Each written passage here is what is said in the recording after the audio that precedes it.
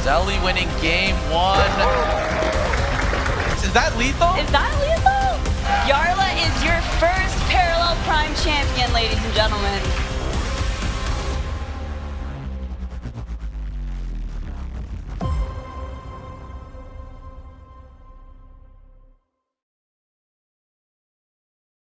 Welcome to the Parallel Prime League Open. The decks are ready, the players are locked in, and only one will rise above the rest here for this tournament. And we are your casters and hosts for today. We have the factor over at your upper right of the screen. Over at your lower right, it is Ginto, and over at the lower left, it is Qflux. Guys, thank you for being here and for gracing us with your amazing presence, of course, and your commentaries a bit later. But of course, let me ask, of course, some questions for now because I've noticed the factor grinding the ladder heavily with just 5 games while being a top 3. Bro, how do you do it?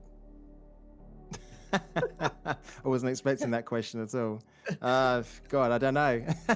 New Dawn, Nerf Shroud, I guess. Nerf Shroud. And dude, don't Nerf Shroud because I'm still using it. It's one of my 40/40s, so please don't, not yet. But Kinto, how have your matches and of course your teammates been playing over at Ladder over at Paragons now so far?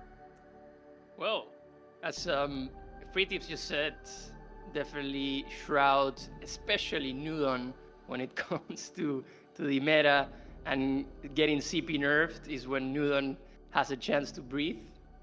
I would assume. Where's your rank? We have been hosting tournaments. Where's your top 10, we brother? have been hosting grassroots tournaments, and we have been getting all our players really enjoying this. So it's been good to see all the competition, like more frequent competition. I really like it. Yeah, it's like a way for the players to just keep on testing, maybe just keep on grinding, just doing some scrims, and actually getting some community tournaments loaded up. Special thanks to Echelon Prime Foundation as well. Qflux, I have one special thing for you here, man. Are there any specific players you're keeping an eye on this tournament? Maybe dark horses or fan favorites, like any name that you have seen over at the top players? Well, as the fan favorite of everybody, because, obviously I'm everyone's favorite person just in general, I would like to say that I'm happy to see Diesel in the running today. Y'all know I've been shilling Diesel relentlessly. I am a little less bullish on him now because he fell in love with Shadowverse and the weeaboo feet picks or whatever it is they have going on over there. But when he's not rocking his Phylene PFP and trying to win against 1,000 players for a $10 prize pool, he does still play some parallel. And I just feel like Diesel's such a talented player, such a good guy. He's been in Flux Corp for a long time. He's been in Paragons for a long time. So I'm hoping to see him perform well. I would also like to make a general statement for everyone listening. Here it is. That's all. Thank you. Okay. I don't know what's that. Is that a turkey or something? I think it stands for itself. I'll let it speak for itself. My statement will stand. Just to be at the same page, Qflux, I want to ask, is Diesel family? I mean, not by blood, but there's a great saying that I just heard today, which is no matter how distant a cousin, you're still family. So you know what? On some level, let's say, yeah, probably at this point, he's close. Bro, you dropped the ball. I was handing it to you. It's a Fast and Furious reference, man.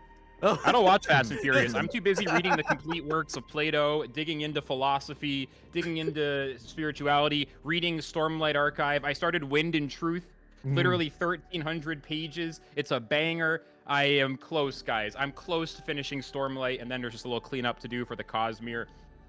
Guys, listen, I've been very responsible, Excel. I've been very responsible to Factor, Quinto. No, let me explain why, though. I've been very responsible by playing as little parallel as possible. So, hold on, hear me out. So that when Deception comes, my energy will be so fresh, and it's just about here. So I'm I need to finish Wind and Truth. I need to play a little more Silk Song. I got to get all this stuff out of the way, football.fun, Web3 stuff. Because, within the next, 1.5 weeks, it's, parallel time again. It's actually almost time. You know what I mean? So that's where my head's at is, I'm chugging every other thing. It's time to leave the bar and go home. I'm finishing my drink, because Deception is just about here. Yeah, dude. Like, it's more about allocating your energies right now for Q Flux. It's like I have to get these things out of the way because deception is coming, and I want to focus 100% on deception when it comes. And it's gonna be coming soon, as you have seen over at socials, guys. A lot of announcements over at the Parallel TCG socials, Echelon as well. There have been announcements, and when those things keep on pacing up, we are probably gonna be seeing deception sooner rather than later. But of course, we're going to be sticking to this tournament right now. This is the Parallel Prime League Open 6. It's going to be a lot of players that we have seen over at the leaderboard, or as well as the top 16 right now. And with that, let's look at the top 16 that we are going to be seeing for today. And for today, we already have our top 16 here. Diesel Noy with a 6-0, Ahil 6-0 as well, Zilgasser with a 5-1, Kyintsugy with a 5-1, Jobsad with a 5-1, Jarla with a 5-1, Liz Konyan 5-1, Lazy Guru 5-1 as well, Head 3968 5-1. This is a new name, Kobe Lazyok with a 4-2, veryfatcat with a 4-2, Dual Note with a 4-2, Hogvax with a 4-2, Hylos DRD with a 4-2, Zarathustra with a 4-2, and Ego Rick as well with a 4-2. And these guys are going to be fighting for some prizes and some points. Let's look at them right now. And to discuss the points that will be distributed for our players for today, I think the Factor, can you take this? Yeah, sure. So first place gets 1,000, lovely 1,000, and more importantly, 5 points, which is going to be huge for anybody trying to get into Worlds at the end of the year. Second gets $750 and 4 points. Third and fourth, 375 and 3 points. And then fifth to eighth get 2 points. Ninth to 16th get a point. But also every player here is also going to be going away with, I believe, 2,400 glints as well. So yes, even if you kind of come down into that lower part, you still end up getting a nice healthy chunk of glints, which you can use in game. So yeah, really decent prize pool, I think. But more importantly, it's just about the points. And I think when you look at the players that we just saw there, you can tell that every single player that has their eyes set on getting into Worlds knows that like they have to get into these opens, they have to try and win these opens, and that's why we're seeing the level of like players is insane. So yeah, should be another scary but very cool open to watch. I think scary for the other players. Scary indeed. Like not scary for us. That's scary for us. Like we're just like we're just cool as a cucumber, but sometimes we are just on the we have the attention just to make sure that we know what's going to be happening or what's going to be happening around that event. But right now, I want to see, of course, that the top players in terms of the bracket on how it's going to be going, so we can spot which are the juicy matches that we're going to be seeing. And here we go. Guys, I'm going to be asking each of you which one you think is the juiciest of the round one matches. Let's start with Q-Flux. Oh, Jarla and Fat Cat just looks like an insane battle. I think that's definitely one to watch. How about you, Kinzo?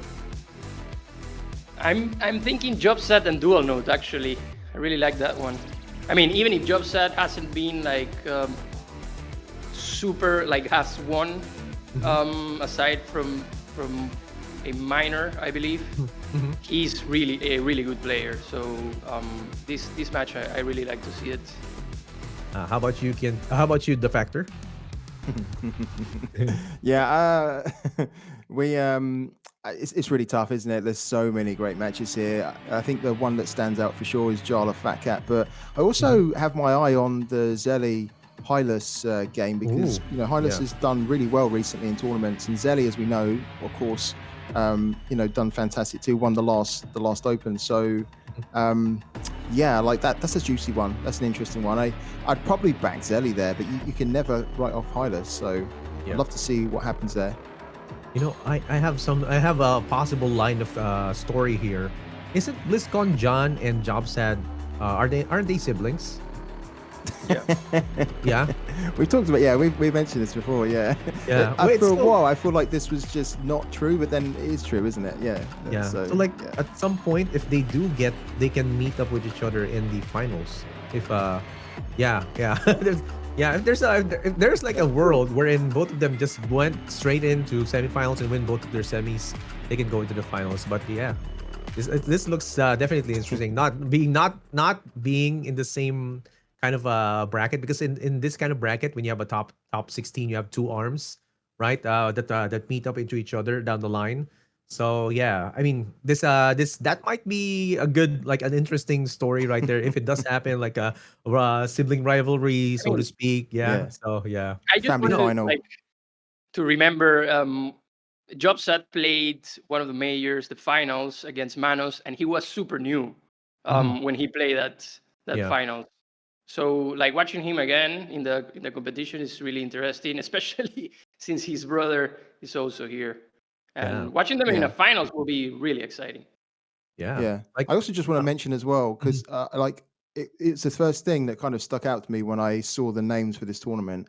How crazy is it, the consistency of the players that are getting into these tournaments? We look at these tournaments now, and like you see the names that you generally see at these tournaments now, and yeah. it's just amazing. Like Very Fat Cat, for example, I feel like he's probably the most consistent player because he's at every tournament. Like if you don't see Very Fat Cat in one of these tournaments now, you're like, what happened? Is he still playing parallel? Because like you expect him at these tournaments, you know. So Yeah.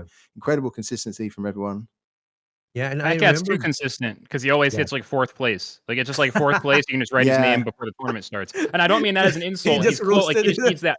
He just needs that one to pop off for him, and he's Yeah. gonna get a win. But like so far, it's like I can just fill in his name in the third or fourth place. Like he's always makes it to the semis, which is very impressive, and then just doesn't quite hit finals yet. I'm gonna say yet though, Oh. of course. Yeah. yeah. He reminds me of the England football team, where the England football team, they just always get into tournaments. You expect to see them there. You know Yeah. they're super talented, but then they don't quite get the next step to kind of get it done. So I'm hoping Yeah. as well that like Very Fat Cat can, banish that demon and actually get it done today. That'd Yeah. be So Like, great. is it a only year. curse? Is fourth place like? Do you call that the fourth place curse? I don't know if curse is even the word, I feel but whatever you call that. He's well, stuck. It's like it's like a blocker, right? Fourth place blocker or Yeah. something like Blocker is that. a good word because it's not Yeah. that bad. It's not really a Yeah. curse. It's pretty No. good. You make some Yeah. money. Yeah. Yeah, I was looking at the socials as well. Like a BlizzCon John was saying, been holding number one to secure 2 extra points a day in the parallel league, and I'm already 5 out of 5 top 16 in parallel TCG Open 5. So like, Crazy. man, dude, talk about these guys. They're consistent, as the factor said a while ago. They're consistent, but they just need that big break to like get the top spot. And you can almost always see them at the top four, as Qflux mentioned. And BlizzCon John is actually just he's young. He's incredibly talented, and maybe just a small tweaks in here and there, slower play probably. I'm not sure if slower play would probably help him because he's too fast sometimes. Maybe just think about it a little bit. And but it looks clean. When I look back at the I have a VODs, hot take. everything looks Excel. clean. Oh, I have a go. hot take. Yeah. So you said it, and people usually do this, like how impressive it is if someone's younger. We have to Yeah. reverse that. This is gaming. We're not talking about like neuroscience. Oh my God, the surgeon is only 28. How incredible. No. If you're old, that's what's impressive. Who's the oldest one on this list? They're the one we should be That's like, right. wow, this dude's 42 and he's still a competitive gamer. That's incredible. Like, what are we doing celebrating the young in gaming? This is their domain, bro. Yeah, and he's actually doing this probably alongside with studies, and he's like, he's juggling No, some that's some right. other Who's stuff, the right? oldest one? Not beside Yeah. his study. He's ignoring his studies to play video games. Like, Oh yeah. what happened? You get what I'm saying. Sorry. Yeah, I Continue, get it. I please. get it. Like maybe someone like someone over at the list of top 16 who's also handling a family, handling a business, you and go. also on the side playing parallel TCG. Like, dude, like that's like majority of the parallel TCG player base right there. So That's what's weird about yeah. Web3 is that like Yeah. we're all old, but in theory, one day we'll be the odd ones because most people who play games, I guess card games could be an exception though. I mean, Yes, our that's card right. games, they kind of skew older. I don't even Yeah. know. Yeah, I mean, if I watch the frequency, or rather the demographic for card games, it's more of like 20s and 30s and even 40s, and it's more that has more attention towards that age, and rather than the FPS, because FPS like your reflexes lower as you grow older, but in TCGs you just like get to have more experience. we get to read cards more. I don't know. It's good. It's Reading good. comprehension It's is good really brain arithmetic as well. It's good yeah, brain brain arithmetic arithmetic. Yeah, if you're older, right? You need to kind of get your brain exercises in. Yeah. yeah, So that's right. That's TCGs right. is a good way to do it. So you're Yeah. saying we're just like grandma playing Brain Age, like that old Exactly what I'm NES saying. game? Yes. Yeah. Okay. Yes. Exactly. Yeah. Makes sense. Makes sense. Like, and man, going back to parallel right now. You've seen the over at the past tournaments we've had like domination of different factions. We've seen Markolian still being the feared deck because like it's strong in the sense that it can have burst damage, bringing you from 20 to 0. Like currently, what do you think is the deck that has to be watched out for in this tournament? Let's listen to Qflux first.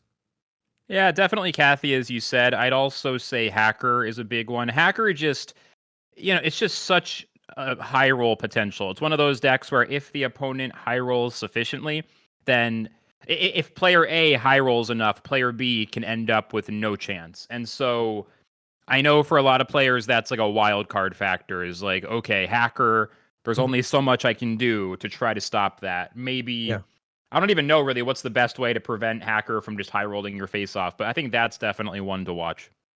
yeah, definitely. Hacker is like the Uni Workshop Hacker. Definitely one Yeah. thing to watch out for, especially in this tournament. How about you, Kinto? Yeah, I like consistency, so definitely I would say Nehemiah in this Mhm. case Mhm. is my go-to. We saw a lot of bans to Nehemiah in last Open, so I'm Yeah. expecting to see something similar this time. But with the rise of Nudon, I don't know. I don't know. We'll have to see. New Dawn. Dude, I haven't seen New Dawn in the past two tournaments, right? There's mostly like Neve. Neve just smart, it's kind of more consistent, but Nehemiah very consistent, very consistent. I've seen it dominate the spaces and even get some of the tournament players stumped at what else can they play because there's a lot you can play with Nehemiah. And how about you, the factor? Yeah, I think I also agree. I think the standouts are Kathy and Uni. But what I will say is that more and more people are playing Arak now, and I think even Muka. Meat Value, who's top of the leaderboard right now. Yeah, Yeah. Muka. Yeah, I think Meat Diesel Value, has who's a top rack of the today. Sorry. yeah, I think like if you see a rack and you don't necessarily have your decks built to deal well with it, then you're probably going to look at banning that Mhm. because that can get really annoying, and you're going to need ways to kind of like remove the upgrades. Of course, if you Mhm. bring someone like New Dawn, it's absolutely Mhm. fine. Mhm. But yeah, I think Iraq is one of those where if your decks aren't quite geared up to it, you probably need to think about banning that as well. Yeah. Yeah, dude. Yeah, Iraq. I faced Iraq time and again, and most of the time, like I don't even know how they can bring out a lethal from just like 2 units at Yeah, turn yeah, 5. it's Right? I scary. don't know, man. Yeah, It's scary. It's very scary. yeah. If you're carrying Iraq to a tournament, you're rocking it. Yeah. So, Oh no. oh no. Oh And no, with that, okay, let's production, cancel his contract. Dude, and with that, let's go on and move forward, guys, because we're going to our first match. And as you guys said, it's Jarla versus Very Fat Cat. And with that, we're going to be saying goodbye for now to Qflux. And we're going to be having our casters, The Factor and Kinto, on the desk right now. Let's look at the matchup right now.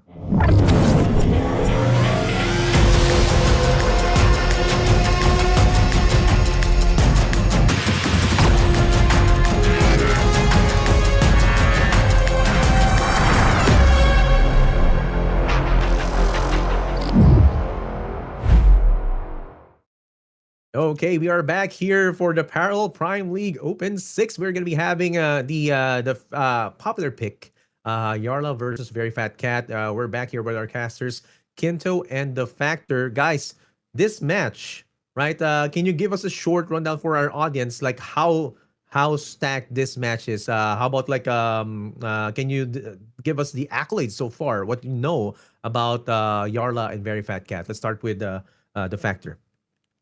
Yeah, well, I mean, Jarla is, if anyone's watching, they don't know, Jarla is the current world champion in parallel. He won Worlds last year. He beat Zelly in the final, and he's generally considered to be one of the, not only that, but one of the best kind of card players in, I think, around the world.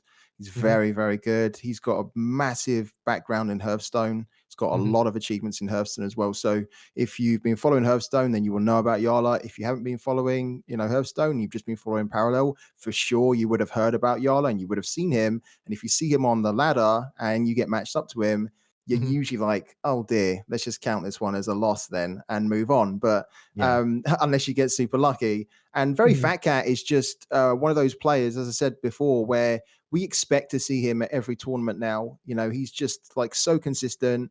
We want to see him win because what we've often found is that he gets into the latter stages of tournaments, but then he just gets edged out. And it's not like he's playing bad. It's just not his day.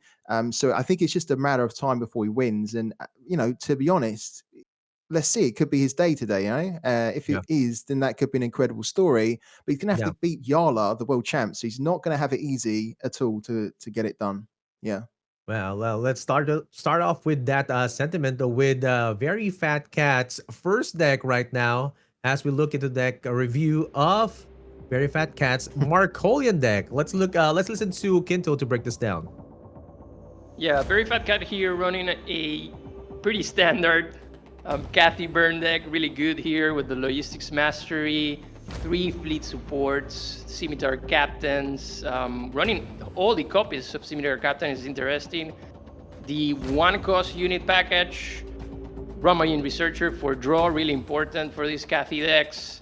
Then we have those legendaries like Cyrene, Wong, who are super good for tempo, and all the burn here, including artillery volley to do that damage. We also have Cindy. So yeah, the legendaries. I think I really like this deck actually. Now that I'm looking at it more closely, really consistent it seems. So yeah. Yeah, it's very lean too. It's very lean. You don't see the trigger happy troop. You don't see. You don't see a lot of the other units here, and it's very consistent. Pretty standard indeed. And I'm wondering why he has 2 solitary confinements. Like he really wants to remove those big cards. So yeah, let's look at the next deck of veryfatcat. And here we go. veryfatcat, from what it looks like, is going to be carrying a uni workshop. Let's listen to the factor to break this down. Yeah, so veryfatcat turning up to the tournament, very locked in with what are the best or the most kind of nasty decks to kind of go up against. We saw that his last deck, the Cathy Burn. I have to say that was really, really good. This one is also very, very good. We know that this is super proven both on ladder and in tournaments. And it all revolves really around Hacker, Desmond, and the ladies. And so this is just really about trying to get Hacker down, try and jumble up those costs so that you can get Freydis, Ingrid, or Desmond super cheap, and then you can just start to get the board going really wide and just getting spiraling out of control. So this is a deck that I have to be honest, I feel like we don't see any variation really with it. Every now and then we might see like 1 Miasmancer rather than 2. We might see like a solitary confinement thrown in as well. But this is the type of deck where you really don't need to reinvent the wheel. Like it's going to work for you if you get the Hacker going and the Hacker is on your side. If the Hacker doesn't kind of give you the right cost for the units you're looking for, then you can end up losing. But it's a really hard deck to beat. Yeah, definitely a hard deck to beat once it gets rolling, of course, especially with Desmond Walker already right there, discounting everything. This is another deck for veryfatcat. Let's look at the third one that he's going to be bringing. And here we go. It is a Neve deck. I would have wanted the factor to break this down, but no, let's have Kinto break this down instead. Yeah, veryfatcat here running Neve. Going with the embedded agents, all the singularity stewards, stabilized shard, key card for Neve to get that early Neve. Lord Harf, another good one. 2 Void Trappers in this case. I really like the Sacred Siphoner. A really good card against aggro decks to stop some of the tempo. And like Neve doesn't have a way to retrieve stuff from the singularity, so Sacred Siphoner does the job here.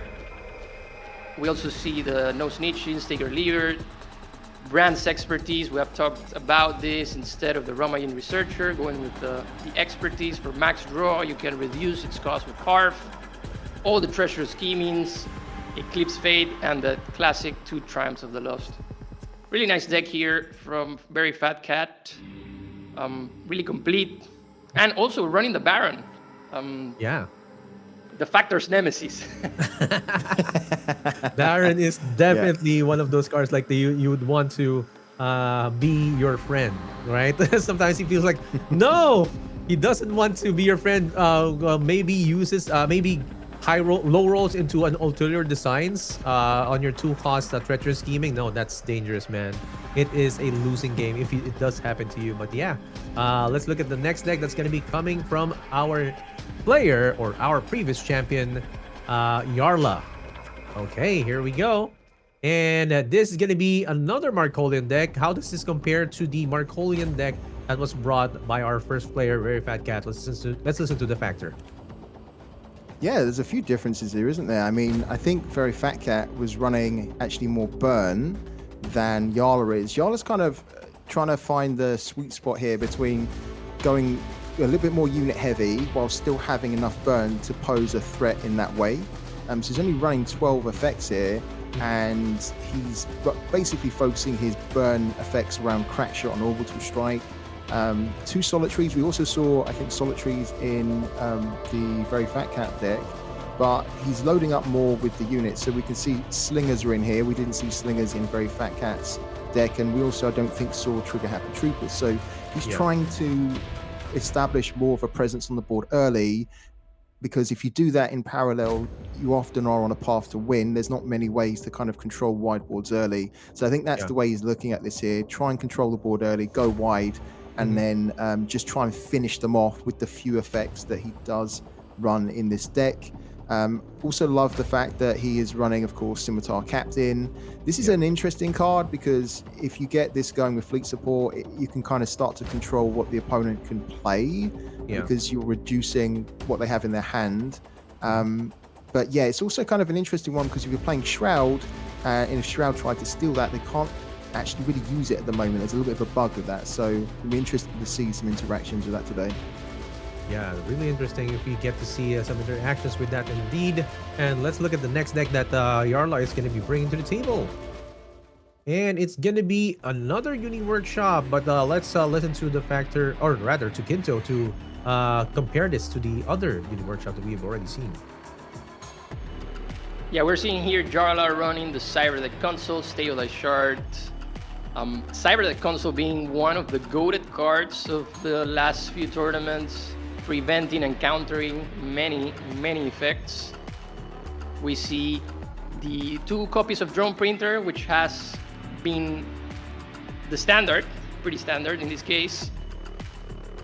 The Armor Support Vehicle, the Albaros, which are essentially to counter Cathy and Shroud. We see also the Maya Mancer, that's key card in this one. The ladies, Estelle, Cyrene, the classics, No Snitching, Paid Off. It's another one that is especially effective in the mirror match and against Earthen, for example.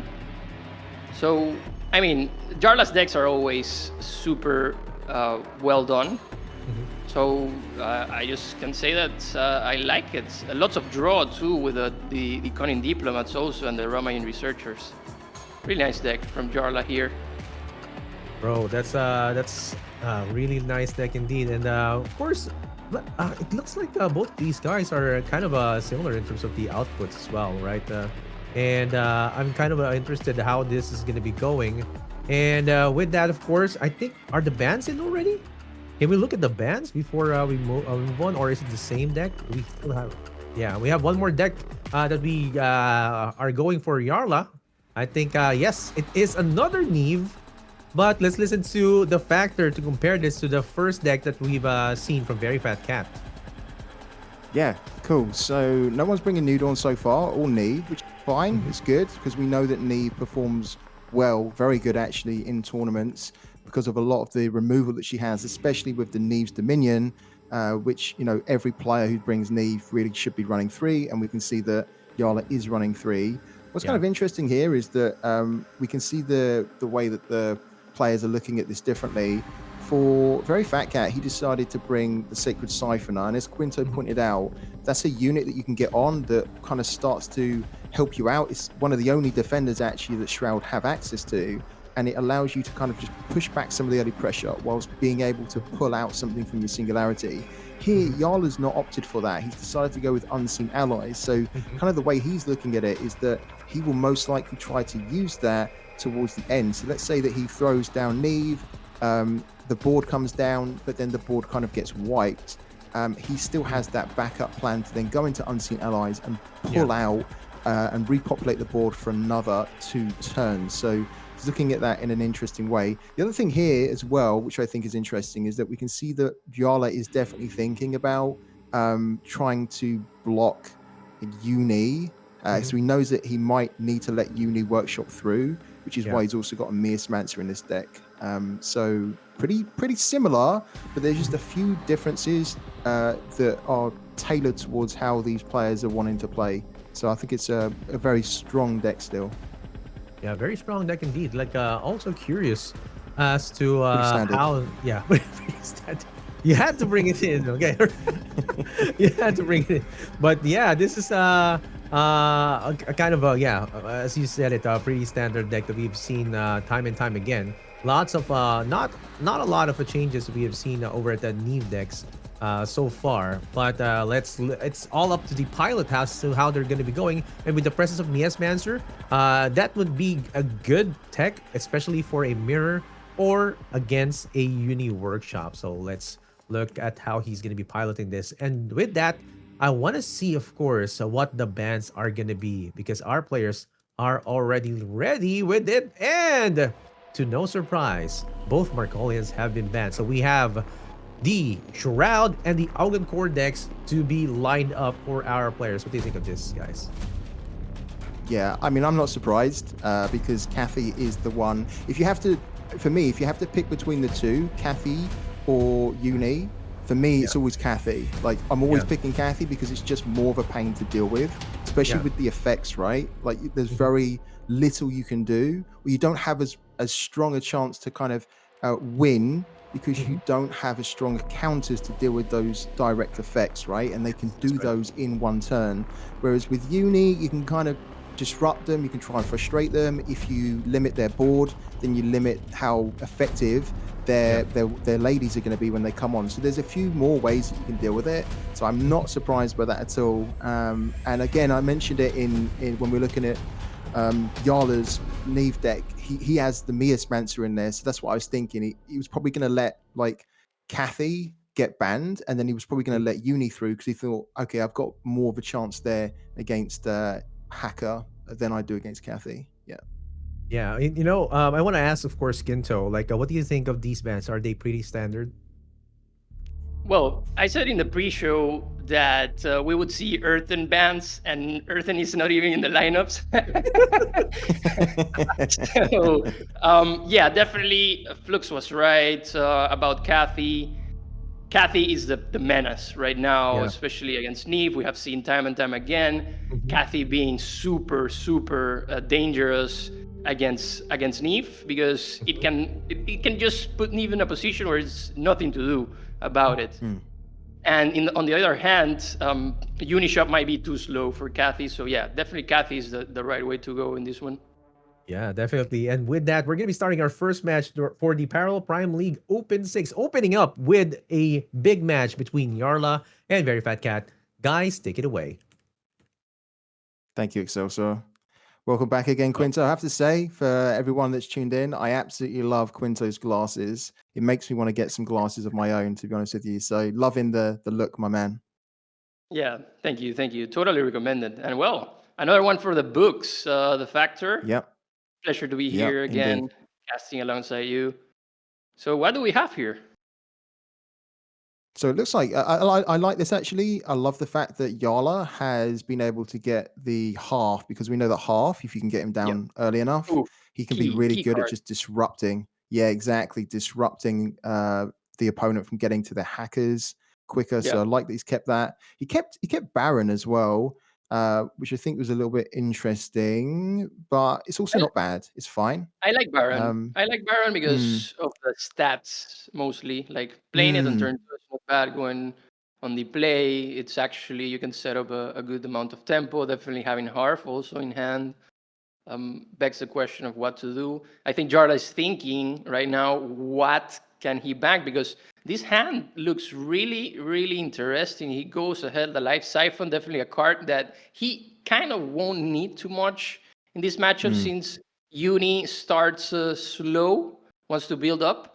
Definitely Harf is a key card to counter the take it or leave it, preventing Uni from ramping actually. So yeah, really, really good yeah, start absolutely. here. Yeah, it's a good point as well because there's not really much to siphon, so you don't really need it. I would have been very tempted. In fact, I would have been tempted. I would have just banked Baron. I would have banked Baron, get him out the way, so I don't need to see him again. Yeah. But I'm seeing no, here a like the play where stats were. it's Yeah. I'm No, seeing you here go. Harf Sorry. and then going into Brand's expertise for max draw, especially going on the play, and also having the option to play next turn a Void Trapper or an Erasure, if that's the case. Because right now, veryfatcat, I believe he can summon the Ramayan Researcher. So Yeah, he could. Yeah. he will get some value out of it, if possible. Not sure since he's on the draw. What do you think? Yeah, I think you're right. He could go into Rummaging. I feel like he's maybe just going to be playing it a little bit slow. Maybe just try and save the take it or leave it to go into the hacker. What's interesting here is that I think veryfatcat has quite an easy next bank because against Shroud, you don't like, especially against Neve, you don't often need a Sabo. So I'm thinking that Sabo is probably going to be his next bank. Funny enough, Jarla just got a Sabo. Jarla will probably need the Sabo more, and we can see here that veryfatcat actually drew another Sabo. So now that's kind of easy for me. Just bank the Sabo. Yeah. Yeah, bank the Sabo here, definitely. I think veryfatcat's definitely gonna save that take it or leave it for the hacker, I believe. However, Jarla is setting up for success here. Either way, he can play Harf and do whatever he wants. Like playing that you can see. You can see he was a little bit frustrated there because not really being able to play anything and just floating 2 energy kind of sucks. And he was thinking, do I just go into rummaging here just to get a unit down? But I think the right play here, if you're playing hacker, Uni Workshop is to just try and go to hacker as quickly as you can. But we see here that Harf is going to be a problem actually, but he does have the no snitch, so he can kind of get rid of it. But it's just going to disrupt him a little bit. Trade secrets. Okay. Trade secrets. It's gonna make veryfatcat meal a card here. What's gonna be a hacker? Okay. Ooh, this setup is dangerous. From Jarla. Look at all those discounts in his hand. All that removal.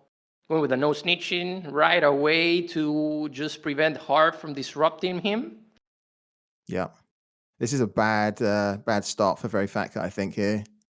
Great start for Jarla. As you say, he's got all the right pieces in his hand to be disruptive and to control the board, actually.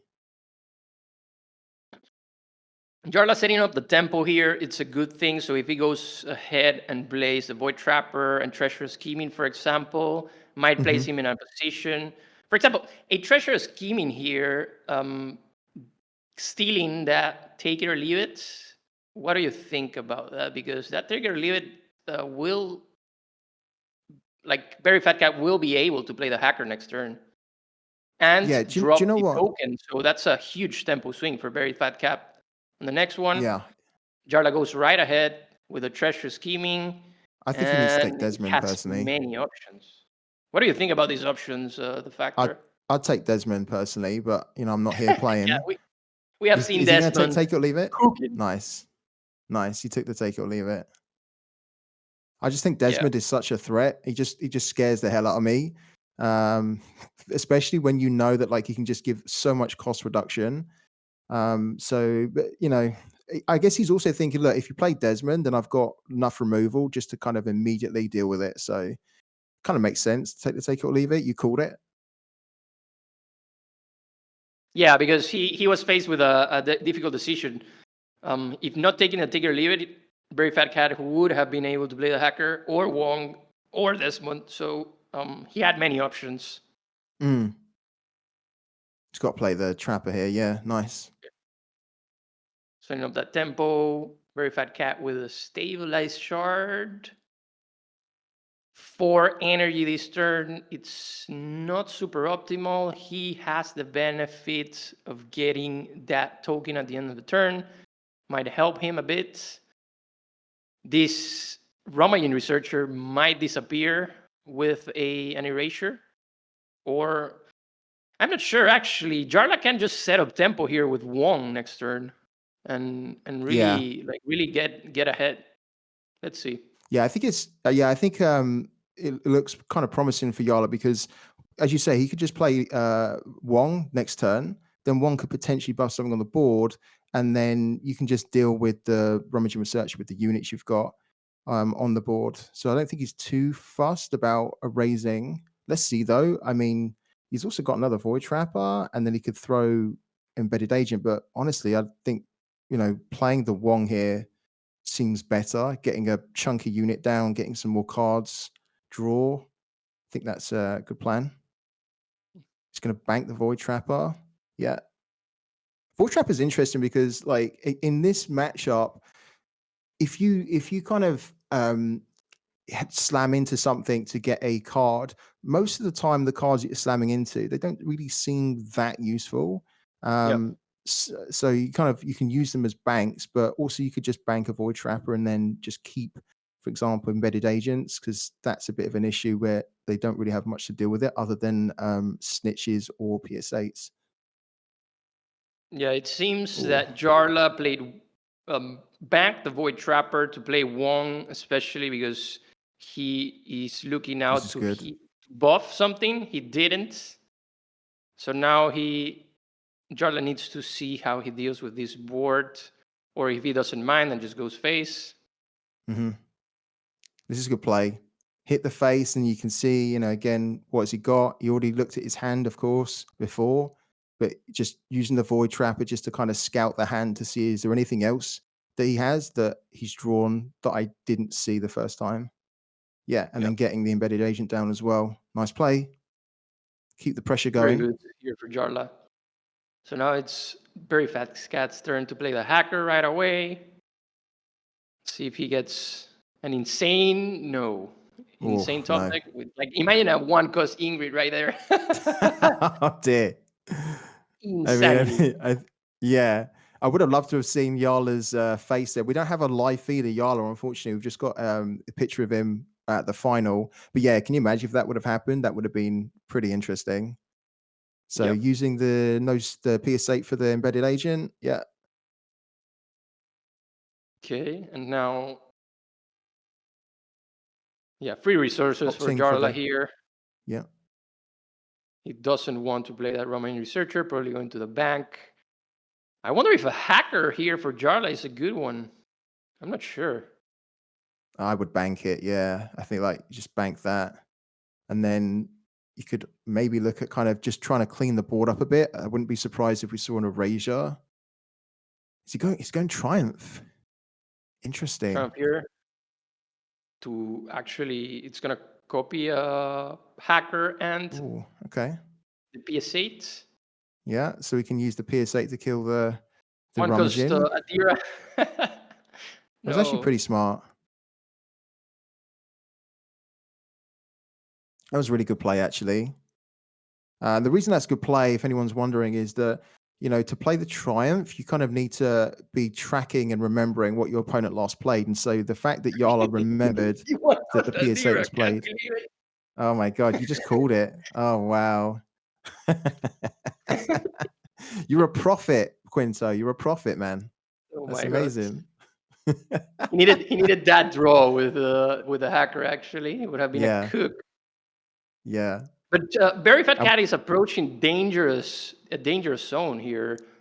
He's gonna be really, like, if he gets the right high rolls in this case, he might be able to cook something up that Jarla can't come back from.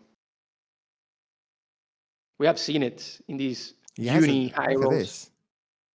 He has a 2-cost Siren in his hand, which actually isn't too bad. I wonder if he's thinking about doing that. I think it's not super clean though, if you were going to do it, because you would technically not be able to. You'd have to almost trade something into the Wong, right? Yeah. You wouldn't really want to do that. Is he going to do it? I think he's going, armor support vehicle, just to prevent some damage here. But so many answers from Jarla. Okay, what did Jarla just burn there? A Dominion. Okay. Yeah. Yeah, I think also Jarla wanted to play the Triumph just to start stacking up effects for his Neve, because I know Jarla likes to play Neve as early as possible. So okay, this is gonna be massive. This could be massive. Look at veryfatcat as well. He's like, no way to get a 1-cost Adira. And then Miasmance is great. Yeah. It's perfect for him, actually. Yeah. Is he going face? Like full face? Will you do that at this point? I it's not a bad idea. Personally, I wouldn't, but I'm not the world champ, so I'd be kind of a little bit conscious of the board, to be honest with you, because that's the thing. If you just leave enough on the board, then if he does just draw top deck he has like a 1-cost, 2-cost lady, it's just not going to be as great for you. Yeah, but he has 2 erasures, and that works also for sharding up Neve. Yeah, definitely. Yeah. He doesn't need to kill the armor support vehicle. Okay, there he goes. Double erasure. Boom. Yeah. And I think this is the right play. You've got to just stay on top of the board a little bit. Yeah, definitely. You're not gonna leave a 5/3 token of 4/4 Wong there, but yeah, this is nice. The optimal play is to go face here. Okay. Ooh, my man. It's not happening for veryfatcat. This is not good for Jarla. If he saves that for the right moment, will prevent Jarla from playing Neve. Yeah. Do you know what? Yeah. I think he could. I think he can actually still play the Siren though, because I don't believe that the Siren gets blocked out from the Miasmancer. I think that's something that means that she will get a new keyword in the future to prevent things like that. But at the moment, I think you can still play her, and she will be able to attack a unit. And I'm wondering whether. Never mind. Yeah. Does veryfatcat know? Because he could play it. Oh, okay. Maybe he can still play it. Let's see what he does here. He got rejected. What does he want to steal here? I'm wondering. Like to use most of his double Siren. Yeah. Gets the Siren. Okay, nice. But what can he do? So he could play the Siren, and then he could use the Siren to basically slam into, say, for example, the half, then use the counter to then. Oh, okay, he's not doing it. Okay, interesting. He's going to use the token then just to kill the Adira. Yeah. Okay. Okay. So two Still defenders, got 2 defenders now on the board. Yeah. And we have Jarla got the take it or leave it. He will be able to play Neve before getting countered by a Mayamancer. We know that Jarla likes to do this. He already has charges there for Neve. If he waits one turn, he will be countered by this Mayamancer, unless he plays his own Mayamancer. This is too good an opportunity, isn't it? I think he has played enough effects to be able to get some value out of it as well now. Yeah. So I agree. I think if you've top decked to take it or leave it, where you can now go into Neve, kind of pretty much clean the whole board up, and then present a huge board for Very Fat Cat, because we know the big weakness as well with like Uni Workshop is they don't really have a way to deal with a wide board. You know, they rely on their board getting wide enough that they can deal with your threats. Okay, interesting. Brand's expertise. Big draw He's opted here. not to do it. Jarla, Yeah. he doesn't feel that he has enough charges for Neve. Okay, and then a treacherous scheming. That's Treacherous really scheming nice, is good. actually. Yeah. He needs to play the Myomancer. Is he not gonna play it? Yeah, I think he is. That's why he wanted to go first with the Romaine to not prevent Muster from not activating. Okay, big draw here from Jarla. Actually has a taken leader to play something else, maybe. Yeah, he can play He doesn't need to. No, doesn't do it. This is good though. He's just going to keep the pressure on. Yeah, taking him down to 8 for Very Fat Cat. This is a masterful play. 8 cost radius. No way. Very Fat Cat must be crying right now. Yeah. This is not what you want to see, especially at this point in the game. He can play Frades, actually do something. Well, he can't because of the Myomancer. The Miasmancer blocks it, yeah. So he's in a tricky spot here. Probably just needing to go Myomancer. I feel like not even his Myomancer. No, he can't do Miasmancer. I feel like he could do double Cyrene just to try and clean the board up a little bit. Yeah, I don't think he's trying too much right now. He knows. No. He knows his fate. I think he knows. Yeah, I think he knows.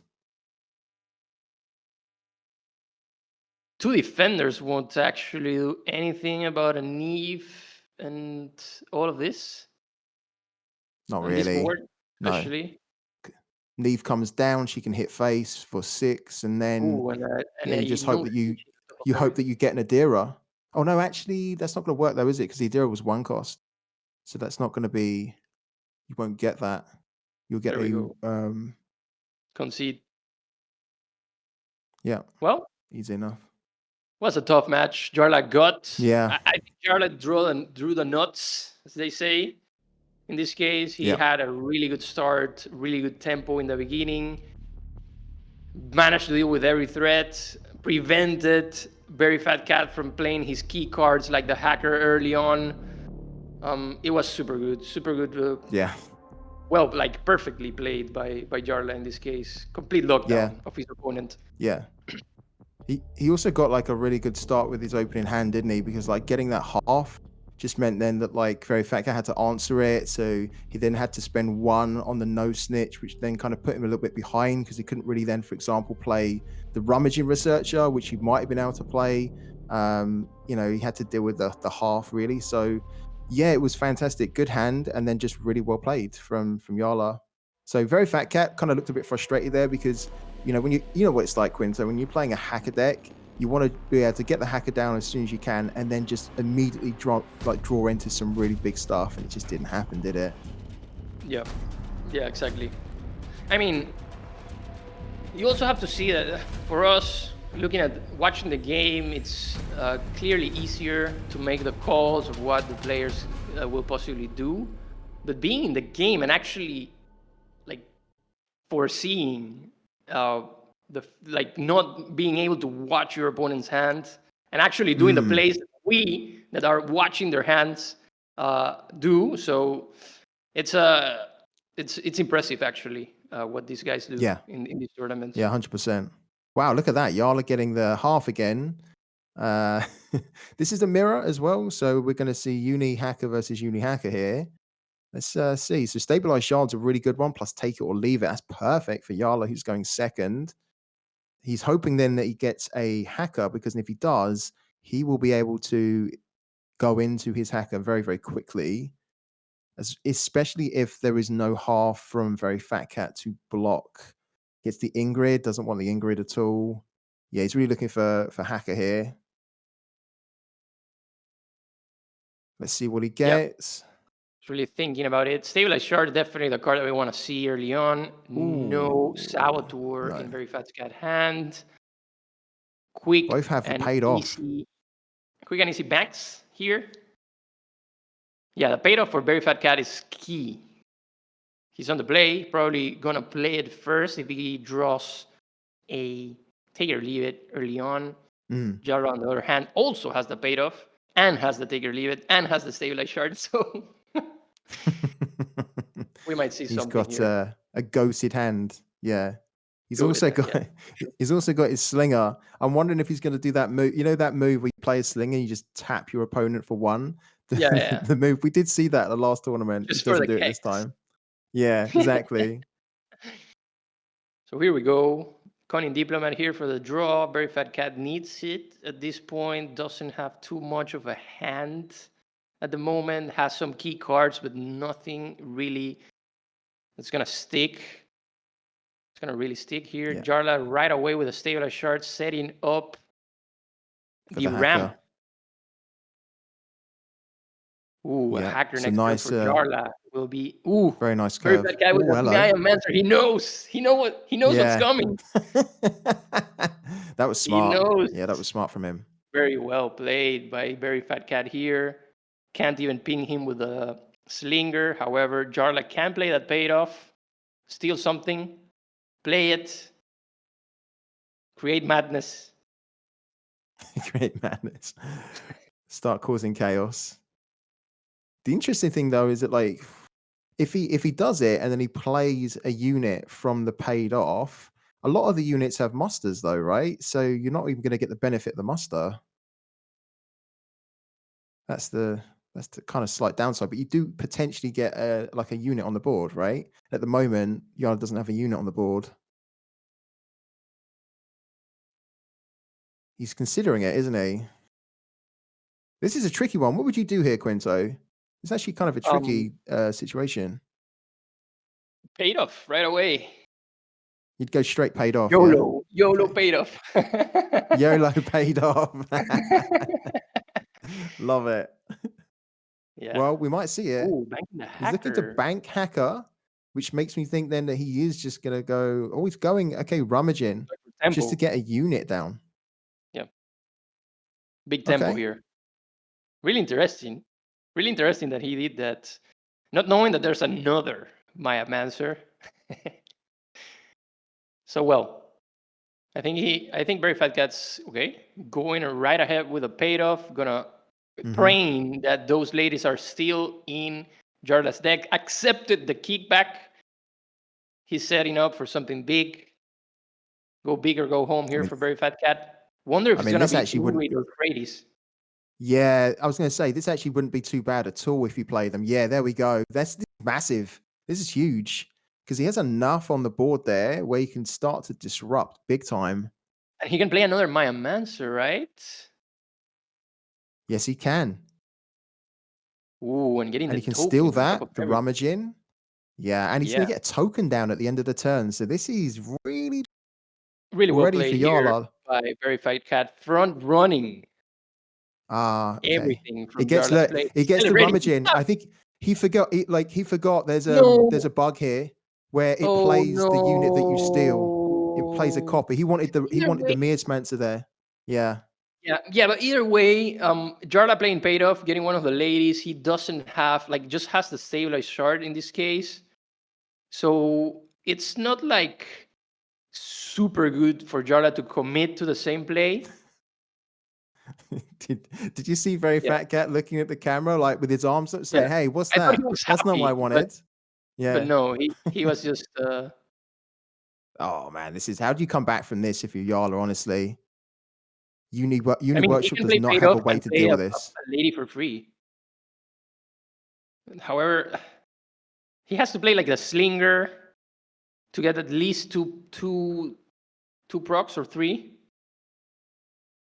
When Desmond. Okay, it's going Desmond. This is good. Actually, Desmond might cook with all this energy. 13 plus take it or leave it. 14 energy. He can absolutely cook here. Ooh, veryfatcat is gonna regret not knowing about this bug. Yeah, he's really annoyed. It's gonna be wild. It's gonna be wild. Okay, Wong at 3. Jarla is just calculating how can he play this paid off and play maximize.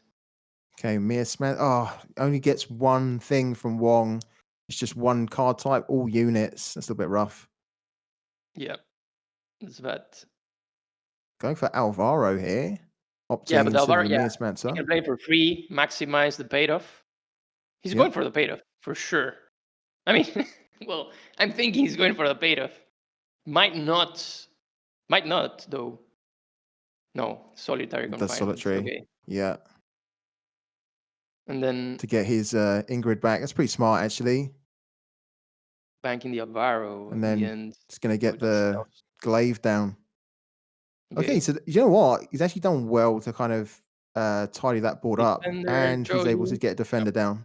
Nice. Okay, really good setting this up. Very Fat Cat, on the other hand, still has that Maya Mancer. Can't prevent any shenanigans from Jarla if he wants to. Definitely this board for Very Fat Cat is very threatening. Estelles, Desmond, a 5/5 Wong, and a defender Joey. This is tough. Yeah, this is tricky. This is where these uni matches, uni mirrors get really tricky. Like you really need to think how to maximize tempo here without losing too much. Do the right trades. Think what to play exactly with the energy you got.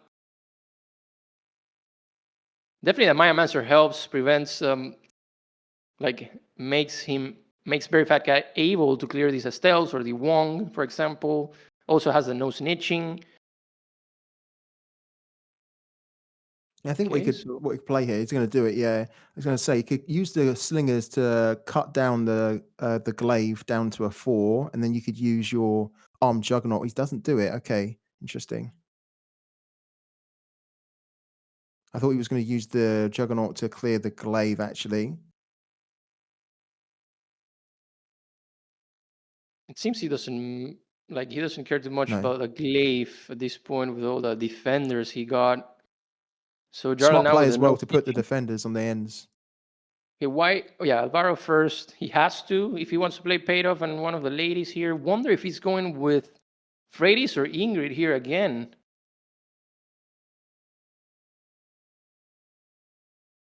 The thing is that if he goes Ingrid, he will play another Alvaro in this case. Would have been better to just play the paid off and get 3 descriptions, Well- maybe 3 effects. Well, if he already has well, the if he- complete without the Alvaro, no? No, but like if he plays the Ingrid and then he steals a unit, he's going to play a copy of that Oh unit he yeah, steals, yeah, right? that same bug applies. Is it a bug? Yeah, Okay. it is a bug. Yeah, I believe. Ooh, so the armed juggernaut's about to cook. Double armed juggernaut. Wait, what? Slinger?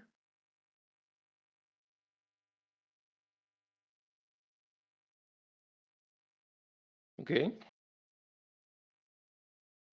What happened here? Might miss something there. Yeah, I don't know. I might miss something there.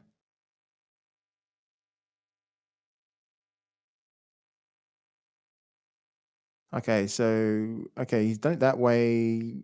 Gets the armed juggernaut. Big Fair board enough. here for Jarla. Yeah, I got confused. How did this slinger appear?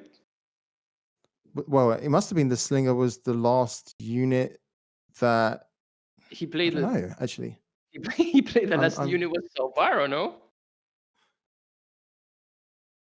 Either way, this is a big board for Jarla here. We'll be able to deal with this whole board, I think. He still has the no snitching, so he can decide what to do, actually.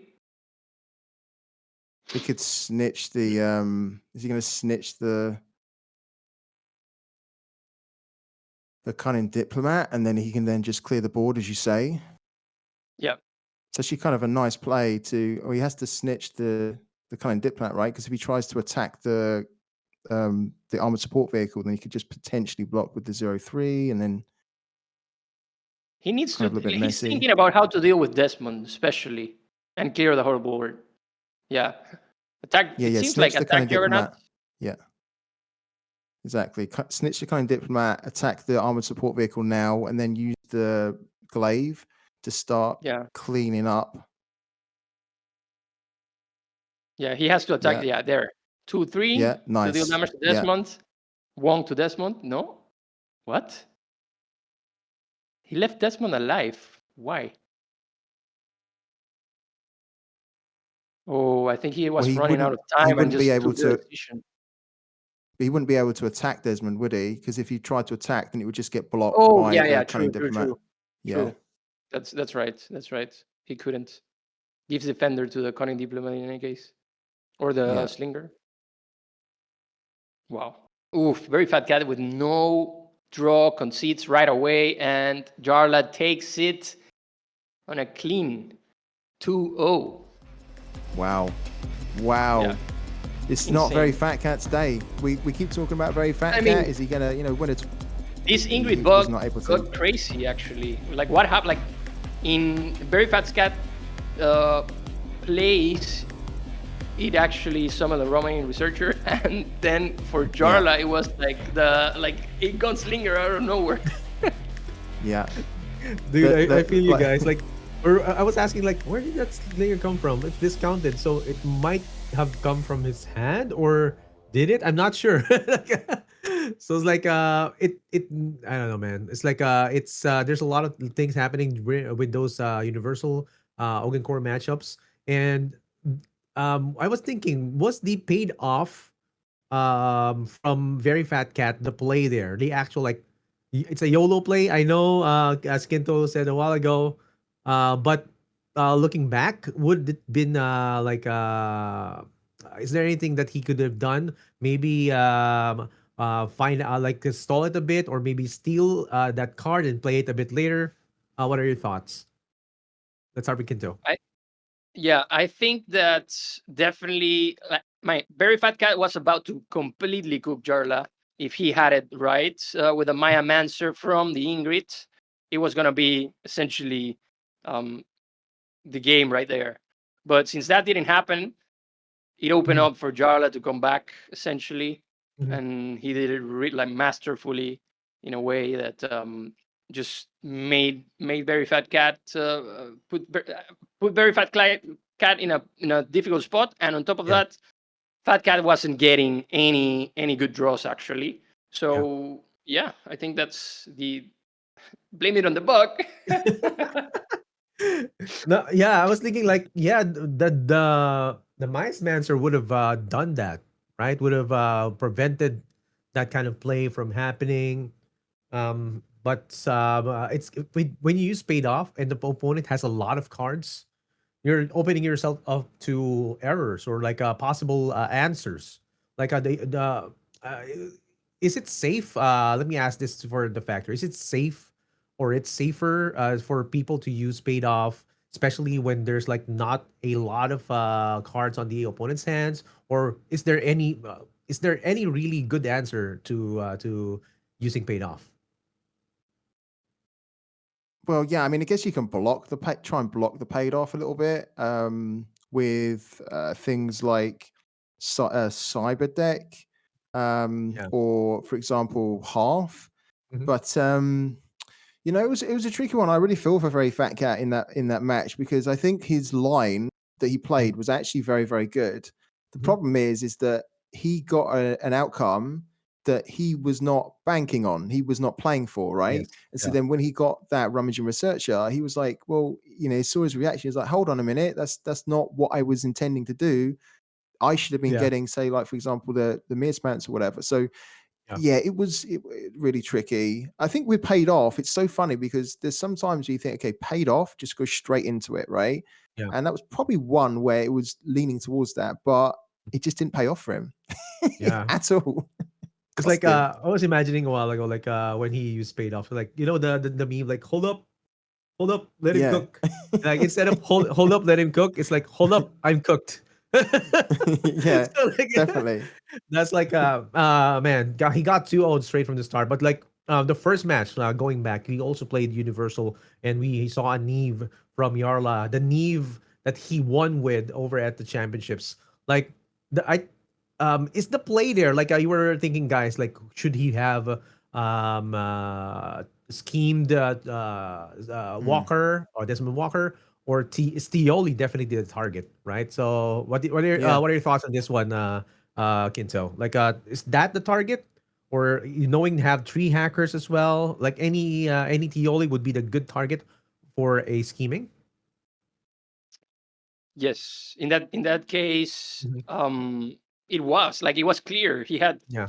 three other units that were 5 costs that he could play that. The Wong, Desmond, or Hacker. Like the common denominator was the take it or leave it. So he had to do it. Oh yeah.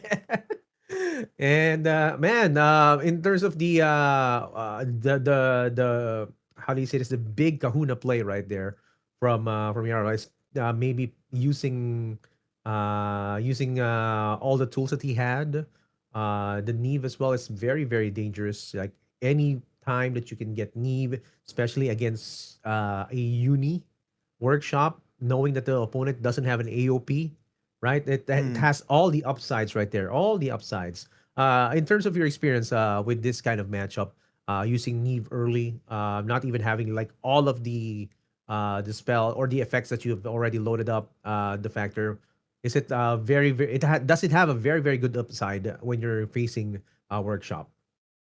Yeah, I think it does, and I think Jarla, the way that Jarla played it so well because he knows Uni Workshop like the back of his hand. He's actually been Yeah. playing a ton of it on the ladder to practice with it more. Yeah. And he knew that I just need to keep the pressure going on the board. They do not have a way to clear me like I have a way to clear them. Yeah. So what was interesting is that he made some really cool plays. So for example, in that game, he played the Triumph, right? And we were Yes. kind of thinking, he might not play the Triumph at all. He played the Triumph, and the Triumph then led to him basically being able to, I think, play a Miasmancer. Um, and then, like, after that, no, sorry, Triumph made him play, sorry, a hacker. And then the hacker allowed him to play a PSA. Now, that might Yeah. not seem significant, but what happened was that playing the hacker meant that he could draw another card to cycle through Yes. his deck quicker. And then Mhm. after that, after his turn, he then got the Adira, which allowed him then to go into the Adira the next turn and keep the pressure going. So he made some like really important decisions that he got, I Mhm. think, spot on. He could have actually neaved like early because we were saying, okay, he has the take it or leave it. He can go into the Neve, which a lot of people, probably myself included, would have been tempted to do because I think he already played enough effects where his Neve board would have been quite impressive. But Jarla Mhm. was always just thinking, do you know what? I don't need to play the Neve now. I can just keep the pressure going, go face, and then Mhm. take him to the point where I can then play Neve, and then it's Mhm. almost like a checkmate. So Yeah. superb play from Jarla, really. Yeah, the very very super play. Like those are like top level top we they are definitely in the top echelon of our players right here over at the Yeah. Parallel Prime League. And that was an amazing first match, guys. Amazing first match. And let's look at the recap of what happened with our players from the top 16. And as we are looking right here, we are seeing some matches that haven't been concluded yet, like the Diesel Noi Ego Rig match. It's going toe to toe with a 1-1. Lazy Guru went in with 2-0 against Head. Jobsad took out Dual Note with a 2-1. Kyintsugy again destroys another Tilt player with a 2-0. Zeliaster and Hylos Diardi are still going at it, with Hylos Diardi leading with 1. Jarla goes again against veryfatcat with a 2-0 with the previous match we have already casted. And BlizzCon John destroys the newcomer Kobe Lazyok with a 2-1. And All Heal and Zarathustra are still going at it with a 1-1. And the next match is going to be Jobsad and Kyintsugy. And we're going to be bringing in our caster, Qflux, back to the fold. Qflux, are you here? The Okay, so People's we're Caster. People's Let's Caster. go. Wait. Before we go with Qflux again, thank you to Kinto. He's gonna be taking a short rest. He'll be back soon after this match. And here we have the People's Caster. Do we do that?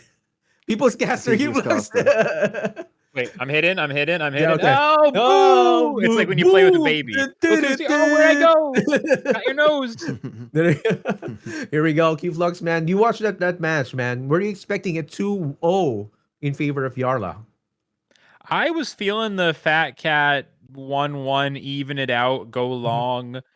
but it just wasn't meant to be. Those hacker mirrors are just so chaotic. There's so many cards on the board. I feel like in parallel and in most card games, but especially in parallel, you don't often have two boards that are both full, kind of like two armies standing off. It happens, but like both sides having literally 5+, like both sides having enough units to go off the edge, you know, like more than you can display. It's like a hacker mirror kind of situation. You see it a lot. And then Neve is like that with her burst of tons of units when you play Neve. So just big, complicated boards. Quinto and De Facto working for their commentator pay for sure right there. That's some serious matches. Yeah, serious matches. Indeed. I was like, I imagine like when Neve comes out, it's like an Avengers music coming in, like, like the Neve assemble. I don't know. Some people, some of the other Neve assemble characters just appear.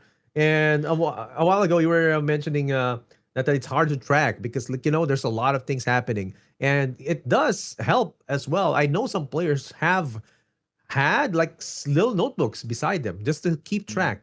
Right, and some TCG players in other TCGs as well, they do keep notebooks, and if it's legal, rather, if it's allowed, right, you have to ask first the admins, you have to ask the marshals, am I allowed to carry a notebook? Because like you most likely would not be allowed to carry a cell phone, right? Because like, dude, communication and stuff. But maybe just a notebook and a pencil, track of whatever's happening. Have the I mean, after Hans, the Hans scandal, I don't think cell phones. And now they've gotten way more advanced than that. You have to do a full body check if you're going to find the cheating implements. Yeah. Okay. All right. Cavity search. Yeah. No. Don't do. Let's not go straight into cavity searches right now. Qflux, man. Let's go back. Let's go straight into the game. Let's go straight into the game. And the next match is going to be Kyintsugy versus Jobsad. Now, this is going to be one match that we are going to be looking at two pros in the scene as well. Any thoughts with Jobsad and Kyintsugy? Let's listen to the factor. Oh, do you know what? This is a really good match, and I feel like they're both kind of evenly balanced.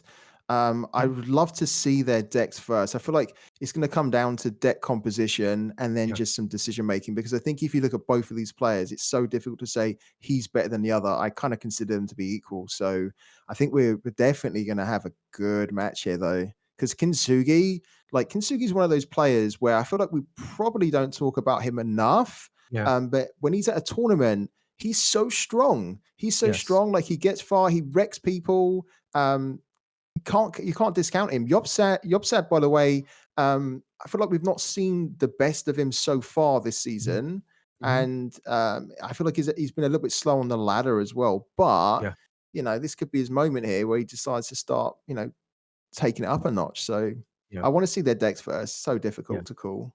What do you think, Qflux? Yeah, Qflux. Yeah, Kyintsugy, completely agree with you. He's very highly respected among the top players. He's a little more active on ladder than in tournaments, so he hasn't built up maybe as much of a public narrative because he's not really a content creator super actively, and he's not a super not as active in tournaments as some of the more tournament focused players. But I remember even like a year plus ago when I was getting coached by Muka during my initial skill come up arc, and he was like talking to me about Earthen, and he very specifically said back then, oh, of course, there's some great Earthen players, shout-outs iRacer, shout-outs a lot of people, but like Kyintsugy is really the one that like the best players go to when they need help, you know? And so he's just like, he's basically, long story short, super strong player, but of course Jobsad is also very good, and so basically full agree. We have a great match ahead of us. Yeah, definitely. We're going to be having a great match ahead of us. And Jobsad is going to be the first one that we're going to be seeing the decks. And let's start into round 2. It's going to be Jobsad's first deck. And we're going to be listening to Qflux to discuss this Universal Workshop. Yeah, this deck, it is a Universal Workshop.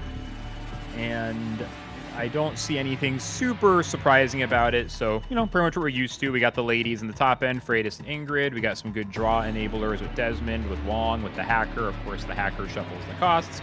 Got our relics with the Shard, the Cyber Deck console, the Drone Printer. Pretty standard early games. Some no snitching, some coins, some gunslingers, a Shard, as we mentioned. Alvaro's for anti-effect stuff. Deal with some Cathys and so on. Saboteurs as well to deal with other relics from other Hacker decks, as well as Cathy. Miasmancer we've seen get a lot of play in that first match. So, yeah, pretty standard. Pretty standard indeed. We've seen this time and again, and there's not a lot of differences to this deck. And let's look at the next deck of Jobsad. And as we were reading to for the next deck of Jobsad, again, thank you to Echelon Prime Foundation for making this tournament happen and for supporting the Parallel Prime League. And the next deck is going to be the Kathy deck that he brought. Let's listen to the Factor, as he has faced a lot of Kathy in his day. I have indeed. Too much Kathy. I'm suffering from Kathy PTSD, I think. But yeah, we can see it's another burn variation. So running 3 fleet supports plus logistics mastery. This is kind of like the relics that you just throw in. They're a no-brainer now. You just throw them in if you're going to run burn. And he's looking to play 3 crack shots, 3 orbital strikes. Some players used to play just like 2, but now everyone's seeing the value of being able to play orbital strike, 3 copies of orbital strike, right? Because you can hit your opponent for so much damage that it's almost unrecoverable. And with the fleet support, with its recent buff as well, where it's able to reduce the cost of the card, being able to play orbital strike for like 3, your first orbital strike for 3 that hits for 5 is like a really big play. So I like this deck in terms of like the composition of it, because it's just very lean. There's lots of 3 copies of everything. He's running the Trigger Happy Trooper as well. Some people cut the Trigger Happy Trooper, but Trigger Happy Trooper in combination with Mastery means that you are actually able to do a significant amount of damage because you're getting more damage from that Mastery. So overall, there's nothing here that we haven't really seen. It's just a case of, can you get the board early? And then if you do enough damage early, you've got enough effects to finish your opponent off. That's right. Like we've seen this time and again, early board presence, late game burn. That's the play here for Mark Holians all over the world. And surprisingly, this deck went through. And the next deck is not going to be showcased because it has been banned. And we're now going to Kyintsugy. And here we go. Kyintsugy is going to be using his very own Marconian. And let's listen to Qflux to break this down. This is a burn Kathy deck. The goal is to play the relics and then use burns to take the opponent's health to 0. All right, back to you, Excel. Thank you for that concise explanation, because we just did an explanation a while ago. And next is going to be Kyintsugy's deck. Is still unbanned as well. And here we go. Okay, here we go. Okay, we may miss something here, but I'm gonna be passing it over to the Factor first, and then Qflux for his thoughts. Okay, the Factor. Wow.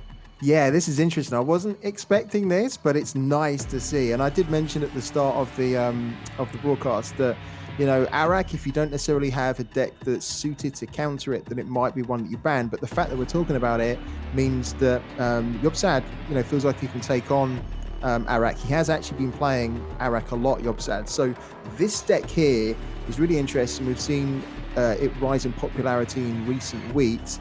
What we have here is a deck that relies around revealing and concealing, mainly around the ambush clause. So you bank the ambush clause, and then you use units such as the Rummaging Researcher and Jan's Tactical Provisioner to basically reveal the ambush clause. And then you're using allocated provisions to conceal it. Then you're using the ambush clause again once you reveal conceal. It's getting buffed and buffed and buffed, and you can basically apply that and just create a huge unit on, say, the Tactical Provisioner, or even, for example, you could put it on, say, Hardlink Pilot, you can put it on the Forlorn Companion. What makes this kind of an annoying deck is that Forlorn Companion, Hardlink Pilot, Jan's Tactical Provisioner, they all have salvage. So even if you kill that unit, they're just able to keep passing on the upgrades, which means that they have a lot of survivability on the board. No real effects at all. So no PS8s here. There's only one paid off. There's no snitching. It's very focused on upgrades and units. This is interesting. One other thing I need to mention is that self-repairing nanite is also very, very good. Cutting edge is also very, very good. And reclamate is good. And the reason they're good is because the Reclamator enables the cutting edge, the self-repairing nanite to be played basically for free, because as soon as you bank the Reclamator, you can play an upgrade for like one less, because they're already one. You play them for free, and it just gives you that nice early tempo to start getting upgraded units on the board. So yeah, this is going to be really interesting to watch. How about you, Qflux? Any additional thoughts regarding this deck? This deck makes you want to go like, "Whoop," and I like it a lot. I think the factors analysis was very good. All I would add is there's a lot of ways to ramp into stuff early with the Reclamators. When you bank it, it makes your next upgrade cost one less, and then also makeshift Masterworker. I believe the effect is that when it's revealed in the bank, the next upgrade you cast costs one less, or something along those lines. And then on top of that, Foundry Technician is very interesting. It's a 1/2 shielded that says after you play an upgrade, draw a card.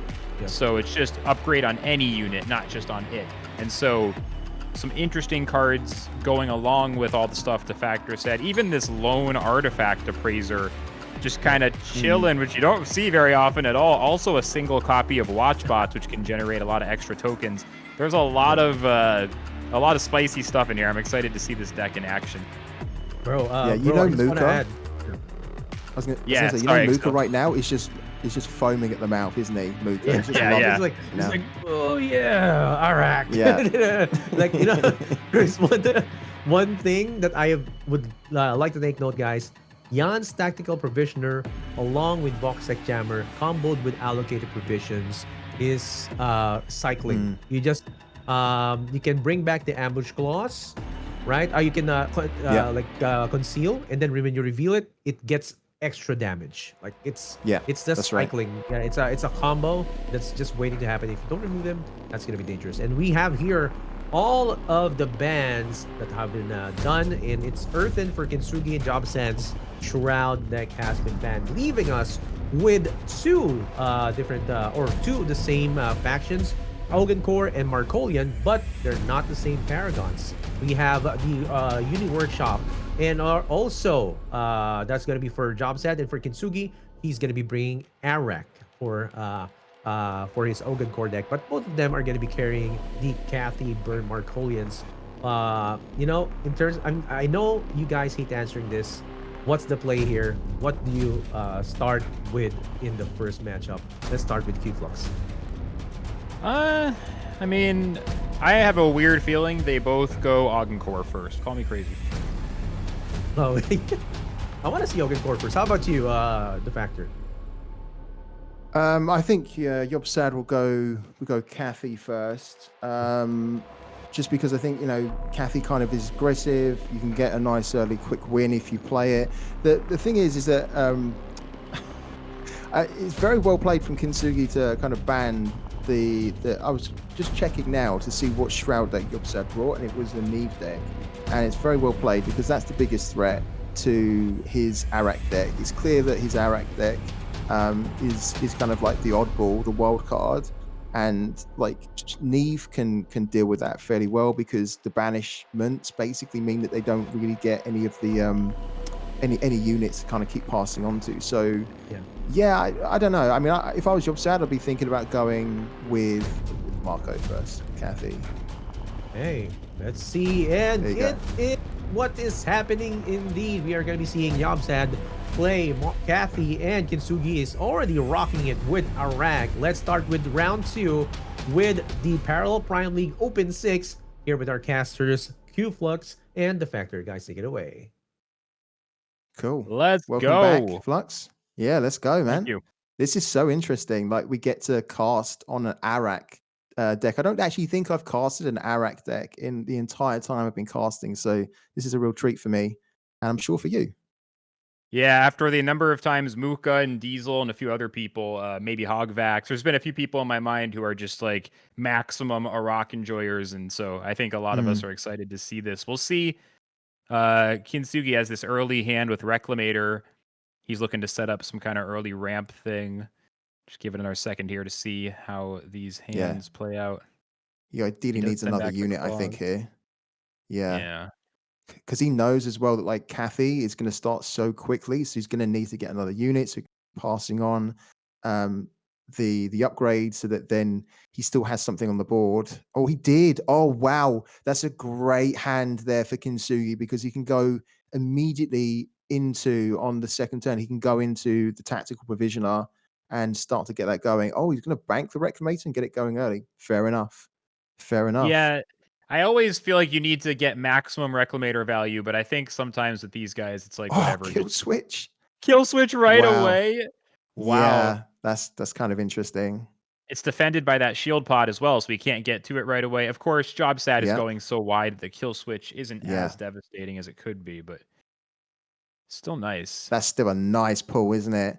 Yeah. So, like, what could happen here is that he could play now tactical provisioner, then charge.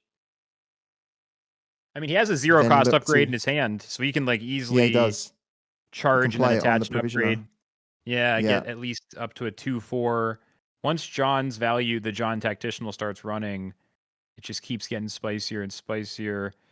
The only thing is here, Kathy did go first, so right away you've got the Kathy wall. You've got so many stats on the board, and so Kyintsugy needs to get the sort of infinite token value. He's got to suffocate Jobsad. It's like a nanobot swarm, you know? You got to like just fill in all the cracks with nanobots and just like fill it, until they can't even move anymore. Yeah, absolutely. I love as well there. I mean, that was the right play. He banked the makeshift master worker, as you pointed out in the analysis before. Like, if that is in the bank and you reveal it, then the next upgrade you play is one less. So that's often a card that you're just happy to bank because you still get some value out of it. This is lovely though. Like, he basically sacrificed the fallen companion, and now he's got a 3/5 Jan's tactical provision is shielded that can start to help Kyintsugy try and control Kathy on the board. Really good. Yeah, Jobsad, not a lot of options. Looking locked in most likely to this Scimitar on 3, Kathy on 4 kind of line. Playing very linearly, but it gives Kyintsugy more time to keep juicing up his tactical provisioner, however you say it. Yeah. Let's see what gets Jan's tactical discarded. provisioner. Yeah. What was that? That was the right side card. It was the researcher, I wasn't right? paying. He's still got a rummaging researcher, so I think it was unless he had two. Looked Did he away have for two in his half a hand? I second. wasn't paying attention. Yeah. I think, well, it's in his waist now, and he didn't play one before, so I think it must have discarded a researcher. But I'm sorry, chat. You guys can roast me. Yeah, you can roast us both because we weren't paying attention to that one. I was focusing on the captain, I don't know why. But yeah, there was a nice play. I like that play from Jobsad. Keep the pressure. He has no way with the board that he had to deal with the provisioner. Just ignore it for now. Just go face. Kathy's just really about going route 1, isn't it? Until you can't. And then you go route 2, which is effects. The question for Kyintsugy here is how does he prepare for the upcoming Kathy? Both of his Foundry technicians are pretty much useless as a 1/2 unit. He can cycle a little bit by playing one and then playing a 0-cost upgrade, but it's not really doing that much. It seems like Researcher is his only real line here, and then a lot depends on what this next draw is. He is flipping over the makeshift Master Worker, so that should, if I'm not getting it confused, that should discount his next upgrade. But he only has a 0-cost anyway, so it's not going to matter. Cost, yeah. Exactly. It's a bit of a shame there because okay, so yeah, interesting. So with the rummaging there, he did reveal it, right? Yeah, he's got some card draw here. Nice. Okay, and he gets a 0-cost cutting edge to put on that. Nice. Discounted by this the is the Master power. Worker. Yep. Yeah. This is fantastic. So this oh is my the power god, of our racket play. Jobsad had 3 fleet supports in his hand and nothing else. He hit the worst jackpot of all time right there. That is not, like, that's almost what you want, but it's not. Although, like I said, he really wasn't planning on having options. It was going to be Kathy on 4 almost every time. It's just like Jobsad has a single button in front of him and he's pressing it, and then Kyintsugy has like a full like grand piano with 88 keys. It's very different levels of agency right now. Do you know what? Like, with Kyintsugy having the repeater cannon in his hands, he could absolutely clean this whole board up. Yeah, easily. Does he put it on the tactician, the provisioner, clear out 2 units, and then just have his token clear out the 2/1? You think that's the route to take here? Yeah, I think so. Yeah. And then just basically leave the just leave the door open basically for Jobsad to say, look, I've cleared your board. You're not going to get on this board again. So start hitting me with effects because I'm then going to just like try and wreck you on the board. And he does it. That Here we go. forces Jobsad to start clearing units with effects. He can't even really clear the Provisioner with an effect thanks to that shielded. He's got very little options to handle what Kyintsugy is building up. And Kyintsugy is going to have the Arak Paragon play next turn, which can offer a lot of different options by summoning some more tokens as well. Absolutely. Do you know what he could? Okay, I was going to say, do you know what he could do here? Yeah, he could play the hard linked because he still had 1 energy, and then put that on the hard linked, and that becomes defender. And so now that Trigger Happy Trooper has to go through the hard linked, which is a 2/3. That's actually great play.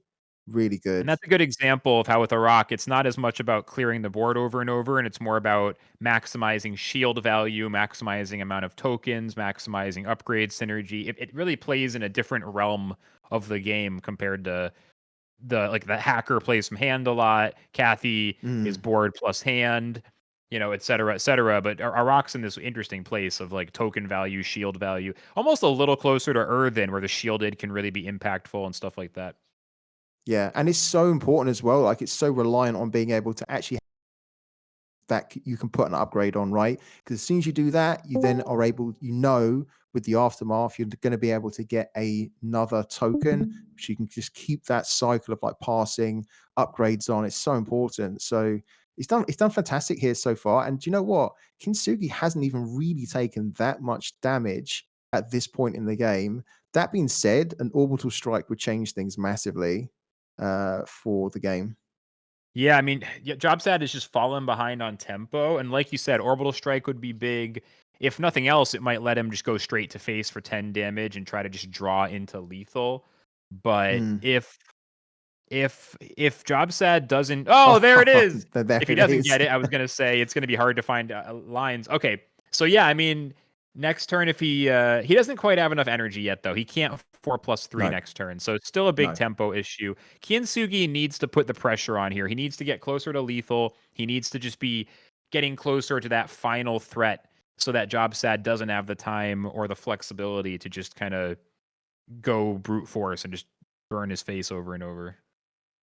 Would you be tempted here, Flux, to be playing the take it or leave it and potentially get like a Cindy or something? Or what would you be trying to do here? The paid off. Yeah, the paid off. Sorry, yeah, paid off. It's okay. Yeah, I mean, paid off into Cindy is interesting. You know that Jobsad is low on cards. It's like, are you risking giving him lethal? He'd have to top deck to get lethal from hand. So it's actually not the craziest idea. Plus, it stops him from top decking Cindy, which is more direct damage to face, I suppose. Like, there's no defenders for Kyintsugy right now, right? So he's going not the craziest. Like this. This is good. Arak's good as well. I like this. Get more units down. This is great. This is great. This is the thing. Now, Job pretty much needs Cindy to help him clear this board. Otherwise, he has so little he can do. And that relentless value is just so insane now, like clearing unit after unit. Kathy has never been like sadder on the board than she is right now. The real problem here as well is that the tactical provisioner is just getting bigger and bigger. He can kill actually the swarm, the 3/3/3, and then just put all of that on the tactical provisioner, and then the provisioner is just gonna just slam for tons of damage. He opts not to do it here initially. Because every time you buff the provisioner, it's getting to attack twice, essentially. You're getting big removal. Right. And so this is like he has solitary, but he can't remove the provisioner because it's shielded. The best he can do is send the 3/3 away, which can summon the tokens, so kind of get that out of there. But Jobsad just has half of a bunch of different lines. He doesn't have a full line of anything. He doesn't have a great way to take advantage of any of these tools in his hand. I almost wonder if does he have to play fleet support, bank solitary, and I don't know, like he'd draw some kind of perfect thing. Like it's hard to get to lethal in 2 cards. It's just really unclear. What he should do. Technically, the next turn, I think Jobsad's dead if he doesn't clear one of these, because he can slam for 5 with Arak and then the swarm, right? And then you basically kill the swarm and then put the 2 tokens on. Yeah, exactly. Because he can attack face twice. You're right. He doesn't have to. Exactly. Right. Okay. It's not limited to ones to face. Yes, that's the big lethal. I forgot Relentless is because like some So of the he's other got a bit ones of an are like issue here. yeah, like Trusty Belt's the one where you have to attack a unit first and then you get a second attack. But yeah, you're Exactly. right. With Relentless Yeah. Cannon, you get both attacks to face, no worries. So yeah, you're right. I mean, Jobsad basically just has to clear a unit, but he's gonna just Oh, give up instead. So that's GG. yeah, I think he's dead. Yeah, it's GG. Hit for Right? 5, take him down to 13, and then there you go. Activate the 3/3. Yeah, he's doing it now. Perfect. Well Surprised he's not. played from Kyintsugy. Yeah, well played. I Well guess he's just played. waiting to see it get played out. No concede. Yeah. So you make your provisioner a 7, a 7/10. Or is he And off by he's even one? got no, he's got it. He's got it because he can The hit 2/2 hasn't hit attacked yet, twice, right? and then the Arak can attack. Yeah, and he's even got the the nanite in his hand. Even if Arak wasn't there, the nanite would be massive as well. Amazing, Excellent. absolutely amazing. Mooka must be loving this right now, loving this. So guys, if you're struggling with Kathy, maybe look at Arak. What was crazy there is that Kyintsugy actually went second as well, and Arak Yeah. really wants to go first. It's not like, at least in my understanding, I'm definitely Arak is like a wild card, but I really think you want to go first. And against Kathy, of course, tempo is such a big factor, so he was able to win going second. That's Yeah, I mean, that was so huge as well, because when we looked at Kintsugi's hand, he almost had like the perfect hand against Kathy, because he had the Reclamator, he had Jan's Tactical Provision, he had Fall on Companion, and then he had like some 0 cost and 1 cost like upgrades. So he had all the components there to kind of like play a unit, get it upgraded, then on the next turn play Provisioner, that's shielded, you can pass over things to it. Unfortunately well, I say unfortunately, it kind of wasn't. The great thing as well is that the Fall on Companion getting the kill switch was kind of right. huge, because it meant that you could then clear 2 things essentially. So yeah, what an amazing game from Kintsugi. And I think probably the frustrating thing for Jobsad is that he actually went wide. He'd done everything he needed to, didn't he? He had like the units to go aggressive, but they didn't stick. And then when they didn't stick, he then didn't have technically enough burn to get it done quickly, and the provision are just getting bigger and bigger with it shielded. There's no way to deal with it if you don't have a board and you can't take that shield down, right? Yeah, the provisioners surviving and building up, and then the Relentless Cannon Yeah. getting on there was just unstoppable at that point. And Jobsad drawing 3 fleet supports before he stabilized the board definitely didn't help. But I feel like the real key there, like the shielded provisioner surviving to the Relentless Cannon was from what I saw, that was the real deciding factor in that particular game. Yeah, like repeater cannon as well is just the repeater cannon. It's one of my favorite seen in previous tournaments, how repeater cannons, say on Ruthless Juggernaut, can be an absolute menace because the Juggernaut is shielded as well. It can't be damaged by tokens. And we're now almost seeing that like players are starting to tap into a shielded unit that gets bigger and bigger, and you can put armed on it. And it's just like, well, the opponent has so many issues. How can they deal with it? And it's so difficult. So anyways, next game, Kyintsugy I know versus we Jobsad. keep talking about Here we that, go. but Yeah. here we go. So we got the Kyintsugy with the aggro Kathy now. Jobsad running his hacker deck. Looks like Jobsad is going second, if I'm interpreting the screen correctly. And so this is, let me see if I'm correct. Yes. So big chance for Kyintsugy to go 2-0 here if he can have an aggressive opening and just not let Jobsad get started. Although Jobsad has some early draw and some coins, so hopefully he'll be able to put up a good fight here. Yeah, I think the 2 take it or leave it's for Jobsad's really nice, isn't it? He just needs hopefully top deck something like a hacker. That'd be lovely actually for him. But Kyintsugy, when you look at his hand, it's actually kind of a nice hand because he has the ability to go 2 units on the first turn. If he wanted to like get the Bannerman buff to a 2/3, could play the Bannerman second.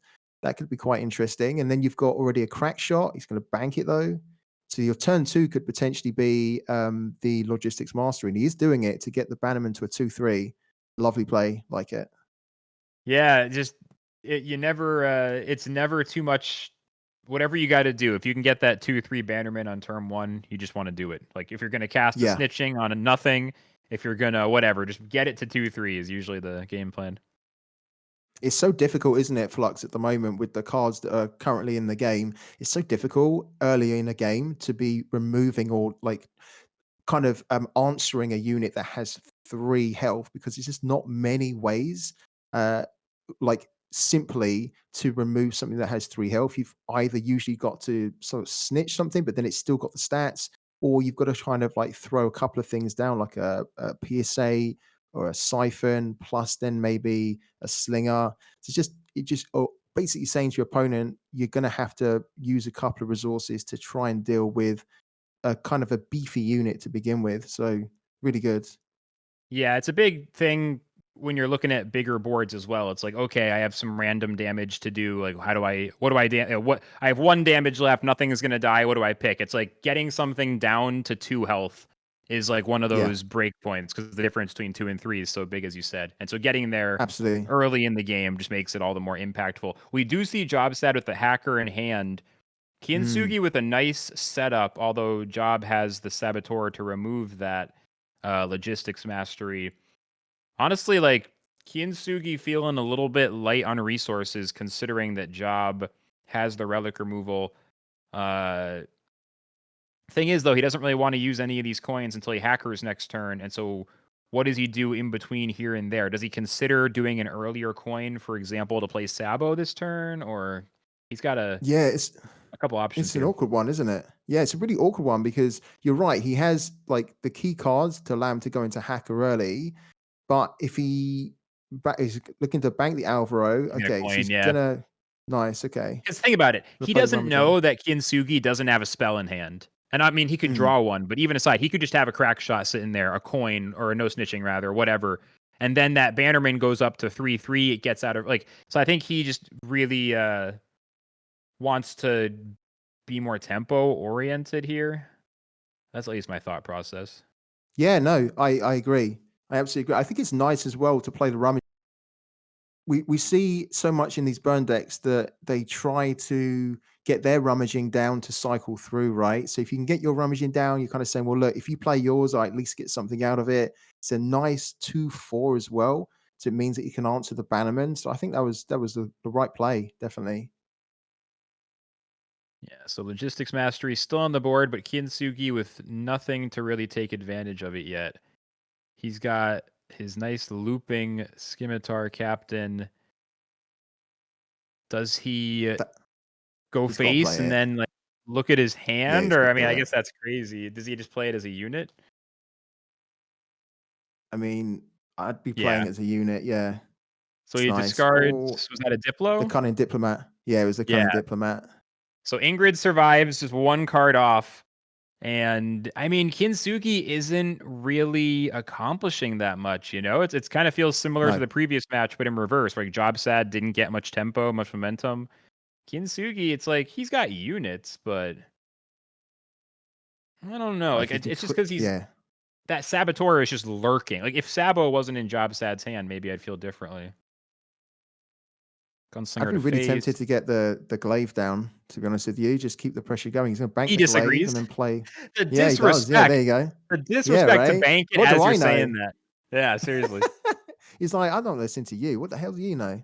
Well played, actually. I mean, that was also a nice play just to remove the logistics mastery. If you can, then why not? And then it leaves now the take it or leave it to get the hacker down. So it's actually better play. Yeah, this is nice and clean. Jobsad either ends up banking the shard or whatever his next draw is. He's going to coin out that hacker next turn. Kyintsugy, with only 1 drops in hand, probably just needs to play Kathy because there isn't really much else that I'm seeing that makes sense. Like I'm guessing he's going to use his Scimitar to clear the Rummaging Researcher. 3/3 beats 2/2. Play the Kathy, see what it wants to do. In both of these games, we're seeing Kathy have the same issue, which is just a lack of agency, a lack of options, not a lot of lines to pick between, kind of leaving Jobsad to play an interesting match, while Kyintsugy in this case is just like, okay, I hit my button. There it is. Yeah. Okay, and she hits the 1/1 slinger. Okay. That's actually not too bad because, of course, now he's got board control and the Sabo can't clear the Cathy. Yeah, the Also, can Slinger get rid of dying the Scimitar Captain.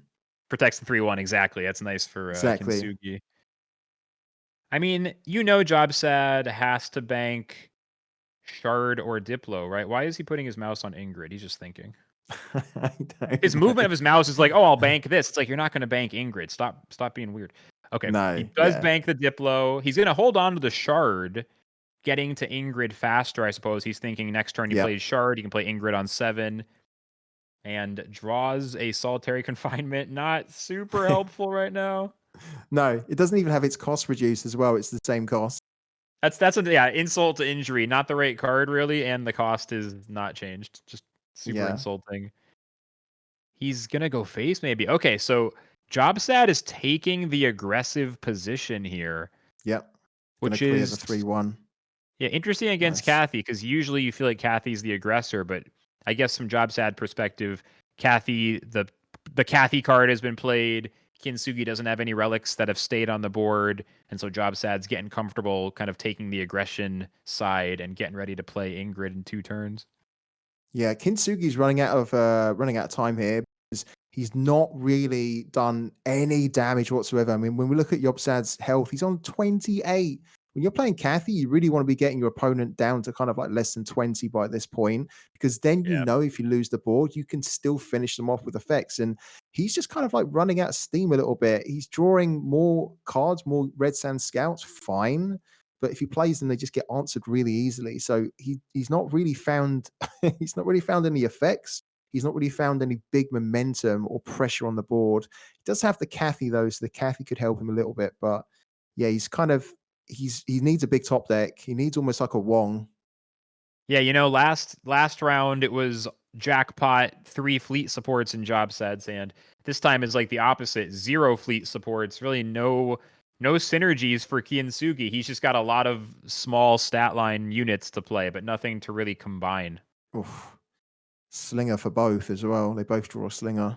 Yeah, see, like Kyintsugy is only drawing 1-drops, which like any one of those cards could be fine amongst other stuff, but it's just not what he needs. Jobsad finding the Cyber Deck console going to give him some chance to hold cards in the hand. For example, Solitary Confinement could block an Orbital Strike. I believe we learned last time we saw that depending on the discounts, it'll change what card is needed to block it.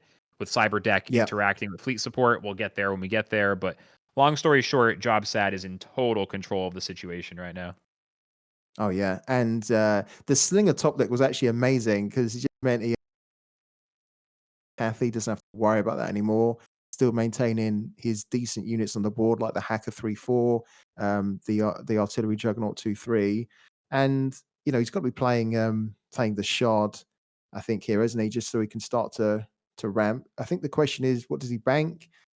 Is he going to bank the Shard? Is he banking the Shard? I thought he was going to play Ingrid next turn. What's he doing? What's happening? Okay. What is this line? What is happening? Okay. I don't get it. The sweats can make fun of me. I didn't see that coming. Yeah, I mean, he had units on the board to deal with the Red Sands. Maybe he's thinking, if I leave the Red Sand Scout on the board and then he plays a Rummage in, he's then able to start drawing a ton of cards and that gets him back in the game. So maybe he's just thinking, look, I just want to limit what he can do. And like, I don't want him to be drawing. But I would have been like you, I would have been very tempted just to play the Shard. Playing the Shard was not energy efficient though, because then you leave like 3 energy or something, 2 energy.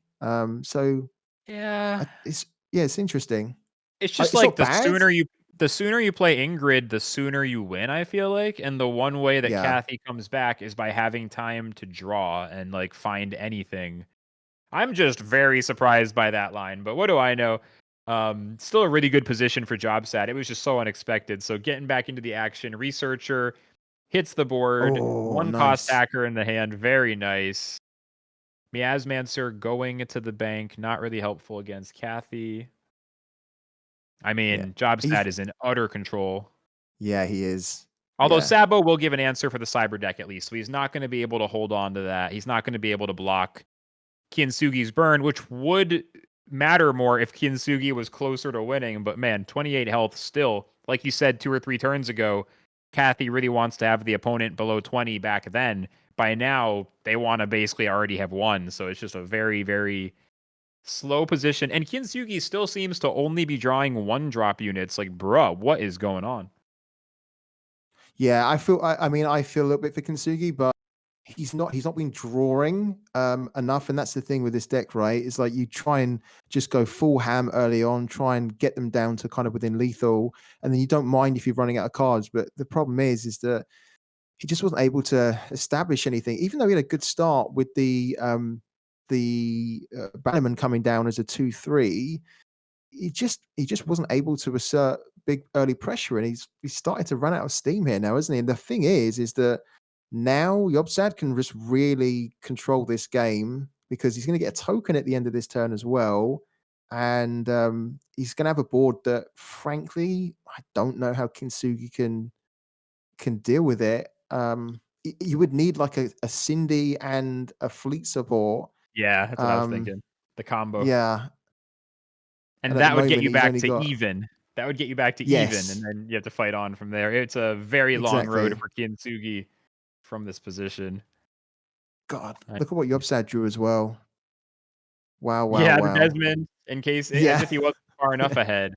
And bro, let's be real. Kyintsugy is up 1-0. So I think in the next turn or so, let's potentially see a Kyintsugy concede and get into the next match, frankly, because we are. I rarely say this, but he's just so far behind. I can't even fathom. I can't even think of the like sus outs that would maybe give him a chance. I just feel like he's completely locked out now.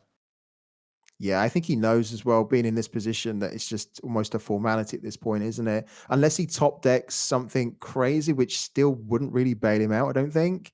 Like, what could he? He's so far behind on the board. I don't even know. Yeah. Siren potentially helps him a little bit, but I feel like it just delays inevitable at this point. He hasn't been able to find. One thing we have to say is that I don't remember Kyintsugy playing a Rummaging Researcher or playing Wong, and we saw the Red Sand Scouts, but we didn't see Red Sand Scout and Rummaging, and that's one of the big reasons why he's now only got 1 card in his hand, because this deck very much relies, doesn't it, on being able to play that combo and cycle through your hand so you can find those effects, keep the pressure going. It's just not been able to do it. Yeah, and now we I don't know, we're taking the whole turn here too. This is pretty cool. This is pretty cool. Well, at least we can appreciate the perfect loop hackers there and the Scimitar loop. I'm kind of sinking into these nice animations here while I wait for this turn to play out. Is the timer frozen? Is that what happened? It looks like it, doesn't it? The time is frozen at 21 seconds. Okay, we can stop trying to commentate the strategy for a second then. I think they have that's why we're waiting so long. Okay, we're just so in the zone we didn't even notice it stopped. Yeah, so I'm seeing rumors that they have potentially resolved this. Just give them a second to yeah, I think Kyintsugy is kind of conceded effectively because he knows he's basically too far behind. Yeah, I don't want to step too far out of line, but it looks pretty clear that's the correct outcome, and I think Kyintsugy has agreed to the concede. So yeah, just give him a minute to resolve this, and we'll get into the third game. It'll be 1-1. Yeah, break that game down. How did that game go in Flux? So we've seen it with both of those games where Kathy attempts to do what Kathy does, and in the first game, Iraq got in early, established a few units. The Provisioner was able to get shielded with boosted stats, followed that up with a Relentless Cannon. What's the actual name of the card? I'm drawing a blank. What, the Repeater Cannon? Repeater Cannon, thank you. I keep calling it Relentless Cannon. So we got the Repeater Cannon on the Provisioner, and from there, Kathy just couldn't keep up because armed plus attacking twice per turn meant that the Provisioner was able to just clear pretty much every unit. Kathy not only would have had to use burn on units, which is when she tends to lose, but the shield meant she couldn't even burn the units. She basically just had no out, and so Kathy was not able to win the match.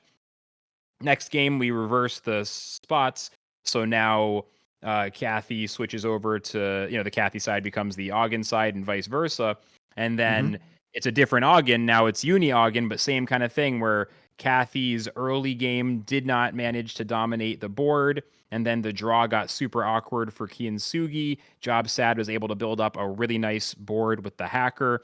And in both cases, Kathy just didn't establish board early, didn't chip damage early, and then was not able to continue to the win. So it does go to show Kathy, she can either get a good opening and then it's like, okay, now she has a lot of inevitability because of condition from hand, or she can stumble in the opening and then oddly the inevitability sort of inverts. It's like, okay, there's no inevitability because you can't even get back on the board without using your win condition just to defend. And so it's interesting how the inevitability can be so strongly in Kathy's favor, but then after that first few turns doesn't go her way, it kind of shifts to the opposite.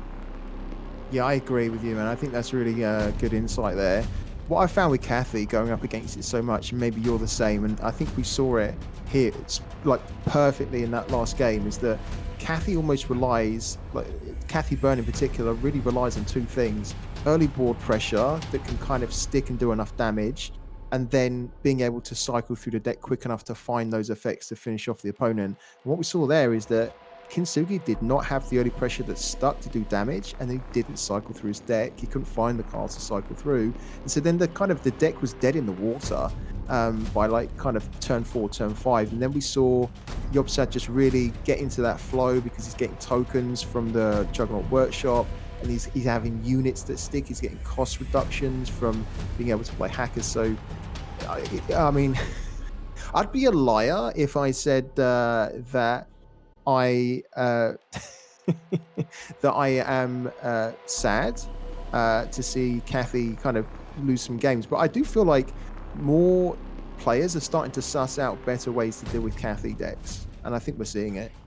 Yeah, I think we're seeing that partially, and we're partially seeing both those games. The Kathy draw was pretty awkward. So, like, yes, people are finding some answers, but no, it doesn't mean that Kathy has been like fully answered. I think I do still think she's still a bit of a menace to deal with, but definitely the more time goes on, you know, Burn Kathy is like OP, but it's not as extreme as like some of the older Kathy decks that were even more far ahead of the competition. Burn Kathy is like, she's definitely a bit OP, but it's not. Yeah, it's you know, you can beat her. Don't give up. You can find ways. Yeah, you can find ways. Look at And this now we hand, get to see, actually, by the way. Kathy's going to win. I'm calling it. I'm calling it. This is a great hand actually for Kyintsugy because especially you can play 2 units on the first turn. One of them gets up to a 3, and we talked about how important it is to get a unit up to 3 health early on. Then his next turn is playing double Red Sand Scout, followed up by the Rummaging, and this is what we didn't see from him with his last game. Now he has the opportunity to cycle through and get good ball pressure. So let's see how it pans out. Yeah, they both have the best hands that they've seen with Kathy this match. So both Kathys showing up with a chip on their shoulder, ready for revenge from the first L. And Kyintsugy is going to bank that Scimitar. And just like you said, double Sand Scout coming down. It just goes to show how much value that Machinist +1 HP can be worth. Like, yeah, stat buffs are always good, but in the early game, like you said, it takes things from 2 to 3, or even from 3 to 4, and it's just it's pro players know, but I think a lot of beginner intermediate players will definitely underestimate just how much that +1 HP makes a huge difference. Big time. I mean, the fact that after you, sorry. After you. I said "and" so forcefully, but with almost nothing to say, ironically. So please continue.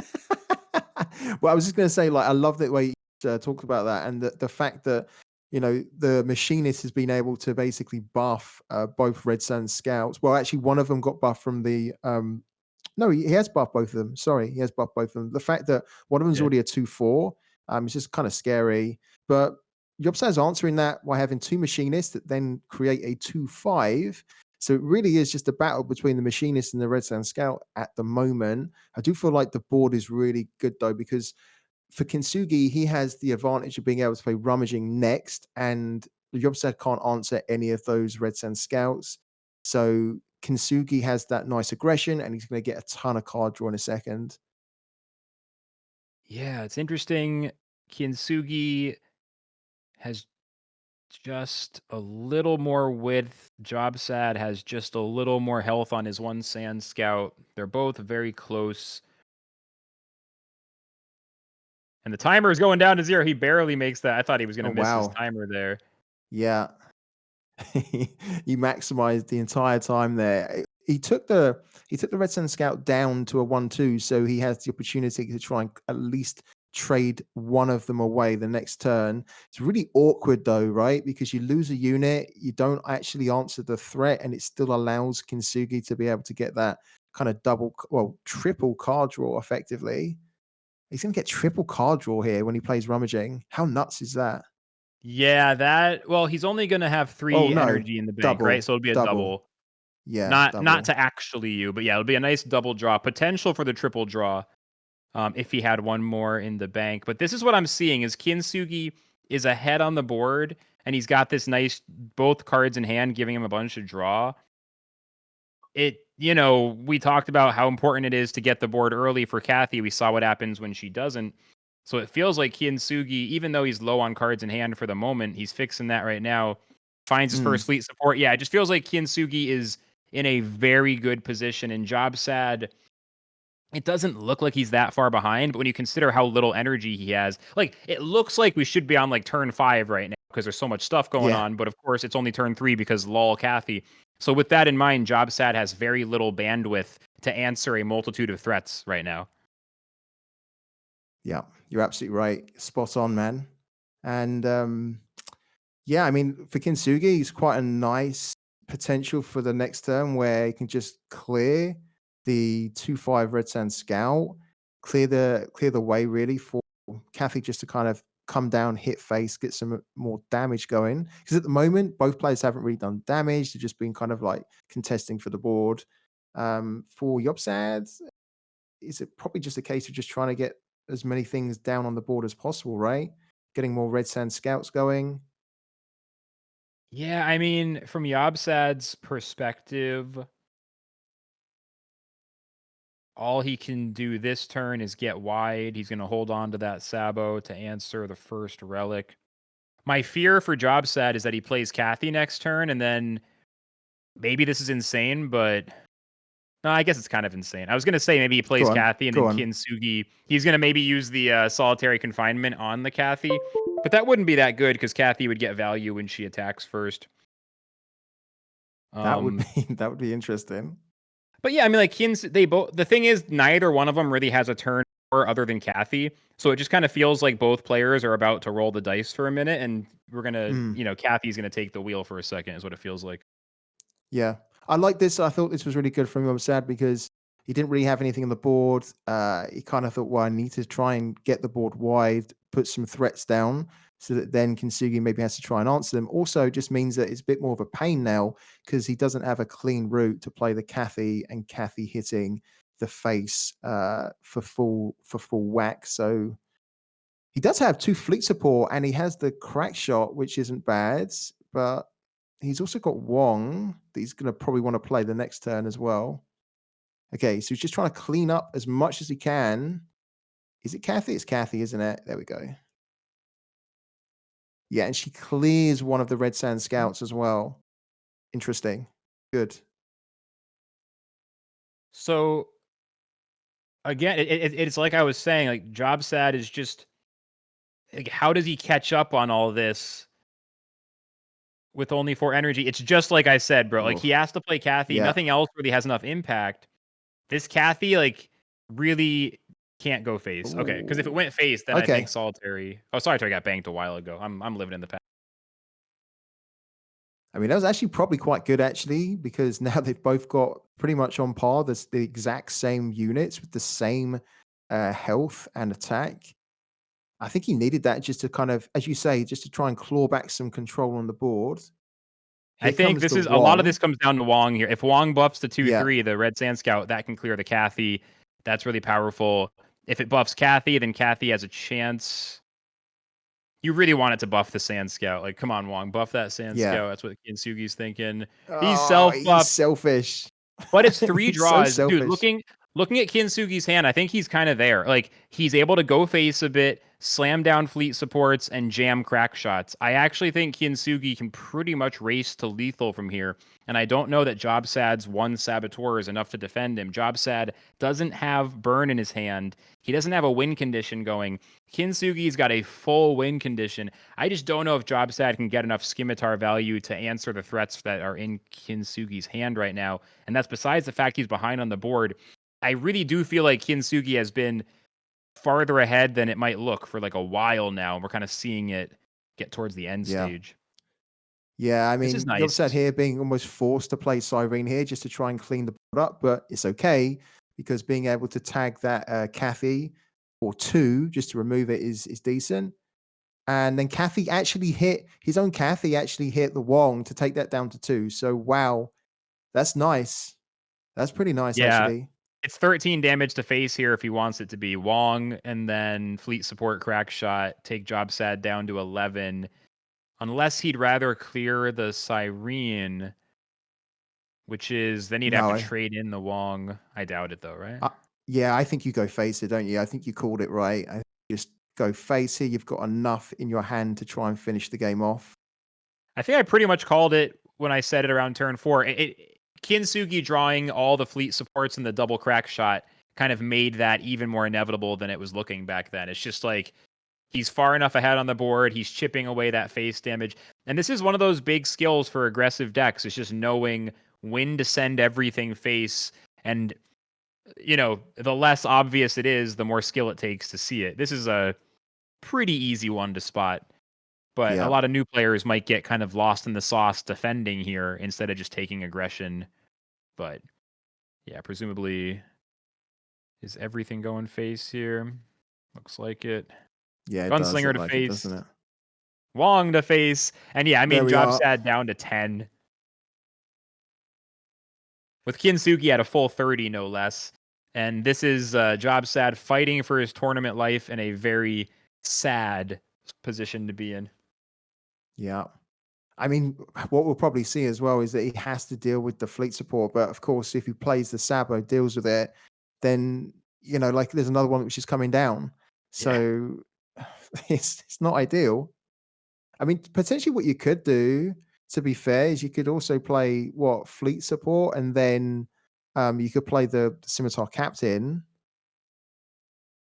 but you still leave the fleet support on, and like he has a way to remove it. But yeah, I think this is probably going Kyintsugy's way.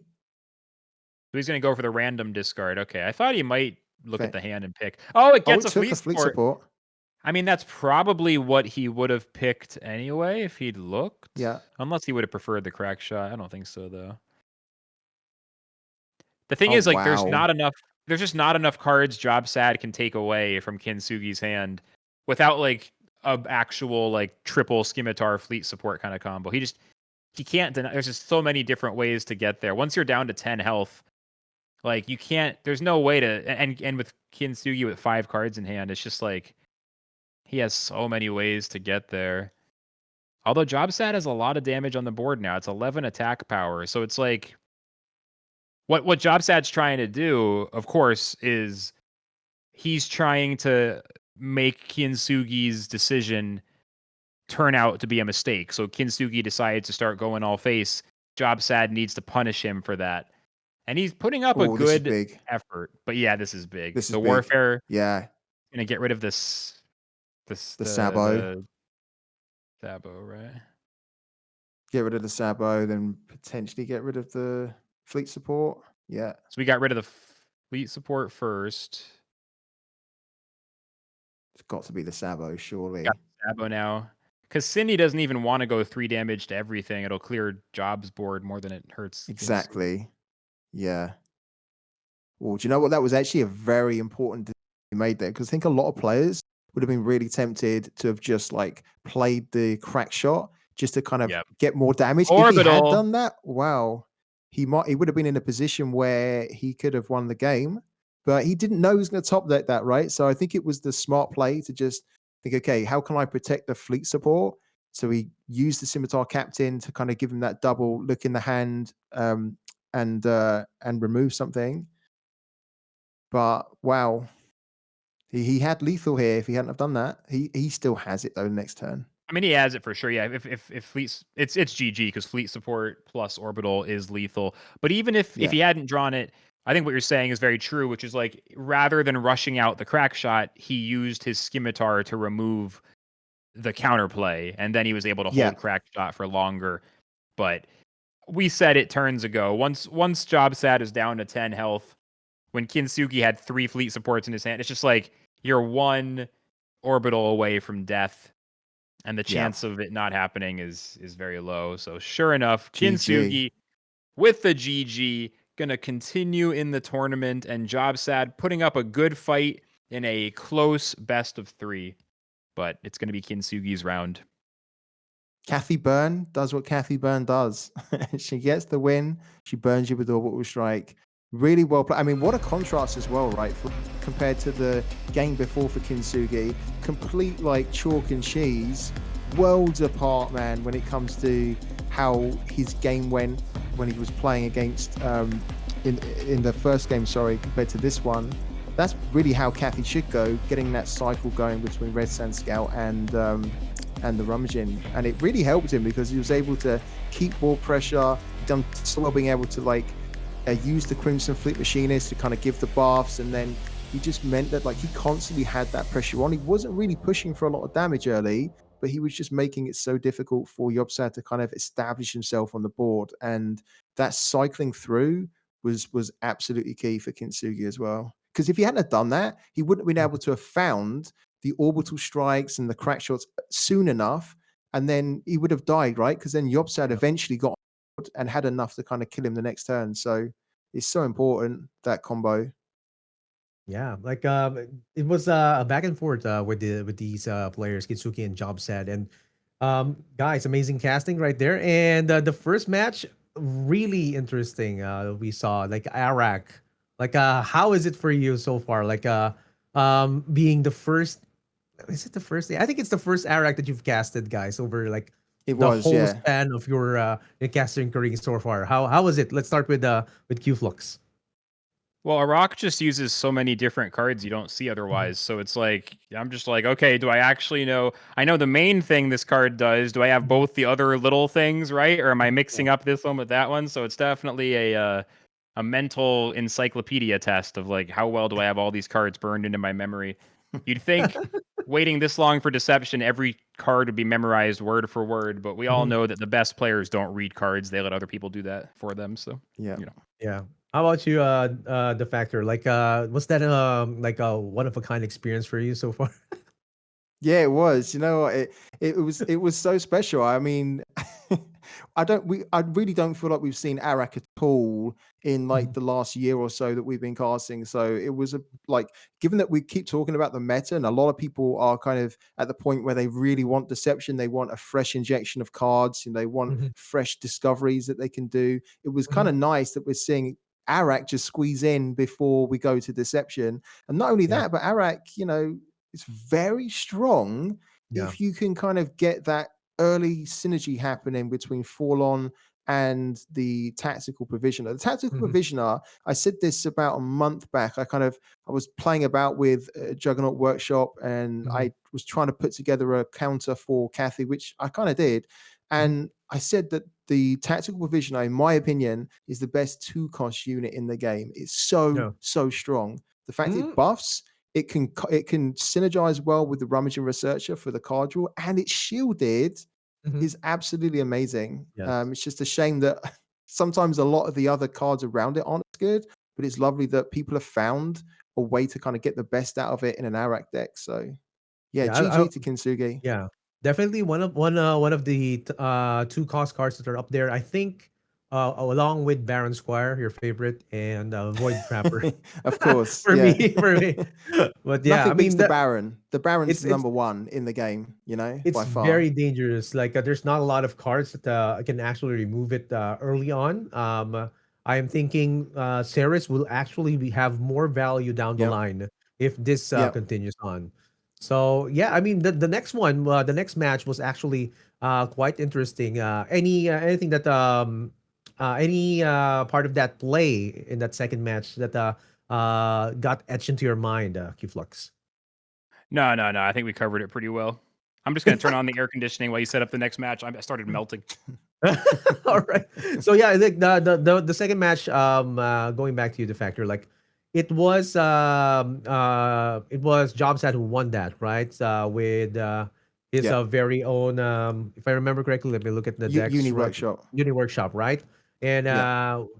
what at what point did he like have the advantage already? I think for Kintsugi, he's it was really unfortunate for Kintsugi because he didn't quite have enough cards to give that early aggro tempo. And then he had cards like the Red Sun Scout, which is fine, but he didn't really have Crimson Fleet Machinist to kind of be buffing it. And then he also didn't have like rummaging. So for me, like when you play the Red Sun Scout in a Cathy deck, you kind of need to be playing it and have it in conjunction with the Crimson Fleet Machinist so that then they get the buffs and they stick more. Or if you can't play it with that, then you at least play them in synergized combination with the rummaging. And for Kintsugi, he just, I felt sorry for him because, you know, the plan wasn't going to plan, and then it was just such a slow start for a Cathy deck. And if you're an aggro deck and you have a slow start, you're dead. You know you're going to be dead because against that type of deck as well, Uni Hacker, the longer that goes on, the more chance they have of winning, not you. So yeah, it was a rough one for Kintsugi. But then we saw the complete contrast in the next game where it went perfectly to plan. So yeah, just one of those for him. Yeah, it's like it was like a battle of which one can get to the burn faster. But Kintsugi was had the more proactive kind of play during that last match.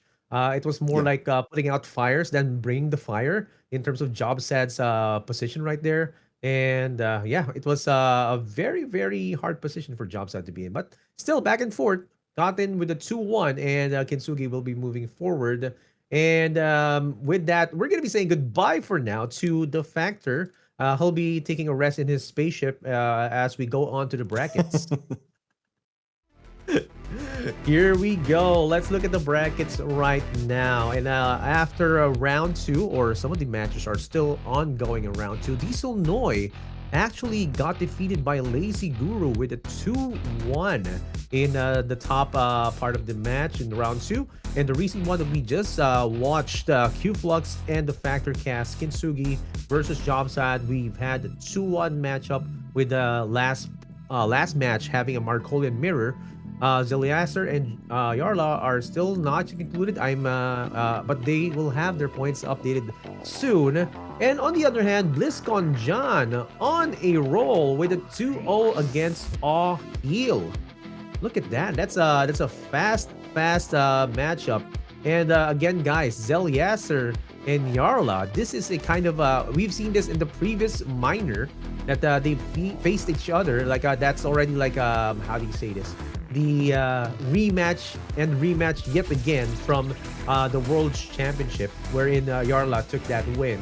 And in the previous one that they encountered each other, Zeliaster actually took that win.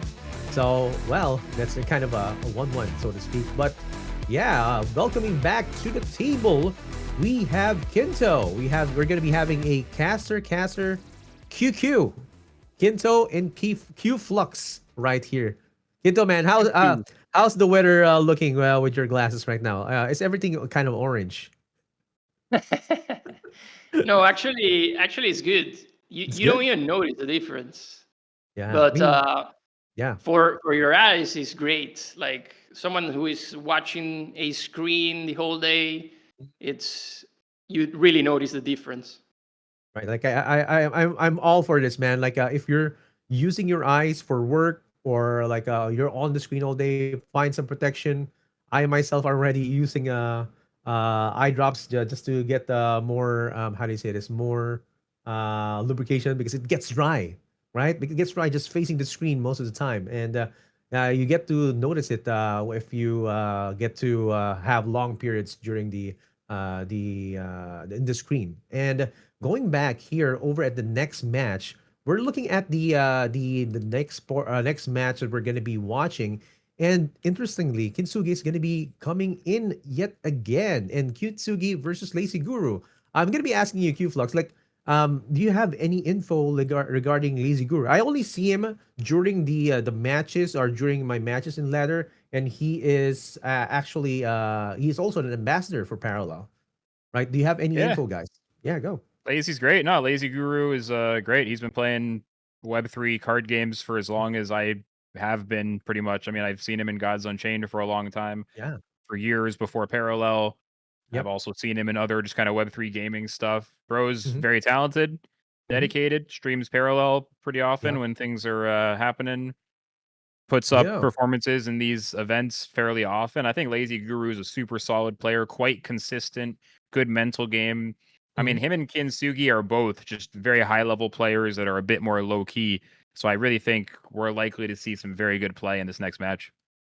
Yeah, this is gonna be exciting. We're gonna see Kintsugi again, and we are here at the round three. Guys, these guys have move on from round one and round two. Now we're going in for round three, and we are now ready with the first deck, and it's gonna be coming from Lazy Guru. Here we go. And we have here Lazy Guru here with his first deck. It's going to be Nehemiah. Let's listen to Kinto to break this down. Yeah, so Lazy here running 3 Altars of Gaia, 3 Aurora Fungis, preparing for that early game tempo, going with the classic Premier Conduits toward the garden. I mean, Tenak, Cunning Diplomat, Maya Mancer, 1 copy of it, really important card in this meta right now. Moonlit, the classic Earthen cards, the Titan Terra.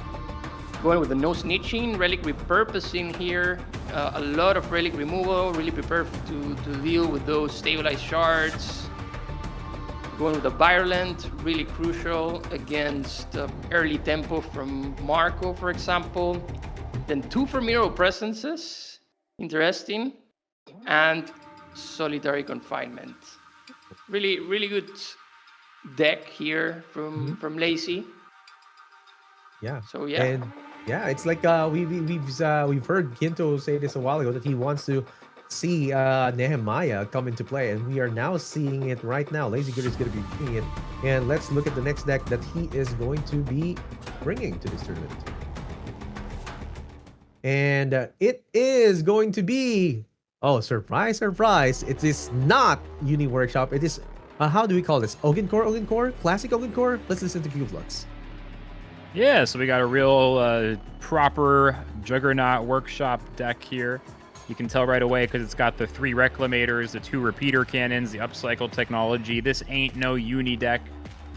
Just kind of taking it all in. Interesting to see only 1 copy of Anti-Organic Pulse, since that's one of Oggin's strongest cards, enabling them to clear the board while still keeping some of their units alive. Interesting to only see 1 of those, but we've got 2 coins, 3 forward mechanics, the repeater cannons, the upcycle, the Sestmere, the mobile fortress, 3 MTAVs, a lot of ways to to high roll into things to get those big early forward mechanic lines where you can get, you know, a 4/7 defender and beyond. And honestly, it's a well-rounded list. Lots of big units. Just a question of if that 1 anti-organic pulse is going to be enough. Yeah. And then also, how will this handle Kathy if it has to deal with that? It does have Gosan, so it's got some interesting tech for that as well. Pretty cool list. Yeah, pretty cool list indeed. And I've seen this go against Kathy. It's kind of a back and forth, especially during the part wherein they're just putting down some more units. But when it puts out one of those juggernauts, it gets to be kind of a problem because, man, unit-wise, a lot of stats already here for this workshop user, and I think Lazy Guru has already had his 2 decks, and let's look at Kintsugi's decks that are going to be brought to this matchup. Oh yay! Oh, we're going to be looking at the next deck first before they get banned, or before any one of these decks get banned. And surprisingly, it's a Scipius. Oh, this is the first one we've seen for round 1 and round 2. Let's listen to Kinto to break this down. Yeah, Lazy here going with the Memento. Really important card right now for Scipius. The rest, pretty standard. Tabula, Princeps, Reliant Gamma, all the menace, the early menace from CPUs here, going with one Mia Mancer, Convergent Domina, Gosen. First time seeing Gosen in a CP deck, but really interesting. Then the Praetor, once again, making a headline here as one copy from Lazy Guru. Definitely a good card there for establishing some board presence. One copy of Radiant Legion, which we have seen that it has been more included in these decks, and one copy of Triumph of Europa, seeing it again. Yeah. Really interesting, this list from Lazy. Kind of different from what we saw last Open. 35 units. Sheesh. 35. Yeah, let's just basically saying, okay, I'm just gonna be bringing the Swarm, and the Scipius, the Qatari archetype is basically Swarm already. And I'm surprised there's only one Radiant Legion. Like over the previous tournaments, they brought 3, which is weird. Because if it works, it works. And in terms of the bans, we have not yet gotten the bans from the players, and we've already reviewed the decks of Kyintsugy. Kyintsugy already brought Arak and Kathy, but on the other hand, he also brought his very own Nehemiah. And any thoughts, guys? Any predictions? Which you think which ones will be banned with this kind of matchup? Let's start with Qflux. Oh man, I wondered, like, are people afraid of Skippy now? Is Skippy, like, does Kyintsugy want to deal with that Skippy or not? I don't know. Quinto, what do you think? Sorry not to throw off the flow here, but Quinto, like, how do you feel like that Skippy is a threat, or is that Skippy like easy to deal with? I mean, I will be scared from the fact that he's running 35 units, as you mentioned. He's probably gonna have ammunition for every turn infinitely. Hence why he decided to go with one copy of Radiant Legion, one Praetor, and one Triumph in this case. But I don't know, like, I've seen these Arak decks, these Cathys. CP right now is kind of struggling, I might say. I really don't know if CP is gonna get banned in this one. Maybe. Yeah. I mean, Earthen, Ogden, Skippy. Just like, what is the ban there? Like, what do you ban? Ogden or Skippy, I would say. I mean, Lazy's Augen list is like a classic full-blown Augen core with Sesmir, with the M-tabs, with everything. We have seen this list in a different manner, where it's like more tuned in to deal with Kathy, for example, or Shroud. So, I mean, these are classic decks here from Lazy. So it's a difficult spot for Kyintsugy, because they are a bit different from what we have seen in the tournament. I would let that the Skippy true, man, because like if you're going to be Arak, you can repeat your canon that if you are Nehemiah, you have like relic repurposing to remove those those HD high density genetic replicators. So man, this is gonna be interesting. Oh, guys, look at that. Lazy Guru's Earthen has been banned, and Kyintsugi's Ogen Core Arak has been banned. Man, so it's gonna be Ogen Core and Qatari for Lazy Guru. Kyintsugy will be carrying Markolian and Earthen. What do you think about this lineup? Let's start with Kinto. Well, the last one Earthen ban for the books. I mean, yeah, definitely I think this goes into play what I said before about banning the most consistent deck and the strongest one. On the side of Kyintsugy, I think that, this Arak deck, that it's kind of a wild card, is the best option for Lazy, just in terms of tournament matchup. Like this, you ban whatever you think you don't know enough. So I think that was Lazy's decision in this case. How about you, Qflux? Like, what do you think about these decisions that these guys made? I think Lazy's gonna struggle against that Kathy. I'm kind of surprised. I mean, I get it. Iraq is both unfamiliar and Mhm. can be very sticky, especially Mhm. with Lazy running just the one copy of anti-organic, as we pointed out, and Mhm. her then relying on the toxic spores, which is decent against those tokens. It's actually pretty good. Yeah. But yeah, if Iraq stickiness gets through Lazy Guru's lack of removal, that could be a thing. Still, I don't think Lazy's decks are really built to deal with Kathy, especially considering Earthen getting banned. So I think that Kathy could become a real problem. Yeah, I mean, when I'm looking at these decks that they brought, Iraq looks like kind of a bait, right? Because it's an unfamiliar territory. You've seen it, and it's not necessarily the bait that you don't know how to play, since you've seen Kintsugi play it, and it's like kind of something to be feared. So if you saw it, being played on round two, and you're looking at the VODs, probably like, oh, dude, I'm not gonna be dealing with this. I don't want to deal with this because it's like too snowbally. Like that's the word, snowball, right? If it you And if one sticks, it's the snowball. Yeah, Well, yeah, and Qflux. also like the thing about Iraq, I would say it's a deck that is lower tier but with a high skill cap, low tier, high skill, which makes it interesting when the meta, when there's room, like when the lineups for whatever reason on any given week, if Iraq just fits into the meta, okay. If you do have time on it, if you have those reps, then you have the practice and the opponent doesn't. And so Yeah. like it's low tier, but it's sometimes viable. And those basically a skilled Iraq player, when Iraq has a moment to shine, that Iraq player becomes very dangerous because other players just don't have the experience to know the unintuitive lines, the things that they're going to get surprised by, the sneaky traps and unexpected stuff. And so sometimes those decks, specialty decks kind of, where it's like B tier, C plus tier, but occasionally it finds its place in the meta. Like Mhm. if Aishio's ever good, you guys know I'm going to run through all y'all. I'm going to just beat y'all's butts nonstop. And likewise, when Iraq is good, the Iraq players are so far above us. So I think that's a dynamic that's playing out here. Yeah, definitely. That's a very, very, how do you say it? It's like it's kind of a wild card.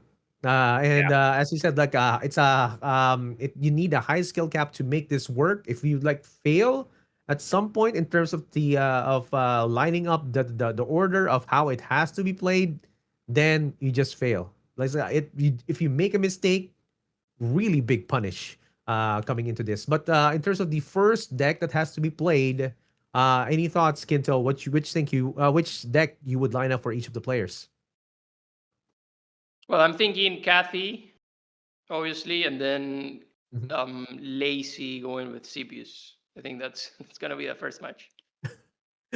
So it's Kathy versus Scipius. Oh, yeah, I mean that's gonna be interesting. Like I'm looking at the decks right now. Is there the memento right there? There's no memento, right? There's From Memento and Skippy. Skippy. Yeah, there is. Skippy, right? Yeah, there's a memento in Skippy. So if that is gonna be used, there is a possibility that the it can snowball into a large unit. Nobody even carries acid spray. And oh, look at this. We are going to the first match.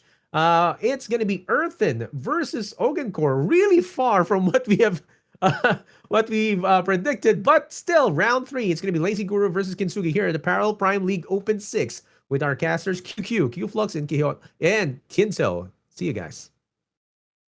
All right. So Kyintsugy with a strong looking opening hand here. Steward right into either of those 3 drops. But if he gets snitched, he has the Aurora Fungi. That's exactly what you want to see. Let's see how Guru's opening hand is looking. Yep. Okay. All right. So he's got a single 1 drop, 2 4s, and a 5. Not the greatest opening for Lazy there. Yeah, at least he's going on the play. He's gonna get his token first thing, so that might be good for him at some point. However, Kinsui is ready to deploy an absolute menace of a hand here with the Steward, the Aurora Fungi. I mean, Tanak, This then is Moonlit, or the Caretaker. It's a really strong start here for Kintsugi. Yeah, Kyintsugy getting a pretty much an uncontested start. Lazy Guru's only playable card here is PS8, which just doesn't answer a 3 health unit. Definitely not the best. And Lazy just banks the PS8. He's like, I'm not even gonna bother with that. Okay. I mean, Kyintsugy is gonna start a wild tempo swing here.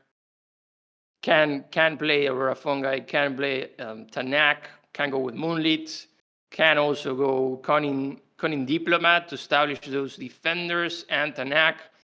Just set up a good board. I mean, I get going against Augencore, just setting up the tempo. Like, you need to set up the tempo before they can start deploying before they start getting their tokens, start themselves getting these units like the MTAF in that can really make some damage. And he decides to go with a Caretaker right away. Really, really strong play, since the Caretaker has so much stats. Guru gonna slam down that Researcher. He needs to draw. He needs to open up his options because this opening has been so limited. Does pick up a Repeater Cannon. He's got MTAV. He's got Cyrene, Wong, Glaive. It's actually like some of the strongest cards in the game.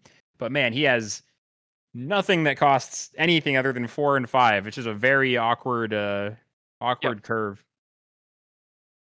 Well, he has many options. I think going wide here is the best scenario for Kyintsugy. You want to prepare for that moment when Augencore starts deploying their big stuff.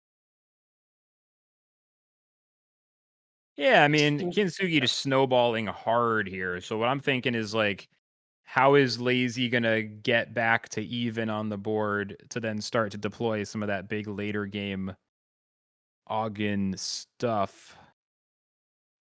Kyintsugy gonna heal up his Caretaker with the Moonlit, so he's got a 6/6 on the board. He's got a 2/4 on the board. He's set up for Nehemiah next turn. He's set up maybe for a Wong next turn. Man, yeah. Kyintsugy has so much going on. The second Steward of the Garden too, like the more energy ramp.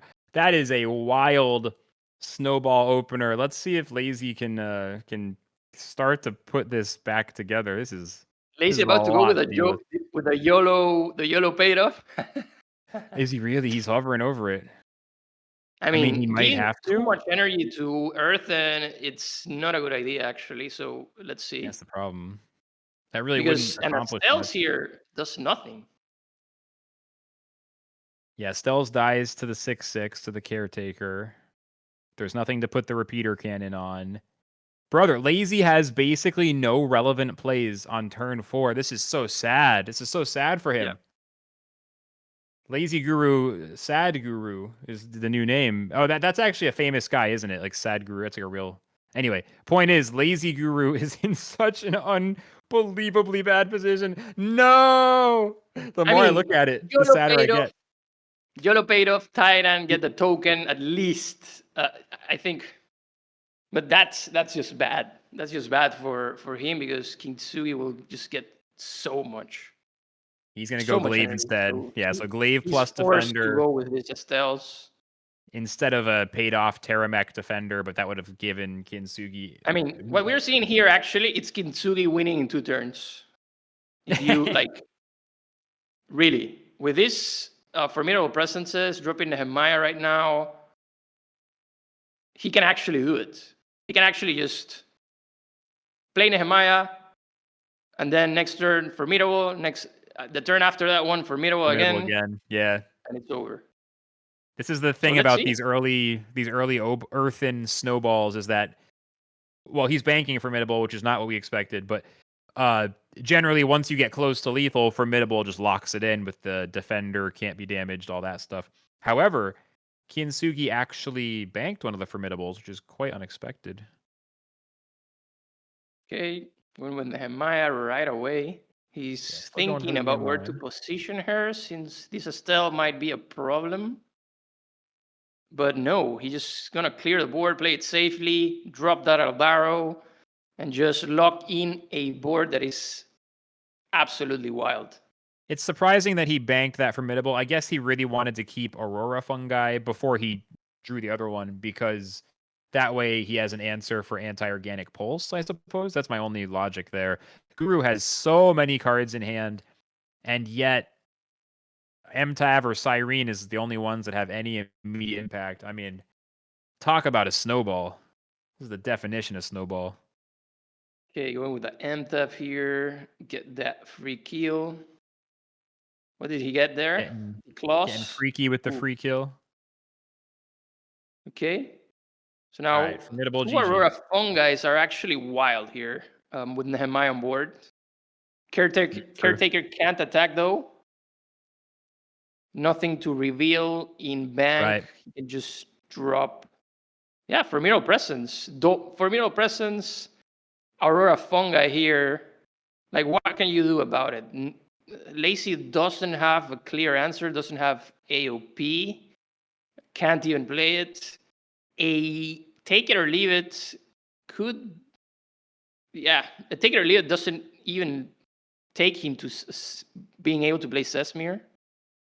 I'm just surprised he doesn't formidable now. Is he just playing around like coin AOP, or am I being silly? Like, why not just formidable? He's just too far ahead that he thinks, like, he knows that there's no immediate threats unless Lazy has like an AOP and double, triple, take it or leave it, something like that. But even though, like, just attaching that Aurora fungi to anything, especially a Nehemiah, it's good in case there's a wild AOP. Yeah. But here he goes, just max damage. Yeah, I'm gonna go ahead and say GG. There's Yeah, no this shot. is a big GG. Yeah. It kind of seems like Kyintsugy played the game alone. Lazy's draw was so unbelievably putrid. I mean, what can you even try to do? Nothing. Yeah, this was just a quick concede by That's Lazy. the bad side of card games, when one player draws so dead that it's just like, okay, free win for you. Like, that's never going to happen in a Smash Bros tournament or something. Like, oh, he queues up with Jigglypuff and oh, he didn't draw the right attack. Like, it's not going to happen. But in card games, sometimes it's how it is. True. Well, I mean, this is what happens also with Augencore decks that are pure Augencore, where they are not like super established in the meta. They are usually played against, like, you have to ban correctly if you really want to play these decks also. And well, a bad hand is a bad hand.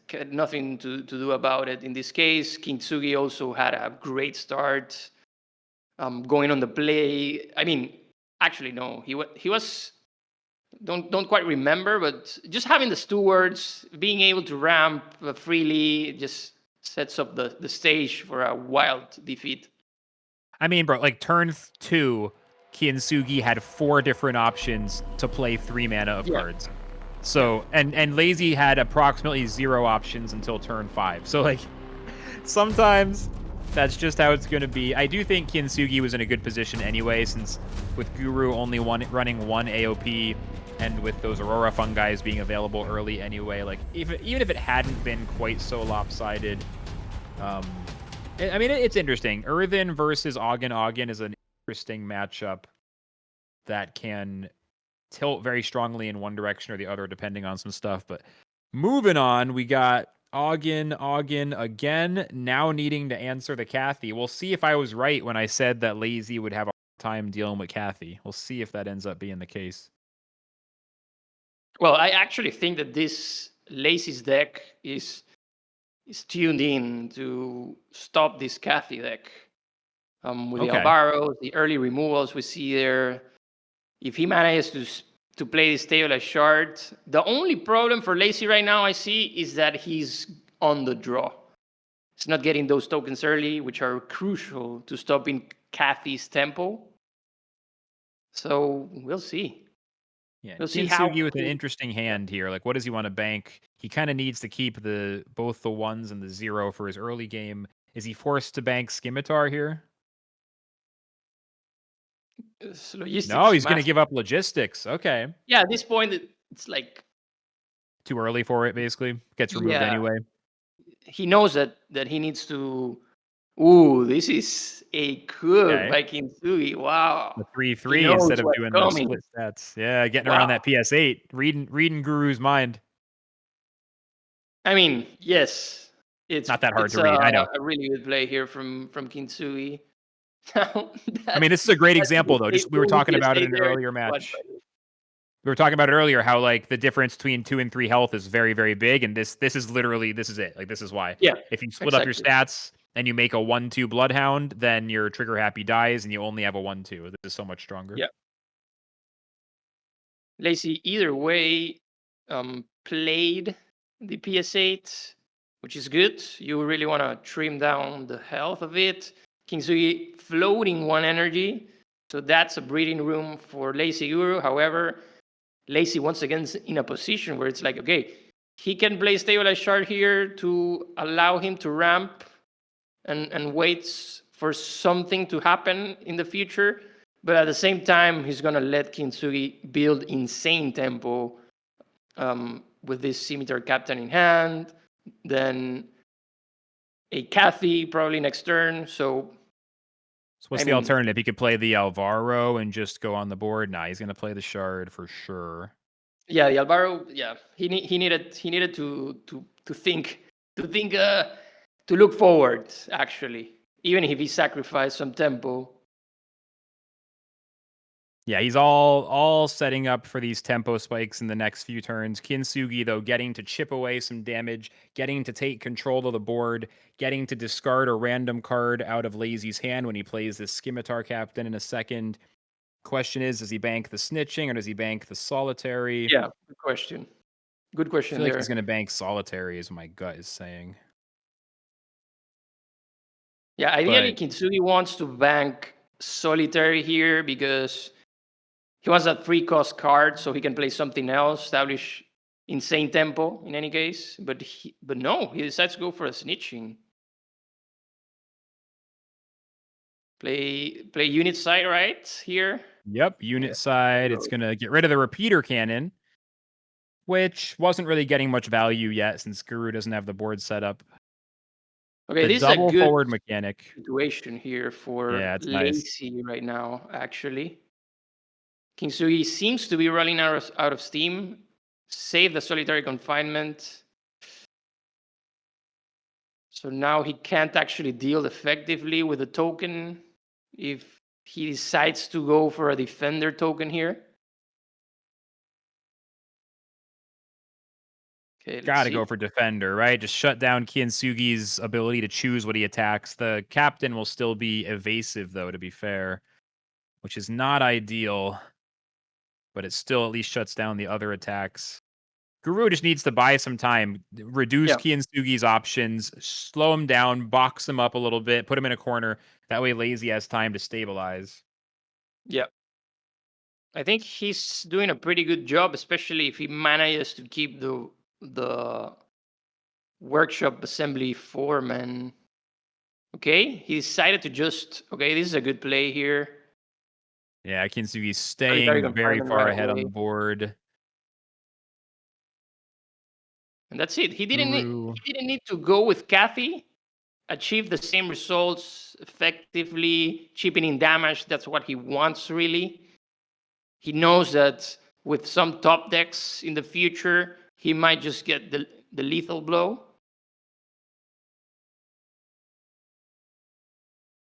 Yeah, I mean, Lazy's putting up a good fight here. It's just like both of these games, this was much less extreme than the previous one, but in both of these games, Ogden was just like too slow on the tempo. This one's not over yet, but if Lazy had been on the play here, it would have been a much closer match. Like, yes, it's too bad he was on the play with his draw that was so dead it didn't even matter, and now this draw is okay. But yeah, it's a tough spot to defend from. Lazy down to 15 health, behind on the board. The only thing Kyintsugy is waiting for is to draw his burn spells and his fleet supports just to give him his win condition. But aside from that, we've seen this position many times with Kathy, and we all know what it means, and it's not good for Lazy. Yeah, we know. Quinto's like, bro, don't tell me again. It's turn 5. Lazy already at 14 health, 12. A Kathy here, probably doing 6 damage. Leaving Lazy at 5. At 5, at 6, orbital strike away from getting. Yeah, this is like, man, Lazy is not going to bring Ogden to a tournament again for a while after this. Okay. Probably another defender Yogi here. Most likely. But at this point, I think there's nothing. Orbital.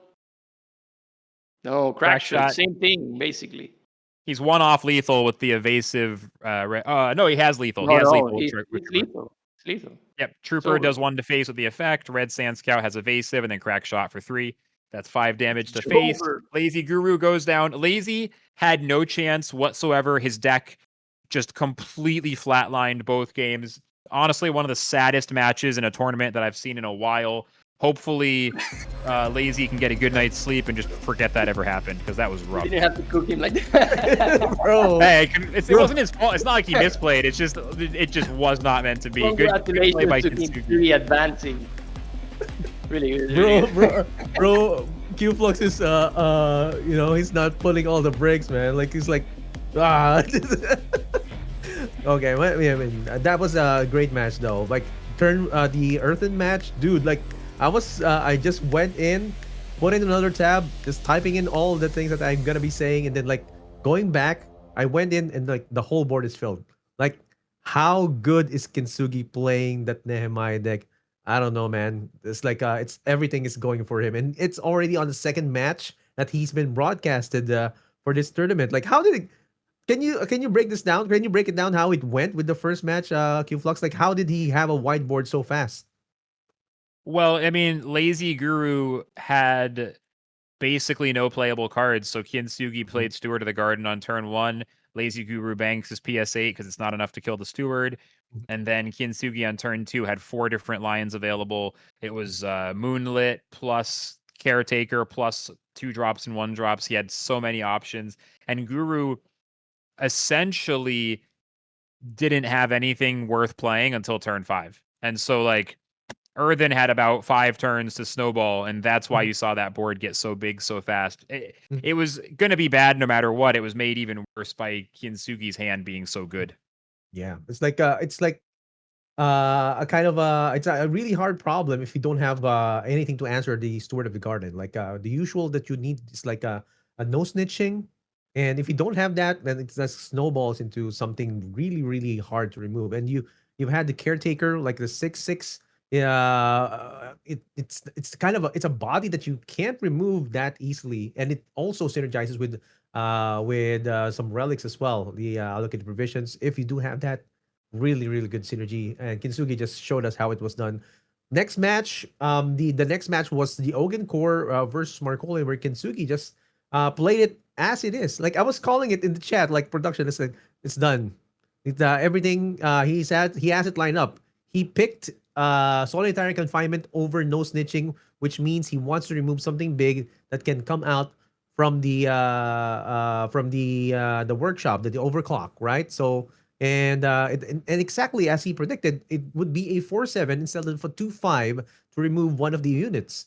And there you go. That kind of a gamble actually went in towards his favor. And is there anything that, as a workshop player or as a workshop user, maybe I don't know if you've played this much, Kinto, is there anything that he could have done as Lazy Guru played it? I mean, I think, to be honest, to be beaten down like that, I think maybe his deck's mana curve was too heavy, too expensive. Like, I mean, 2 times in a row you don't get anything. Definitely, Kyintsugy played really well, especially with that Happy Trigger Trooper, like buffing it, knowing that PS8 might come, was a difference, because that unit single-handedly can deal 4 damage every turn to the face, right. and put him in a position where it's like super easy to get lethal with Marco. That's what you want to do with Marco, like deal as much damage as you can in the early game, then top deck something and you win. That's right. He won it like that in the last bracket. So yeah, and the Red Sand Scout as well has evasive, and it synergizes really well. Either if you go rummaging researcher to get something, or if you're missing something, you just dig through your deck, or if you just want to hit face for 1 and just get into lethal with the synergy of the ability of Yeah, Trigger that's Happy an Trooper. important point because he Yeah. thought about it, like Mhm. if he should have played the Slinger or the Red Sound Scouts, and he went with the Red Sands.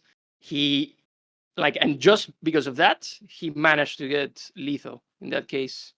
I mean, you could say that he could have played the Slinger to the face, but you usually don't do that. So Yeah.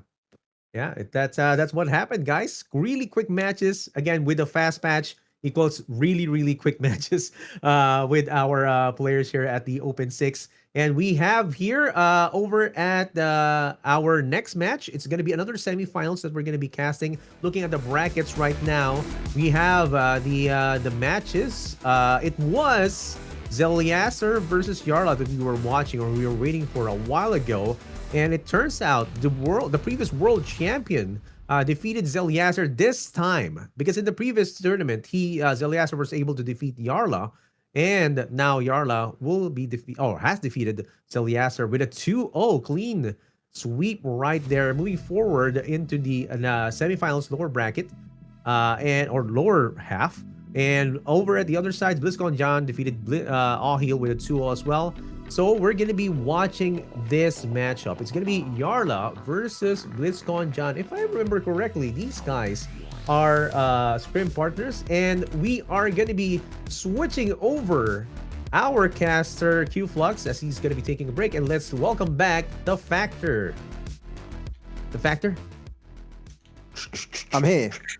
Take it away. I'm here. Here we go. The Factor is just had a really short break. Not even enough to eat a whole meal. And No, bro, it wasn't. bro, you were you just had a short nap right there, or even not even a nap, man. You were just stretching your legs and then back into the action yet again. And looking at this next match, I'm not even going to ask you about what happened there because that was so fast. This next match is going to be Jarla versus Jarla versus BlizzCon John. I've known them to be scrim partners or even friends as well. And you can see that they are both from Czechoslovakia, if I remember correctly. Yeah, Czech Republic. Yeah, Czech Republic. Czech Republic. Yeah. So they're both from Czech Republic, and I'm thinking that they would be carrying the same decks. And I looked at versus. Yeah. What do you think about this? The Factor. Yeah. I mean, to be honest with you, I'm not really. I know that their Neve decks are almost identical, especially when they play on the ladder. They're very, very good playing Neve, and I feel like probably Jarla kind of impressed a lot of his influence on BlizzCon, saying, "Hey, I'm playing this. You should play this," kind of thing. But these two have fought before, right? They've had a couple of games before in tournaments. So I'm actually kind of interested to see, because on the one hand, we've got the world champ, right? We've got a player who's very well known in the Parador scene and very well known in Hearthstone. And then we've got, BlizzCon Jan, who's kind of this up and coming young prodigy.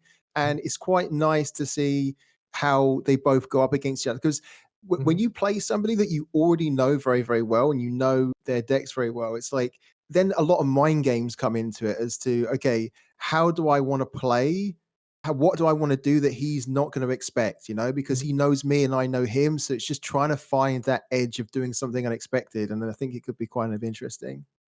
Yeah, this is going to be interesting indeed. And with that, of course, we're going to be reviewing their decks right now. And let's start with BlizzCon John.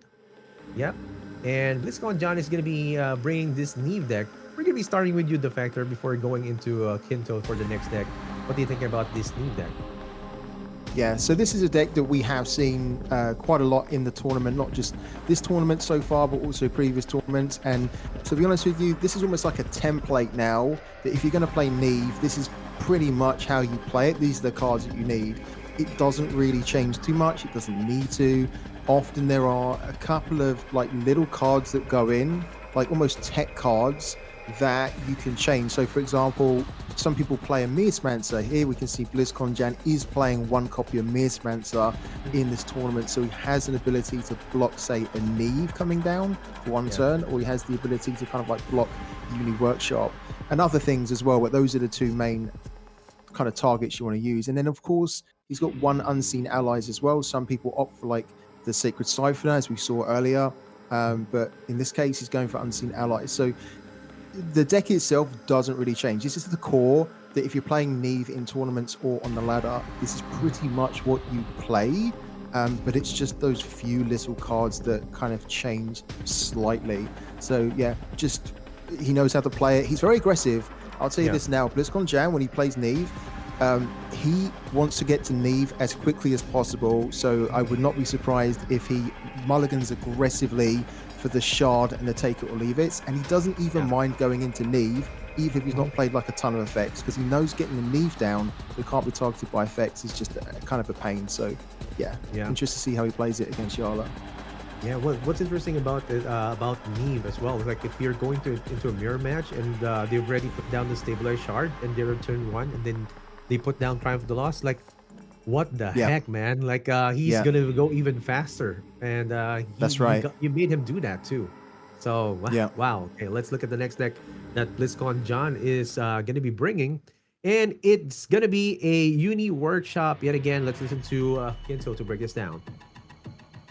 Yeah, so BlizzCon here with a Unishop deck, classic stabilized shard, cyber deck console, the true drone printers, as everyone's playing this similar list to what we have been seeing. It's actually an exact copy of Jarla's list or one of the other players. I think in that case, the Mercenary Gunslingers, 12 Barrows. We have seen 3 in some lists.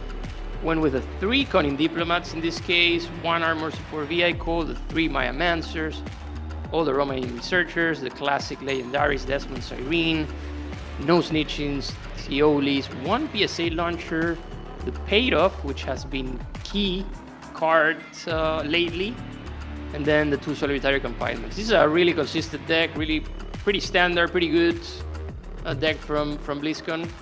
So, yeah, I like it. I want to see too, like how Cyber Deck Console will fare against a Neve deck, and for those of you guys who don't know, if your spell or your effect has been consoled, it will not be counted towards Neve. So yeah, just telling it to the guys who don't know it yet, and it has been a problem sometimes for those of the players. And there's also one card right here. I've played this, guys. I want to see this happen. Alvaro Interrogator putting up more pings for damage and then even using Paid Off to use Malia. Right? I don't know if anyone has made that happen in tournaments. BlizzCon John, Jarla, please make it happen. I want to see it happen on stream or on our casts to make it a thing, right? Because they mostly pick Paid Off into Adira, right? If you do get that, and man, I want to see that happen. And that's gonna be it. Let's look at the bans of our players. BlizzCon John versus Jarla. We're not gonna be reviewing Jarla's deck. We've already seen it a while ago. And here we go. Surprise, surprise. Kathy has been banned yet again.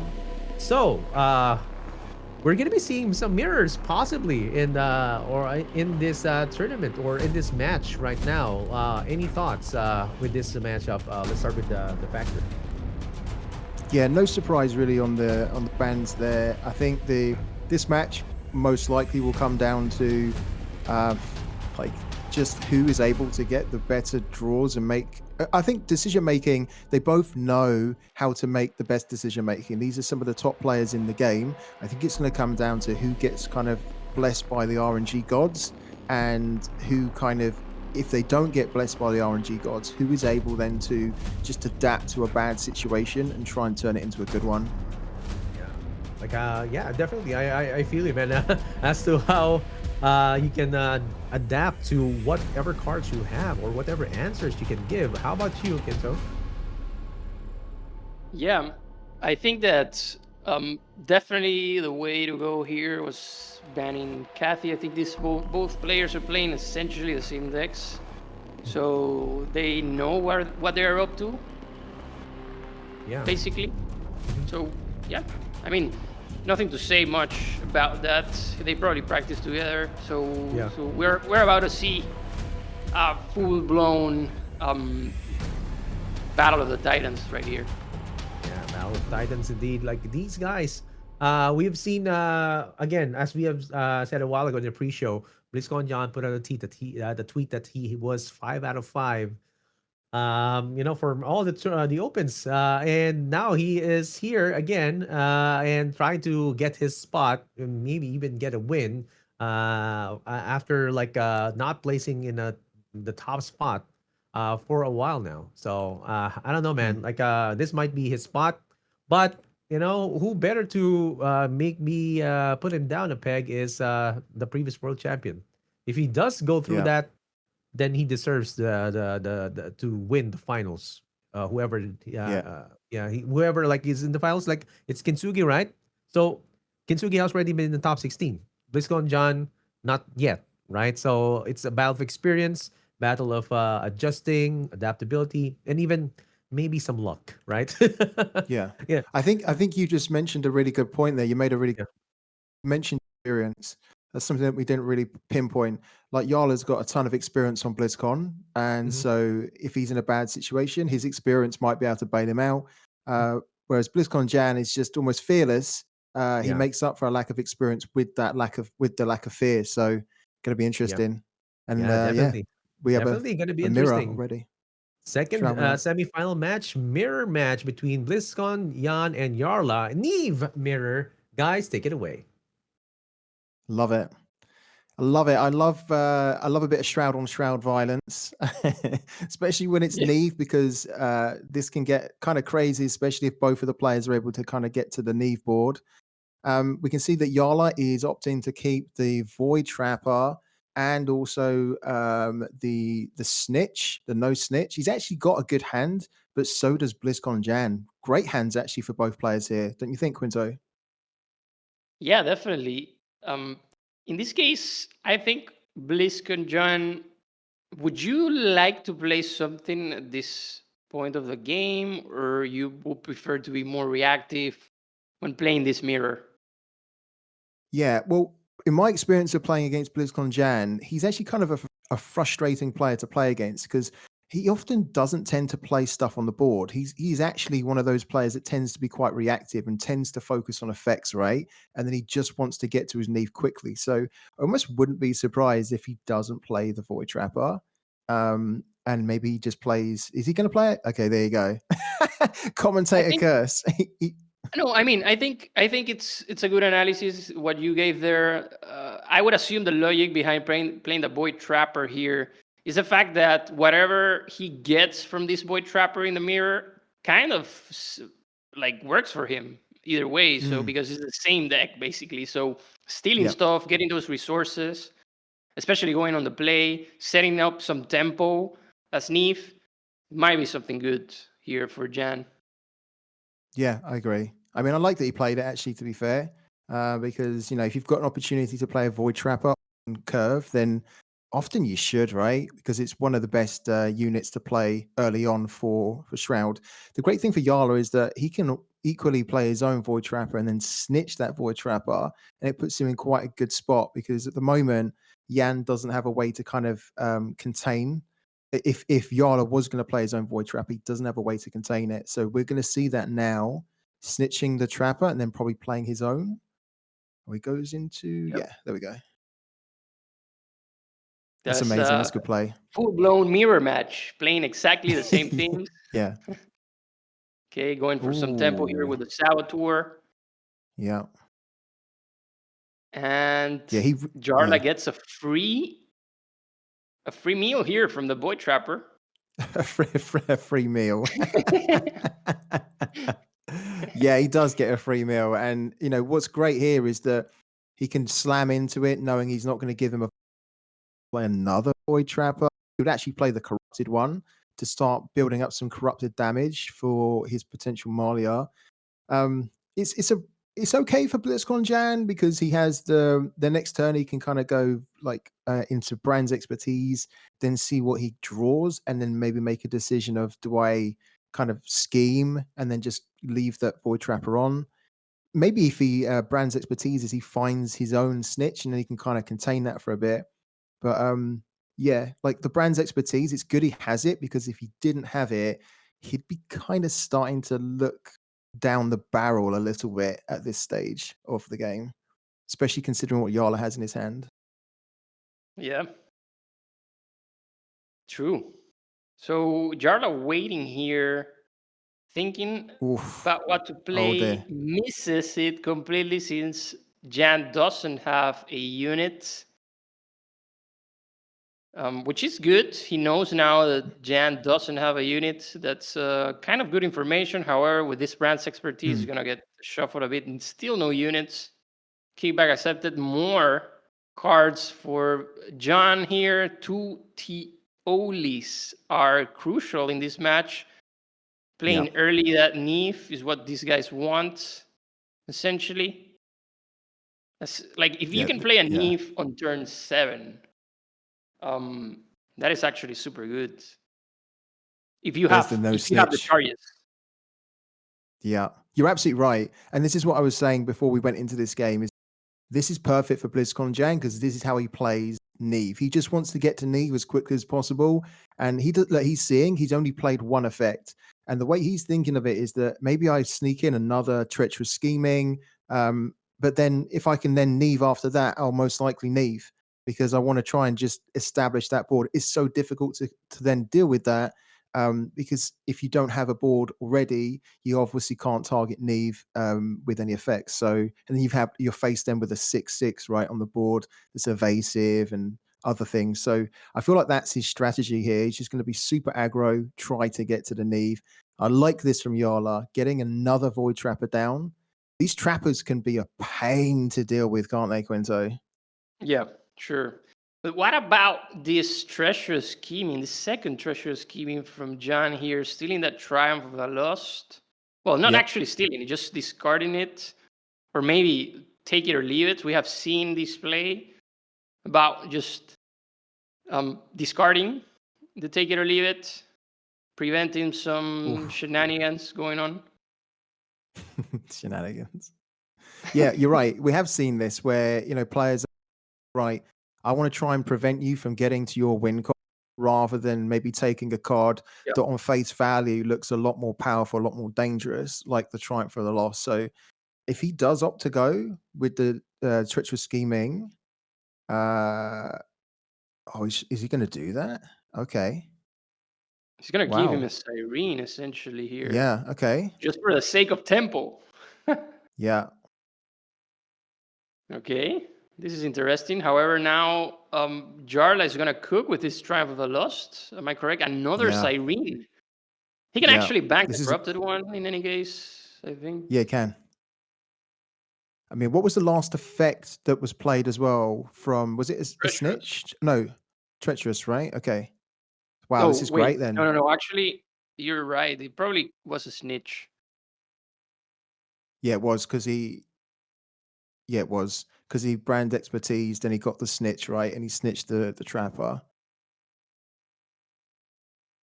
Okay, so interesting turn here for Jarla. A couple of options to play. Definitely playing the Triumph of the Lost just for the sake of having that 5-cost unit from Neve is always a good one. He can play also treasure scheming, start burning off his effects, but he won't use take it or leave it for this purpose. Yeah. The slightly awkward thing is that if he does Triumph and the last effect was the snitch, then he's not really snitching anything, because he can just kill the Siren, then tag the trapper. So yeah, that's the only, I think it's okay. I think it's good because he gets the Triumph for the Loss, right? Which counts the Neve. It's just a bit of a shame that there wasn't another unit there that he could get value out of the snitch. Yep. It was the best play either way here, going with the Siren in this case. Making sure the Siren leaves. Yeah, in one turn, BlizzCon Jan can go for Neve, and I expect him to do it. He hasn't played any effects, Unseen Allies, actually, preemptively playing Unseen Allies here into a Neve turn. It's going to be wild, actually. I don't think Jarla will let him do that. Like, especially since he's seen his own take it or leave it in his hand. He's probably thinking, okay, Jan might have the same exact hand here. So these are those kinds of things that happen just because he probably has that hand. I mean, these are pro players, so he probably thinks that the Jan has the same thing. But either way, Jan goes ahead with the treacherous, and here he goes. His best option is actually the treacherous. Yeah, I think so. Because if he leaves the treacherous, then it means that Jarla could treacherous scheme him next turn and then prevent him from going into Neve, right? Take it. Yeah, I think that was smart. Nothing really in the singularity for Jan. He does play. He's doing it. Unseen allies here. However, just to charge Neve in this case, I would assume. It is, yeah. Yeah, so he goes Neve next turn and he has that added to the board. Yeah, exactly. So now Jarla basically knows that Jan has two take it or leave it, just because Jan stole the treasures. Yeah, and I think also because of the fact that he just played Unseen Allies and didn't really have anything to play, that's a big telltale of like, I'm just getting that in so I can then get an extra might as 4. well type to him in a chat or something. Or yeah, exactly. Telegraph it Might as well way, show him his hand and say, look, this is, you know what I'm doing. Exactly. Okay, so let's see how Jarla prepares for the Neve that's dropping next.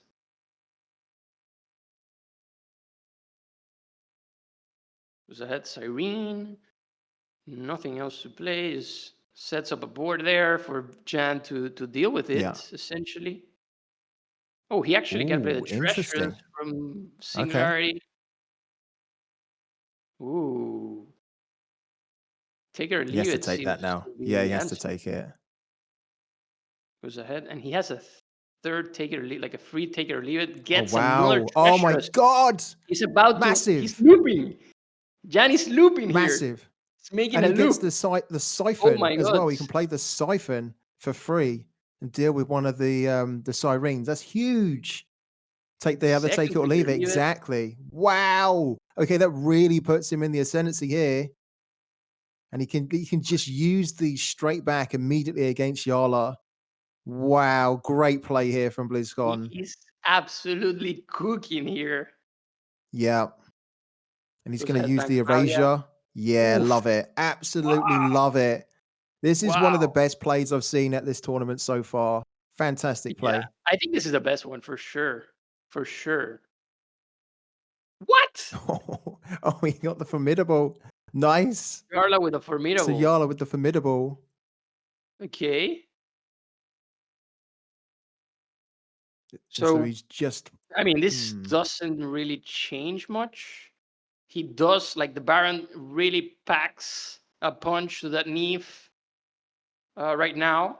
However, like, he can't actually go full on with this Formidable. Well, he can't actually play Neve next turn, so he's just going ahead with it. Yeah. He's thinking to himself, you know what? Because I can't go Neve soon, I might as well just get 6 free damage in, right? Yeah. So what about a... Ooh.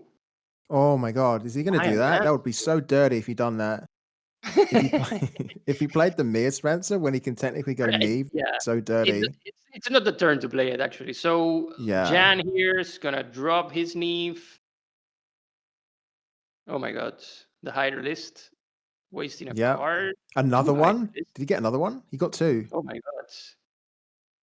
Tabula. A trillion tabulas. Yeah. Okay, the Convergent Aegis. Oh my word! Ooh. A lot of Sippy here, a lot of Cathari. Sorry, Cathari cards. The thing here, the factor is that if Jarla tops deck a Dominion, well, actually, a Dominion will not be able to clear Neve, but will be able to clear most of the board. He will take a lot of damage, though. He would, yeah. But you're right. You're absolutely right. It would be a way to kind of contain this, most of it anyway. See, this isn't like, oh, that's a good card. Getting the Fanatical Crewman is massive. Yeah, Fanatical Crewman. What does he get? We need to see what he got from Jarla. We'll be able to see it, I Okay, think, let's after see. this sequence ends. Okay, Well, look at that board. yeah. Jan has to He's pray doing though. the math. Yeah, He has he's to doing the pray. math. Look, he's calculating how much damage do I have? Yeah, he's calculating it. Oh, he's calculating actually how much Jarla is gonna take with a Dominion. Yep, that too. Okay, let's see. Top deck or not from Jarla here. No. No. Oh dear. Okay, Ooh. so Jarla is not dead, but because he could still top deck a Dominion the next turn and survive, but he is going to take a lot of damage here. I think Jan can just lock him down with that Maya Mancer. Oh, that's true. Yeah, yeah. Just for the sake of dropping something, essentially. Like, just for the sake of, in case Jarla gets his third take it or leave it, and manages to play Neve. Actually, Jarla can play Neve next turn, so dropping the Maya Mancer here is the play no matter what. And he also has the spotter. Ooh, a triumph here. Okay. Oh wow. Here he goes. Big damn. Yeah. From Jan. I mean, technically, what he could do here is he could have there sort of played the triumph, which would have just removed that stew anyway. He doesn't technically need to. He could have played that and then played the Mearsmancer. No, because he wants to save for that Maya Mancer. However, he has the take it or leave it he could use anyway. No, he couldn't play the Wong. He only just drew the Wong, no? He has lethal with the take it or leave it. And Triumph of the Lost. Spotter. Wow, nice. Insane. Nice, very nice. As I predicted, BlizzCon Jan, he just loves to get into Neve as quick. And like we saw in the game, it didn't really look like he'd played lots of effects. He kept looking for so long. It looked like he'd only played a Brand's Expertise, and then he kind of played like a snitch, which kind of not going to add anything. And then he was just squeezing in a few more things like Brand's Expertise, like Unseen Allies. And in the end, he actually had an amazing board, didn't he? Enough to kind of get the win done on the next turn. Yeah, but I want to highlight the treasure scheming looping that he did with Unseen Allies there. That was insane. Yeah. Like stealing the take it or leave it, playing them from the Singularity. It was just amazing to see. Super smart. Yeah. And a bit of a high roll, you would say, because you need all the pieces of the puzzle to actually pull that off. But the fact that he recognized the opportunity in that matchup and do it that way, he completely cooked. Yeah, it's something. What's funny is that, like it's actually like a line that isn't very obvious for a lot of players. But then, like when you see it like that, you're like, okay, that makes so much sense, right? Because you take it or leave it, and you can immediately use it from your Singularity, and then you can just keep playing more effects. And it was just such a great moment, I think, for the tournament and for people watching who are maybe kind of new to the game as well, or maybe new to Shroud. Is that like when you do Neve and you have an opportunity to kind of to scheme, that's a great way to scheme because you shut down your opponent to be able to play Neve, and then you can just use their own take it or leave it straight back at them in the same turn. Really good. Really, really good. But not over, because Jarla still has to win with his Neve. He's opting to go and switch it up, so we're going to have a mirror here. Another. This will be interesting pick from Jarla. Yeah, it is. He knew he was gonna go mirror, so choosing to go mirror here, possibly is he thinking that Neve doesn't have an advantage over Unishop?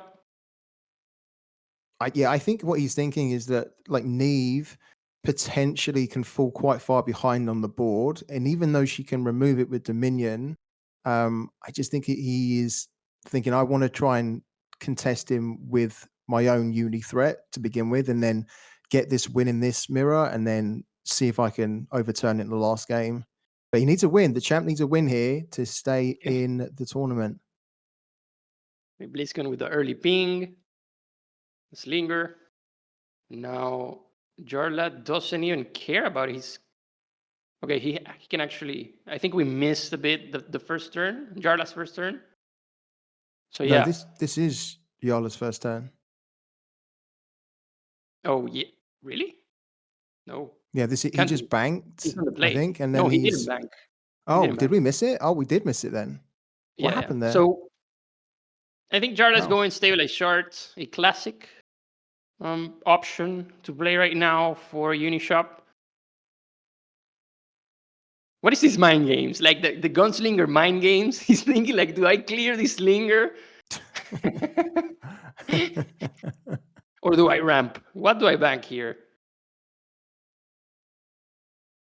I mean, next turn he could potentially go double cunning diplomat if he wants big draw since he's on the play.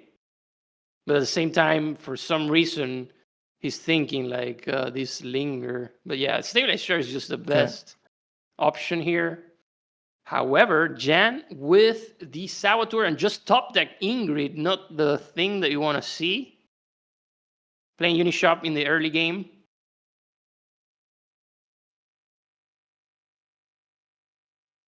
We'll see Jarla with the hacker, which is nice, but he doesn't, he'll be able to get to it, but not quite this next turn. Not a really decent top deck, though, for him. He needed a With taker BlizzCon here. Or, yeah, actually, the Maya Mancer. If Jarla is the true goat, he plays the Maya Mancer here, blocking off a Saboteur. Yep. Blocking off an early Saboteur. So he can play the hacker next turn. I mean, that's essentially the most optimal play, I would say. What do you think? Yeah, I mean, I think so. I think he also has to be thinking, like what happens if, BlizzCon Jan in his hand, he has like a take it or leave it, and then a hacker. Maybe I want to stop that, right? And I can stop that. So I think, yeah, you're right. I think the Mir's meant nice. The other options are kind of like what? Playing a cunning diplomat just for card draw, which you don't really want to do unless you kind of get the hacker going first, and then you can start cycling through. But he's doing it. He's doing it. Okay. I like the Mir's meant to play that you suggested there. I have to be honest, but this allows him, I guess, to kind of play several things, get more things on the board. So I also get it. Okay. Oof. So now BlizzCon can actually go ahead and play Paid Off with Take It or Leave It, essentially putting him in a good spot. Will he do that?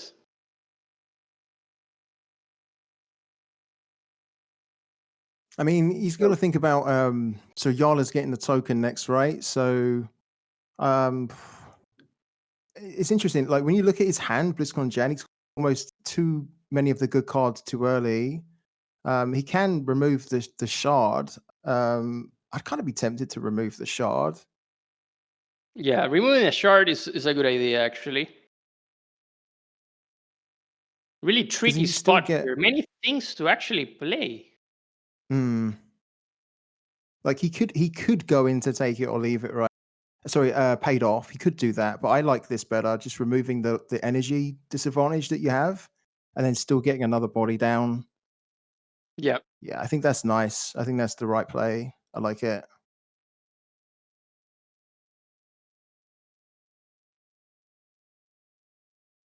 And so we can see that Jarla drew the glaive. Now he doesn't have the energy ramp, so he can't immediately go into hacker. Kind of the plan for him by playing the shard. Only having the Alvaro on the board's not great, but getting that token could help him a little bit.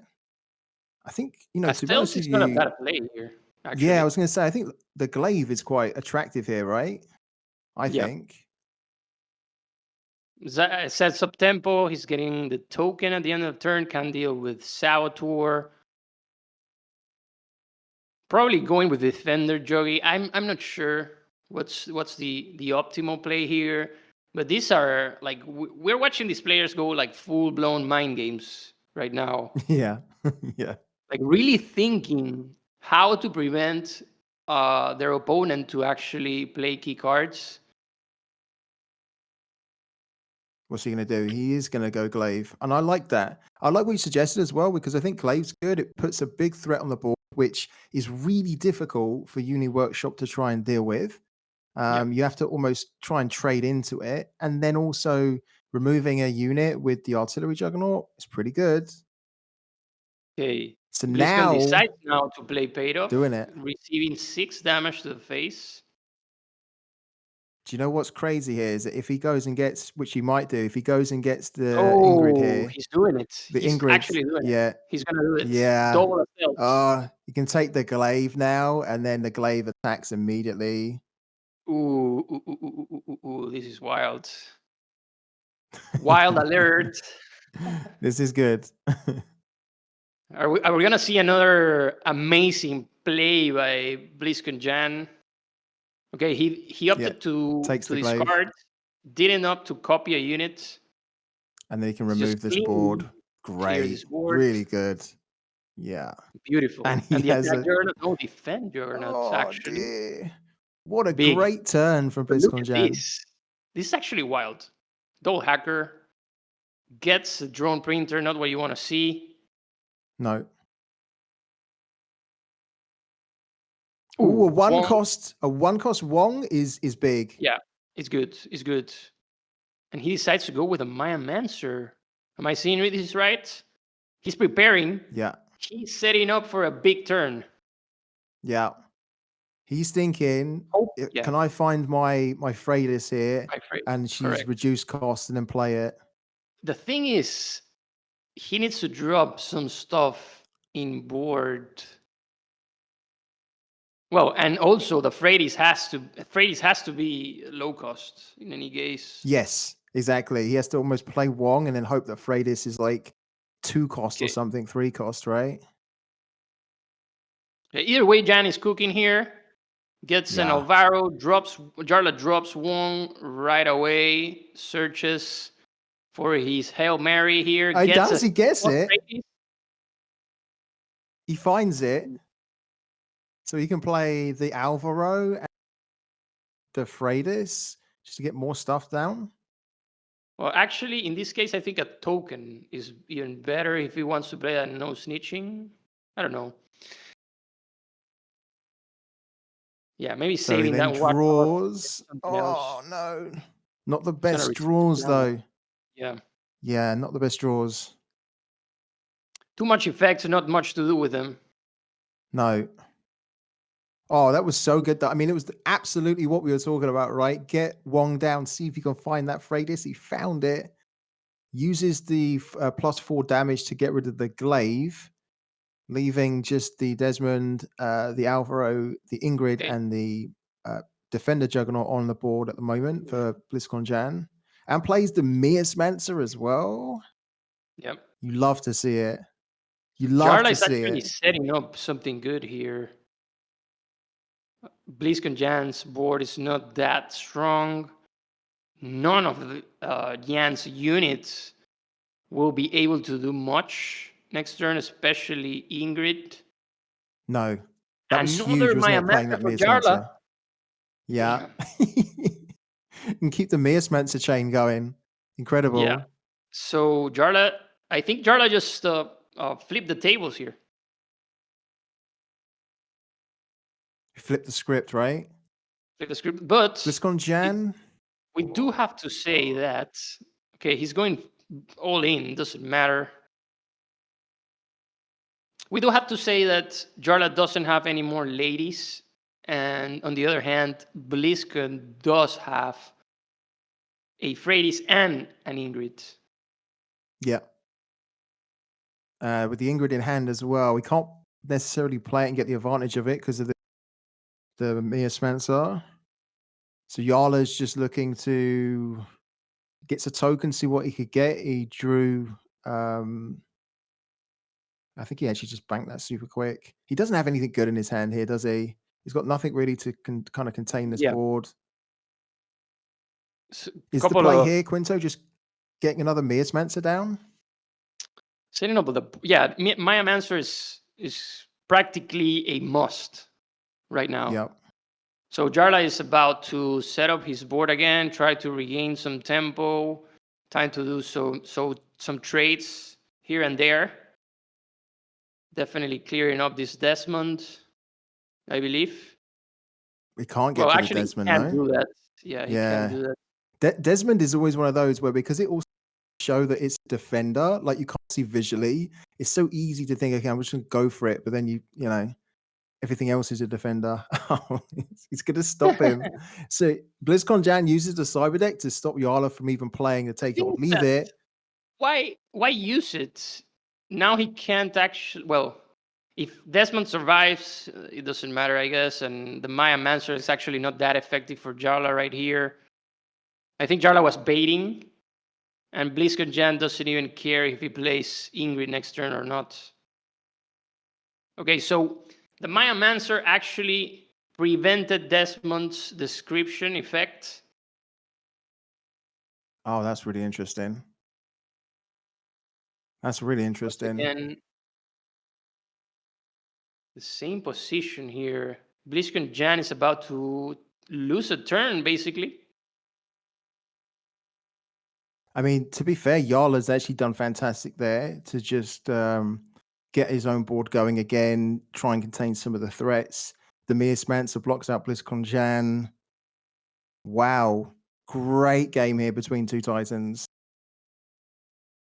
The thing is, the problem for Jan here is that he actually doesn't have a strong combo to play Ingrid if he decides to do so. No.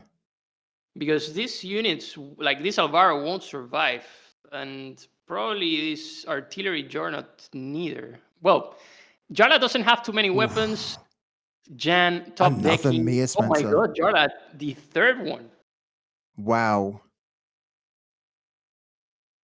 Jarla with the absolute Mearmancer. Cool. Absolute Insane. man. This reminds me of like uni back in the day where it was just a Mearmancer chain, wasn't it? Every turn, Yeah. Mearmancer. And, you know, it's this the way to do it, isn't it? To try and control the outcome of the game. Totally. So Cyrene here is really good for Jan. Another Maya Mancer. Well, actually, yeah. Okay, armor support vehicle. At this point, Jarla needs to drop a board.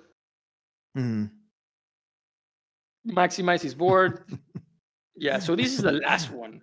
BlizzCon Jan is almost, are you kidding me? Like, how many Mearmancers do you have in this deck? It's like, there's no way you've got 3. You must have more. Nothing. Okay. Yeah, rough turn. And the payoff for Jarla is going to be big here. If he gets Jan's Freydi's, this will essentially give him the game. He's got to do it. This will essentially be it for Jan, I think. Big turn if he decides to go with that payoff. I mean, he was saved by all the Maya Mancers in a row. I mean, those Mearmancers, consecutive Mearmancers basically brought Jarla right back in this game by just blocking out any of BlizzCon Jan's huge win swing conditions. And he does get it, gets the Freydis. This is massive, absolutely massive. Big turn here for Jarla, dropping these Freydis on this board, getting every effect from Freydis. However, he is like, if he decides to go with a draw, he's close to nice. He is close to fatigue, isn't he? Yeah, he's close. Yeah. Oh, he gets the Desmond as well. What? Wow. Getting the Desmond too? Oh my god, a 3-cost Desmond? That's massive. What a draw. Yeah. I mean, it was coming because he was so close to the end of his deck, but he managed to find it there and then. And he's going to get another Mearmancer. So, I mean, wow. Like, what we just saw here is 3 turns in a row, Jarla top decking Maya Mancer, and on the 4th, getting paid off. So Yeah. that's insane. That's insane RNG there, right there for Jarla. Yeah. I mean, we were talking about when we at the start saying this game will most likely come down to who gets the blessings of the RNG gods, who doesn't, what can they do to kind of adapt to it? And what can you do when you're blocked out by Mearsmances 3 turns in a row and then a 4th time from a Freydis, which was your Freydis?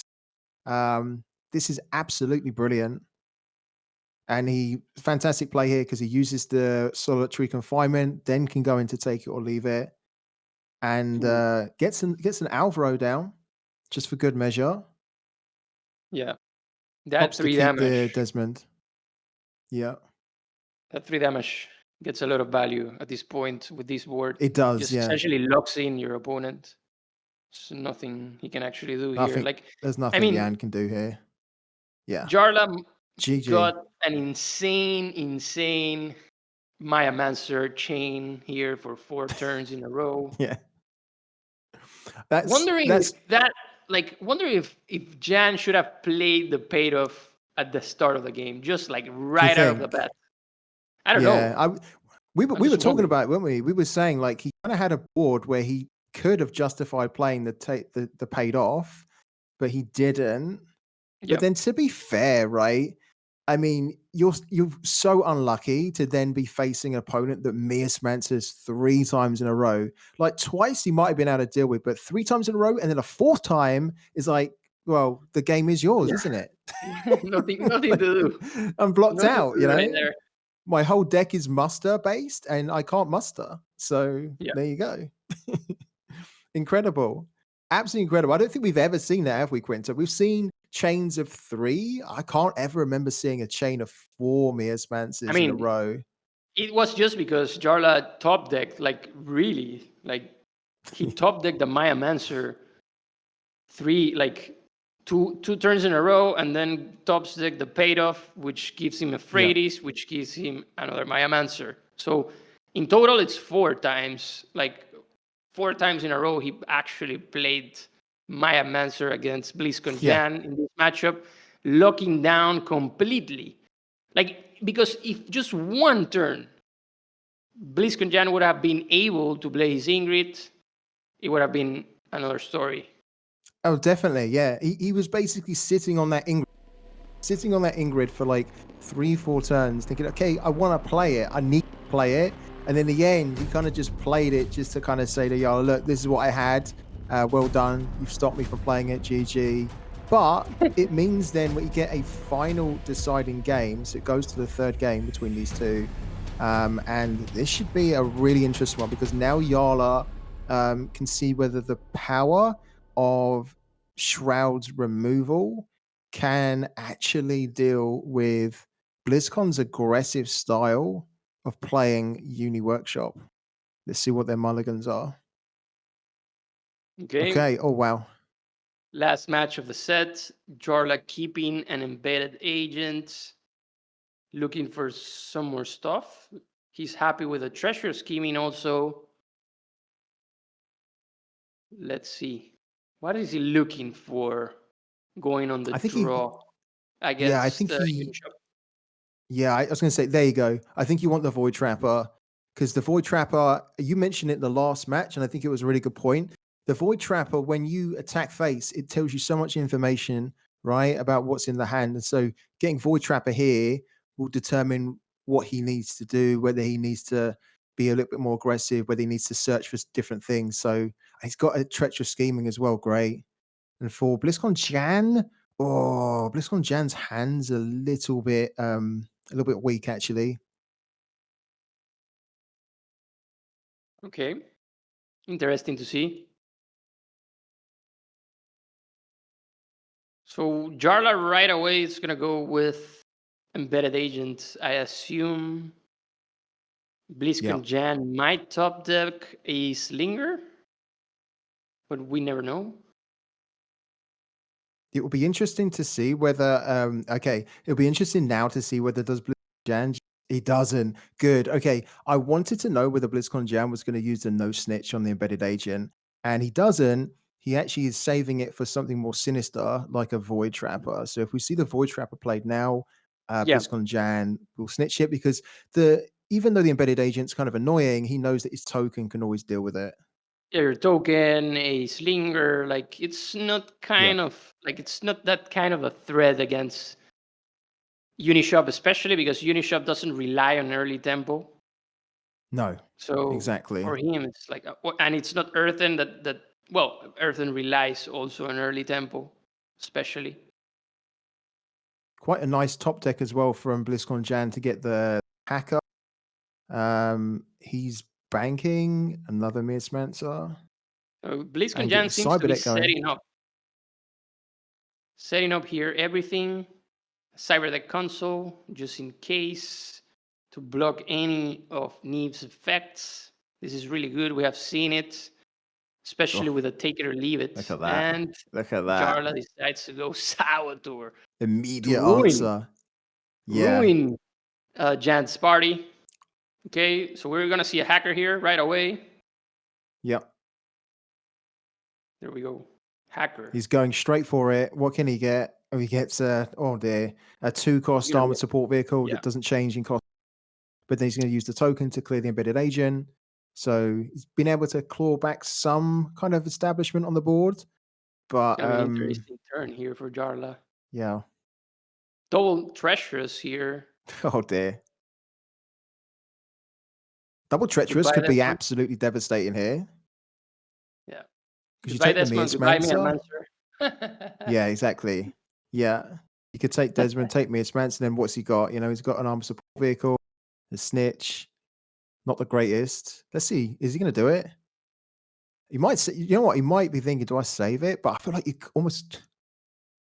Does he save it or does he go for it? Is he going for it? Wow. Yeah. Just completely restrict what your opponent can do, leaving him with armor support vehicle and a no snitch, which isn't really that good.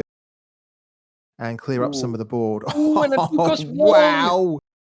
Wow. What are we going to see here? Another hacker and a drone printer. Oh man, Jarla must be absolutely cursing him. Must be thinking, God, what has happened? I've done everything. And a 2-cost Oh my God. There we go. The big Unishop high roll for the ages. There we go, right away. Oh dear. Oh, I can't believe what I've just seen here. That was insane. Jarla, man. What is this? Jarla must be thinking, ladies and gents. Oh, incredible. 2-cost Wong into 1-cost hacker in Freydis. You could not ask for more when you have 5 energy. It's like absolutely, that was what he needed. Exactly what he needed. And Jarla, to be fair, he does have some kind of an answer, but it's not great. He's got erasures, he's got a Wong. He could start searching for like Dominion. So many resources here for Jan.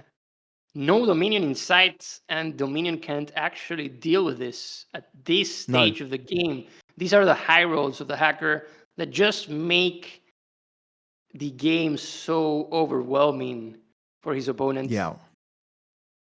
Yeah, this is huge. I mean, this is the big swing where once it happens, you almost need a huge swing yourself to try and reclaim like control of the game. And at the moment in this type of deck, that isn't available really, unless you were going to get an Adira, but even an Adira wouldn't necessarily be able to swing it massively. There's too much big damage on the board. There's too many threats on the board. Yeah. He's going to look for 19 damage already on the board Dominion. For Jan. Yeah. So Jarla looking for I a can't Hail believe Mary, that. which I don't think there is one.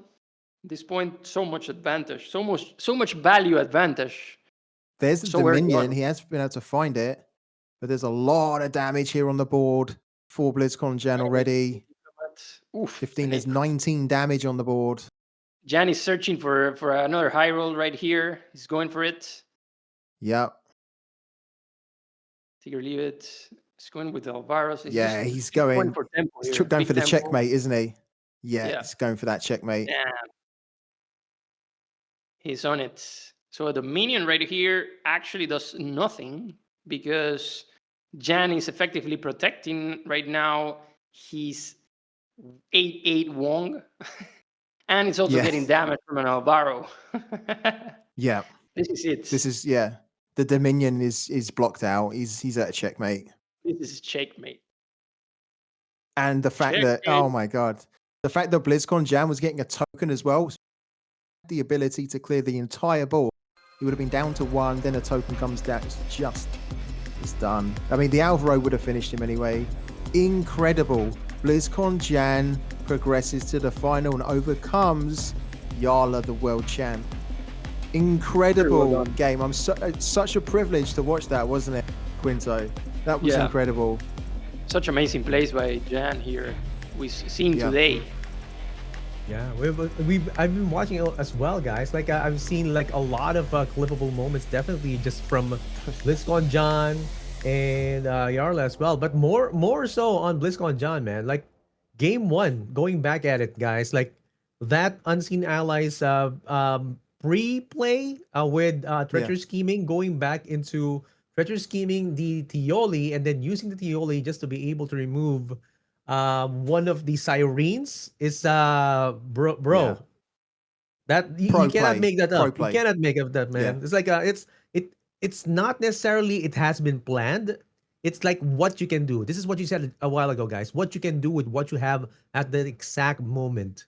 You have to find that kind of wisdom just to make sure that you get to that level that you can move forward to the finals. And BlizzCon John has it. And that's the previous world champion. He just overcame that blocker, so to speak, and maybe this will be his chance to get like a top 1 spot on Open 6. And in the last match, bro, I just want to ask, of course, Kinto, how many times have you seen like that early early summoning of the ladies, like discounted ladies, so to speak, in a uni workshop? Well, we actually missed a lot of it on last Open. This is the sort of plays that usually average down, in the sense that you like if you don't get this type of high rolls, you can win, and there's obviously a viability to win with a good play and good setup. But when these high rolls happen, it's just so overwhelming for the opponent that's super difficult to come back from. Yeah. Like, I mean, if you are on the receiving end of that, or if I was in the receiving end of that, I would just have upper left, 3 lines, concede. And that's it. It's already done. Like, bro, what am I going to do? Right? It's down to the numbers, really.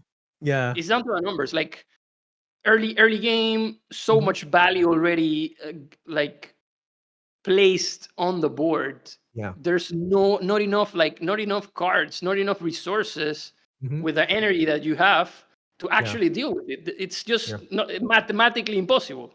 Yeah. So do you know I what? mean, yeah. Do you know what I was going to say? That's that in the last game where he went Wong, Hacker, and then Freydis, right? And he only had the energy of 5, and he was able to find and play 3 of those units for 5. That's the sort of thing, when that happens to you on the ladder, you literally not only concede, you probably just close the game down for the day and say, you know what, my luck's not there. Yeah, you just say like, so I'm done. This is how it's gonna go when I face this, right? Or if you're gonna be facing this in ladder, like you just said it right a while ago, right? The factor, like it happens to you. What you do is just to cope with that kind of emotional damage, you close the app, go outside, touch some grass, touch some grass, touch some grass, listen to the birds or the bees or whatnot, listen to the crickets outside, and pull out your parallel mobile and just do it again. Well, before you do that, you go and scream into a pillow. You scream like crazy into a pillow, get all the anger out, and then you go back and play again. Kinto, you were about to say something. No, I actually have an advice like that I've been researching about lately about how to manage tilts, but I'm gonna save it. I'm gonna save it for now. Okay. Oh, what? I'm gonna save it for the session. I'm gonna keep it. He's gonna Gonna say, be "Listen to my podcast." It's behind the paywall. Subscribe for more. That's how they get you, man. Anyway, that was an amazing cast. We're gonna be having BlizzCon John move forward to the finals. He's gonna be facing Kyintsugy. And before we go on a short break, let me show you the bracket and how it went down for today. And of course, let's look at the journey of BlizzCon John. He was able to defeat Kobe Lazyok with a 2-1, and BlizzCon John as well over at round 2 defeated All Heel with a 2-0. And recently, we saw BlizzCon John defeat the previous world champion Jarla with a 2-1. It was not an easy feat, but he made it happen in a quick manner. And of course, on the over at the other side, we see Kyintsugy. He was able to defeat Tilt's Hogvax. On the other side, Kyintsugy was able to defeat Jobsad with a 2-1, and also very quickly, like a tornado, he just defeated Lazy Guru with a 2-0 and got his spot in the finals. And probably just watch whatever happened with BlizzCon John and Jarla's match as well. And let's look at the finals. Our players are gonna be BlizzCon John and Kyintsugy. And when we come back here at the Parallel Prime League Open 6, we're going to be having the finals for the Open 6 and, of course, a new set of casters. Don't go anywhere. We'll be back in a few. Welcome back to the Parallel Prime League Open 6, and we are now here, of course, with our new set of casters, the Factor and Q-Flux. There's still Q. There's some Q there somewhere. And we're going to be having the finals with our top 2 players, Kyintsugy and BlizzCon John. Guys, man, we have seen their decks. I'm pretty sure you have your windows open, and I'm happy to tell you that Iraq has survived the banning. The banning. Bro, That is cool. Lovely. bro, it's Lovely. gonna be amazing. Like I imagine Q-Flux, is this gonna be your first time? Oh wait, were you the one I think casting a while I ago? cast the previous one we saw today, Yeah, but I thought it was Kinto. Yeah, yes. So it's gonna be no, your it's second okay. time. Yeah, because it's so unfamiliar that I need to see it twice. This really is the first time. The first time First was time. like the 0th time. Yeah. Oh man, Yeah. this is gonna be amazing, man. This is we have Arak, we have Nehemiah, we have if I remember correctly, BlizzCon John also brought the Uni Workshop, and oh man, Yeah. Kathy is gonna be here. And So Kathy.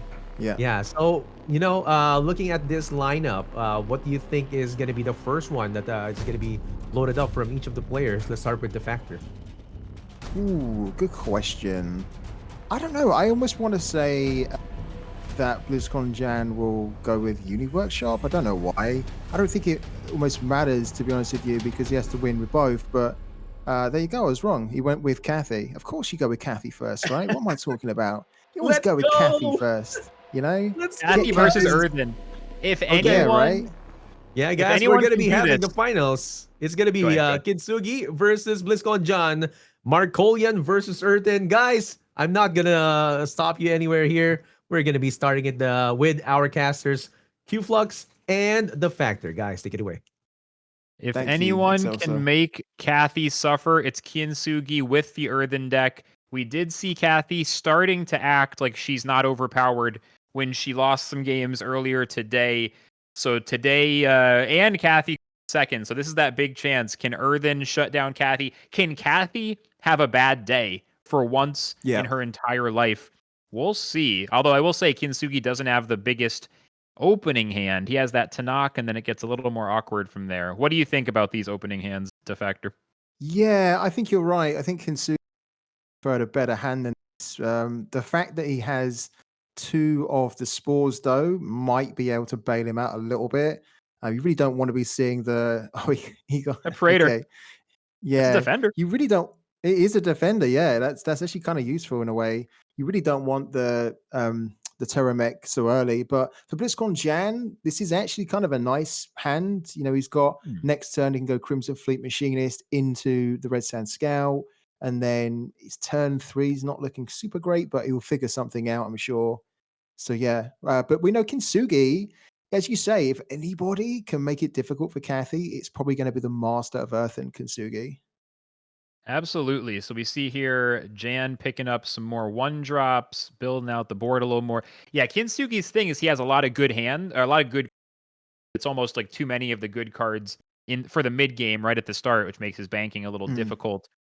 Right here, Spores will be an okay option, but not great. It would only it would leave Jan with the 2/2 Red Sand Scout. So Kintsugi, he does find himself behind on turn 3 without a way to clear the board. That's generally not great, but I'm just trying to really think this through. I mean, Jan doesn't have the relics yet. He only has a little burn.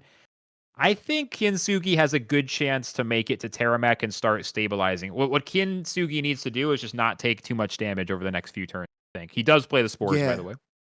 Yeah, I think you're right. I was just looking at kind of the both hands, and I was trying to figure out the plays. And like technically, this next turn for Kintsugi's not actually that bad because he could arguably go into say something like a Nehemiah, but then his Nehemiah could be answered, for example, with a solitary confinement. So all of those plays, if that plays out, just means that the game is kind of going longer and longer, getting him to the point where he can play that Terramech if that's how they play it. But this so far, I mean, look at this. BlizzCon Jan, honestly, like drawing more Red Sand Scouts, that's pretty incredible, especially given the fact he has the Crimson Fleet Machinist, so it gives them a buff. It means if there's another spores, which we can see in Kintsugi's hand, then at least those Red Sand Scouts have a chance of surviving. In fact, they will survive. Yeah, that Machinist is really helpful. Just like we said earlier today, that +1 HP, easy to underestimate. But in this case, it lets both of the Sand Scouts have the ability to survive the spores, although he puts the 3 health one in the middle, not on the left side. Yeah. So what he's doing, I'm actually not sure why. Why wouldn't he just put it on the left? The 2/2 dies either way if he spores. Not positive if that's correct. Do you see a reason to put that 1/3 there? Well, I personally, for me, I think I would have put the 1/3 right hand On the then side, right? Like to survive spores. yeah, on the side. Yeah, Yeah, exactly. I'm not So the I'm not three sure exactly what he's thinking there, but it's okay. Kintsugi does draw Terra. So what we see here is Kintsugi has the Terramech and the Terra, and even the Wong, and even a Relic repurpose. Like, he's got a lot of options. He might need to bank that solitary confinement, but here's the thing. Kintsugi doesn't have a good play for turn 4 here right now, and when BlizzCon Yan plays Kathy, it's going to go face. So there's going to be a lot of chip damage here. And sure enough, it seems like I don't want to. I don't know if we're being stupid here, but like if Jan had just played the Sand Scout on the left side there, he would have had 2 units stay alive and only 1. Is that really just a basic placement error? Maybe the nerves getting to him or something? I don't know. Yeah, I feel like I would have put that on the sides. Got an extra Red Sand Scout. Yeah, it seems I like just wasn't basic. quite clear on that placement. Yeah, Yeah. I'm not quite sure. But like I Maybe said, the chat will tell us. yeah, But maybe. yeah. But either way, Kathy on the board, guaranteed to hit Kyintsugi's face. So Kyintsugi going below 20 health. We see fleet support show up at the end of the turn. Oof. That nice prime Wow. variant orbital strike already chilling with the solitary confinement as well to answer a big Nehemiah play. Jan has a lot of options and going ahead and reminding us that Kathy is not a fair deck, even if it looked like it earlier today. Kathy is very much busted, and this is your example of why. I tell you what, though, Kintsugi, getting the Provoke Caretaker, possibly maybe even just getting a Nehemiah down just to. It could, to be fair, play Wong. There's a couple of options you can play here just to try and put something beefy down that Kathy might slam into, and then at least you can stop an extra 5 damage. I'm a bit worried because I feel like if Kathy now hits face for the next turn, then it's going to put Kintsugi in a bit of a spot, even though he does have the two relic repurposing. Yeah, I mean, that's the funny thing. He's getting close to that Terramech. Is he going to have a chance to get it down? And is it going to be a game still? Is the game going to be over? What do you think here? He needs to get the defender on it for sure. And then I think the key is that he just drew that Altar of Gaia. If he's able to start healing his own face, I mean, he's not, though, because there's 2 Saboteurs in Jan's hand, so I guess forget about that. I mean, he'd have to get value from it on the same turn he plays it. Yeah, he needs heals, or the Relic repurposing. I think the line might actually be, at least with full knowledge, to get that Relic down and then to remove it with your own Relic repurposing and then use the other one on the fleet support. I mean, it's hard to say because I can like see the exactly what's in the hand. Without having all that knowledge, definitely main thing is we got to get Defender on Terramech, and then try to get those heals. Kyintsugy does have a chance. If he can get a big board for like 1 turn, then he can Formidable Presence the turn after and have that huge 2 turns of damage. So there is a world where that's possible. It's very tough for Kyintsugy to defend here, but I wouldn't say he's completely cooked. Definitely needs Kathy to cooperate RNG wise. I was going to say, is the play... Oh, okay. So he's doing Formidable just to kind of remove Kathy here. I was wondering whether he was going to play the Altar of Gaia and then like Nehemiah, just to hope that Kathy would slam into it and then it dies and whatever. But he's just thinking, you know what? I can't afford to take more damage. I need to deal with Kathy here. Yeah, it's a big commitment to play the Formidable there. Basically just shutting down the board for a turn, hoping Jan can't do too much from the hand with effects. Kyintsugy knows he's got double relic removal available, so if he can just get Jan to play the relics, he can possibly remove them, heal from them. That crack shot, very powerful though. Jan within 3 damage of lethal, but I don't believe he's able to get there. The key is if he plays fleet support, relic repurposing can destroy it and get a 4 heal to Kyintsugi's face. Like, I don't know. I kind of believe it looks really bad for Kyintsugy. Oh. Okay. I wonder if he goes for the 1 in 5 lethal chance, like orbital strike to the face here.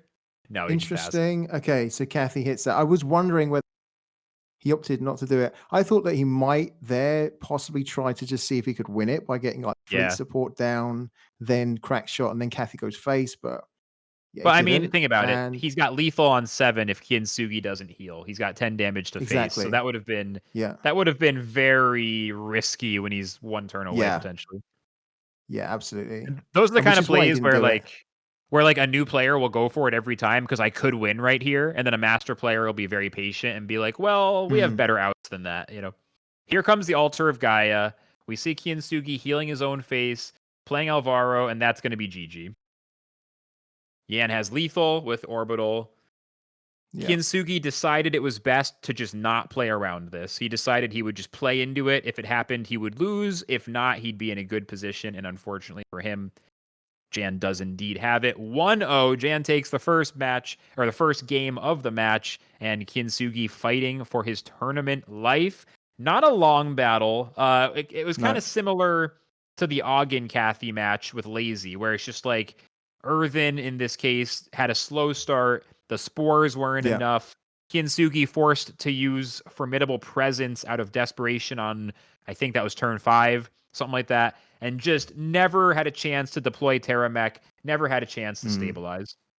Yeah, I feel like that. Yeah, I think you're right. I think also Kyintsugy's opening hand, he had too many high cards there, and ideally it would have been nice if he'd have got the Steward of the Garden to then start ramping into those early things, or at least forcing Yan to kind of try and contain it. Because that's the thing, if you're Earthen, you really want to try and get that early ramp, right? Get that ramp, that's your way to kind of at least push back and contain that early pressure against a Kathy deck that you know is going to come at you. Instead, what happened was he was almost forced to play the answer game too early with like spores, then more spores, and that's okay, but you're still leaving units on the board because they stick, they still do damage to you, and it's just chipping away whilst not really getting on the board yourself. So yeah, we kind of saw what Kathy Byrne does, which is just run right through you, to be honest with you. I think that match is a good example. So spores is great removal against certain things, but in general, it tends to be Earthen's weak point is that spores is like not that great, and it's their only really good removal available. I think bombardment coming in the next set is going to be very interesting for Earthen. There's been a lot of talk about like Cathari using it. I mean, at least for me, obsessing over Ashiot bombardment, but Earthen, it's one of those things I haven't heard people talk about, and to me it seems like a very big deal, is that Earthen gets better board clear, which is going to, games just like that, 3 damage AoE, like instant 3 damage AoE, not the kind of delayed decay version. I wonder if that's going to have a big impact on Earthen decks. Yeah, me too. I agree. I think it will be very interesting to see how that comes in and changes the dynamic around tempo plays and aggro decks that try to kind of get that early board. Be very interesting. But here in the second game, we are seeing... Is this Uni versus BlizzCon Earthen? Jan. This is Uni versus Earthen. So Kyintsugy sticking with his Earthen deck. BlizzCon Jan, of course, now needs to play and get the win with his Uni hacker deck. And we saw in the last game against Jarla that BlizzCon Jan, if he gets the right RNG, this deck can just absolutely pop off. It can just go through the roof. Kyintsugy with a decent hand here because he's got some options to go early. He's got the Stewie, then he's got a 2-cost Fungi, then he's got the 3-cost Provoke Caretaker. So this is actually kind of a nice curve he's got. What do you think of the opening hands here, Flux? Yeah, this is nice since Steward of the Garden will get snitched, but then Kyintsugy has the backup play with the Aurora Fungi, Relic Repurposing, perfect to answer the early shard that Jan is most likely going to play. Although we'll see if he plays it next turn or not. He could, I guess, coin out the Researcher if he wanted to, but most likely shard on 2. Another Steward is interesting. I think Kyintsugy is going to bank that. What I'm seeing here is pretty much Fungi on 2, Caretaker on 3, or Relic Repurposing on 3 to answer the shard. Kyintsugy definitely just needs to draw and find out. He's got a good turn 2, a good turn 3, and just kind of needs to see what his best options will be. It could be, maybe Fungi 2, Peacekeeper, Caretaker on 3, Nehemiah on 4, just like a super right on curve, big stats kind of approach. Yeah. Meanwhile, I think he's got... Dan has... Yeah, I was going to say, I think he's got a good opportunity to be aggressive here, no? I think you're right. I think that if I was in a position, I'd be thinking seriously about putting that Fungi on, then getting Caretaker down, then going into Nehemiah.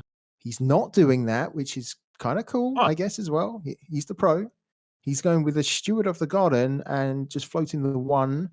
So, yeah. So does he want to play Nehemiah on 3? I think so, yeah. I think he's thinking about the Nehemiah play now. Wait, he banked Relic Repurposing? He did. Okay, I don't know that. That's wild. We are in unproven territory. I can't believe he did that. Yeah, I'm kind of a little bit surprised as well, but maybe he's not too bothered about their tempo and he's thinking more about his tempo. And so he doesn't want to lose tempo of his own board by playing that. He just wants to try and out-tempo them, which is why I think we're probably going to see the Nehemiah. So, yeah, I kind of get it. He's also running a couple, right? So maybe he can deal with that later. But you would have played it. You would have played Relic Repurposing then, Flux, right? To get rid of the shards, stop them from doing this. Yeah, I just can't believe he banked that against Uni when the relics are so important. But we do see Nehemiah on 4, taking advantage of that ramp. I think Kyintsugy is just setting up for that big damage really fast, right? Because you can see he's got the Formidable Presence in his hand. If he can just do like one huge turn of 15 to 20 damage, and then the Formidable protects the board, then he's like really cruising. And with the hacker down, Kyintsugy knows that Jan could absolutely pop off very, very quickly. Kyintsugy knows that Jan can pop off. So yeah, he just needs to be aggressive now.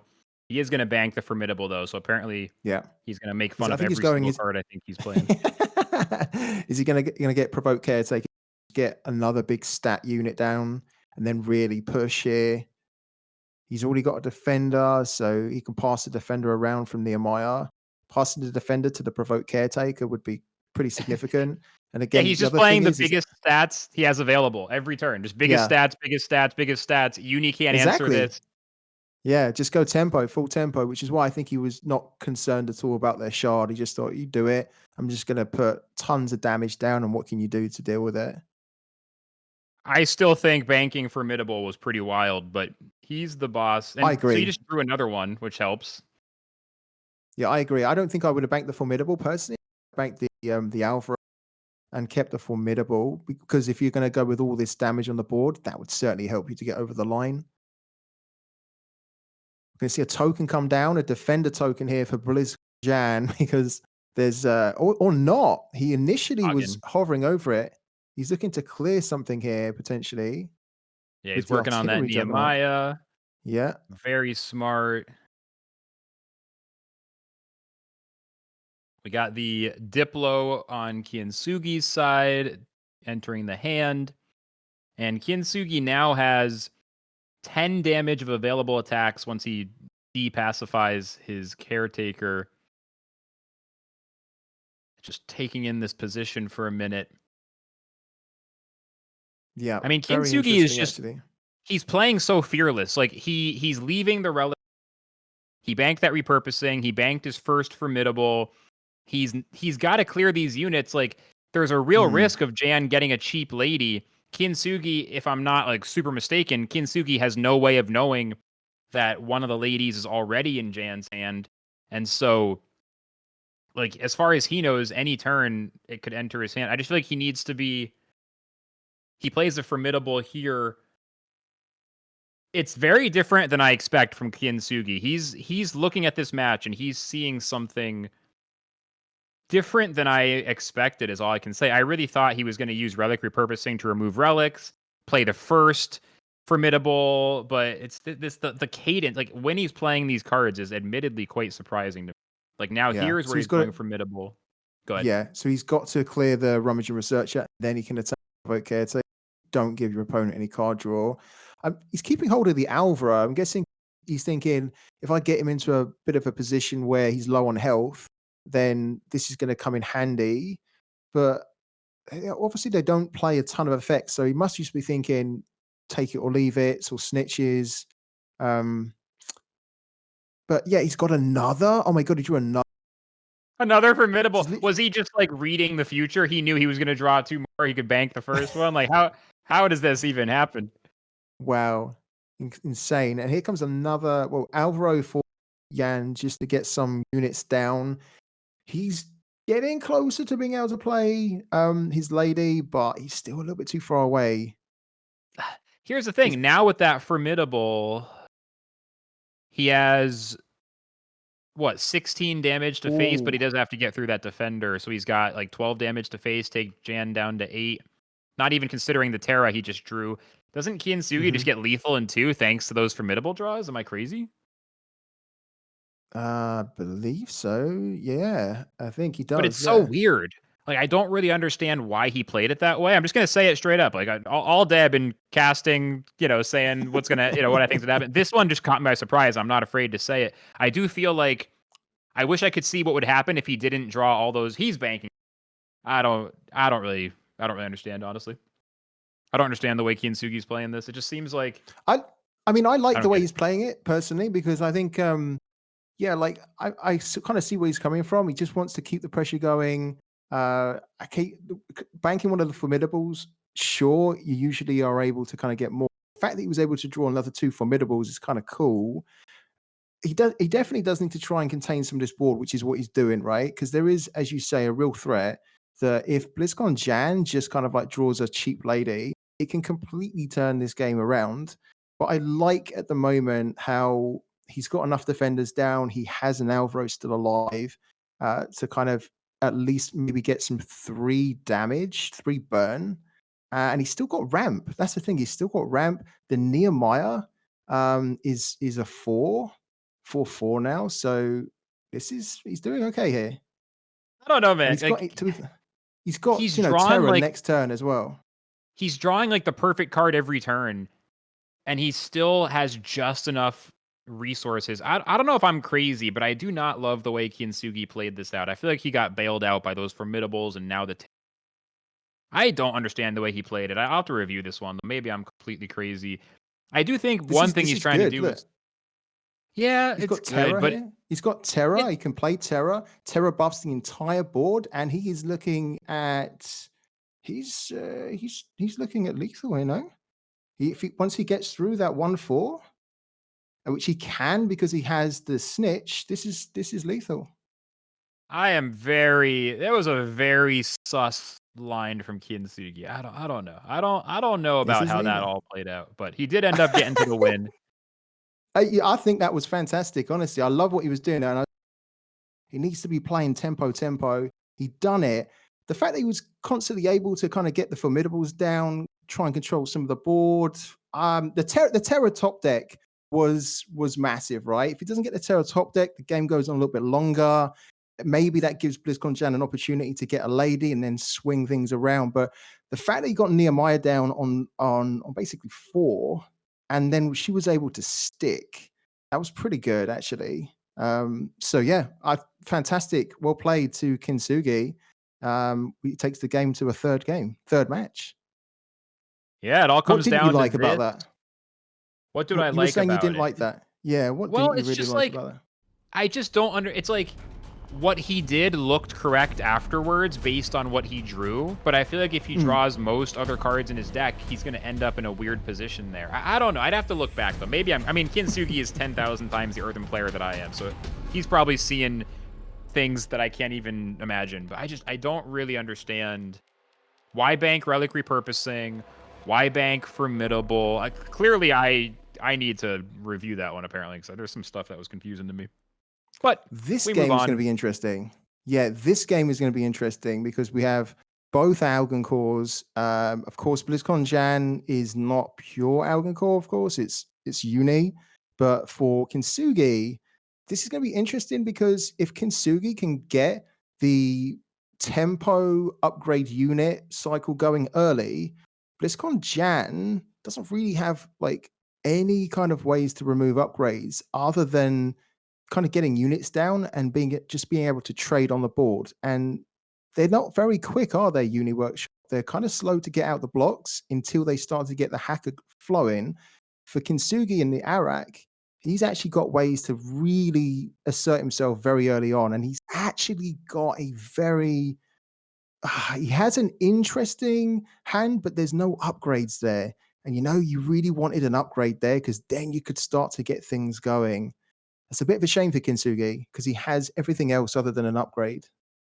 No upgrades. He does have the potential for the 1, 2, 3, where the researcher could draw twice by drawing off of the provisioner charge, if he can set that up. And then researcher can Yeah. give him a draw. So at least he's got a chance to get some more draw. But yeah, he's definitely looking for that first upgrade as fast as he can. Jan instantly getting his gunslinger down, starting to work on the hard linked pilot, hoping Kyintsugy doesn't find an upgrade. And sure enough, he doesn't. Wow, this is really not what you want to see. You need to be upgrade when you're playing this deck early on. And the Reclamators here is just almost useless for the time being because you've got no way to put upgrades on. You've got no upgrades. So yeah, probably the play here is just get the, as you say, get the Jan's Tactical Provisioner down, then just hope to kind of get that that charge going, that charge synergy with the Go rummaging for to that see if you double can draw find something next. better. Yeah, double draw Exactly. next turn, and then at least he has more options. Once he double draws, he finds an upgrade, he gets Reclamator value, gets a rock down next turn. He can start cooking. It's definitely not the high tempo opening he was hoping for. This no snitching draw from Jan is exactly what he needed. Here comes Yeah. Alvaro, and there will be no second draw. John will not be charging. It's a vanilla 2/2 now. Repeater Cannon hits the hand, and that's interesting. Oh, that is so unfortunate for Kyintsugy that snitch there The because otherwise, silence. yeah, he if could have he could gone have banking the made a Reclamator, then 3/5 and putting then exactly. He could have made it like a repeater cannon. So yeah, that's really good play from BlizzCon. Very frustrating for Kyintsugy. He does, however, have the option to go rummage in just to get another unit, maybe just cycle to find another kind of upgrade, another unit as well would be useful.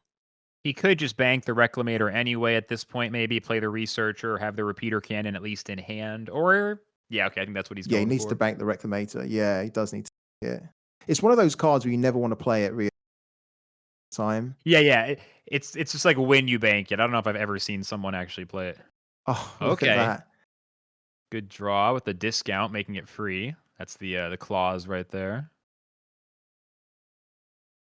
I mean, he probably would have loved if he could have actually banked that, but he has to play it now. At Yeah, just least to start clear out. getting going. Exactly. You need to get going with being able to pass upgrades around, even though can't hear, but like at least being able to kind of get the bots happening, the little drones, which he can now do if that dies. Another upgrade. So this is better now. So it's been a little bit slow for Kyintsugy, but he's getting the upgrades here. Yeah, he's finding them just in time, pretty much. He's gonna be able to get some tokens juggling. Alvaro bopping onto that researcher, passing it back. Simple turn for Jan. Kyintsugy picking up the Vox tech, whatever it's called, the zero cost upgrade. Yeah. He's able to start getting a lot of tokens flowing, and he is close to a rock. Does he want to use the cannon here is a big question.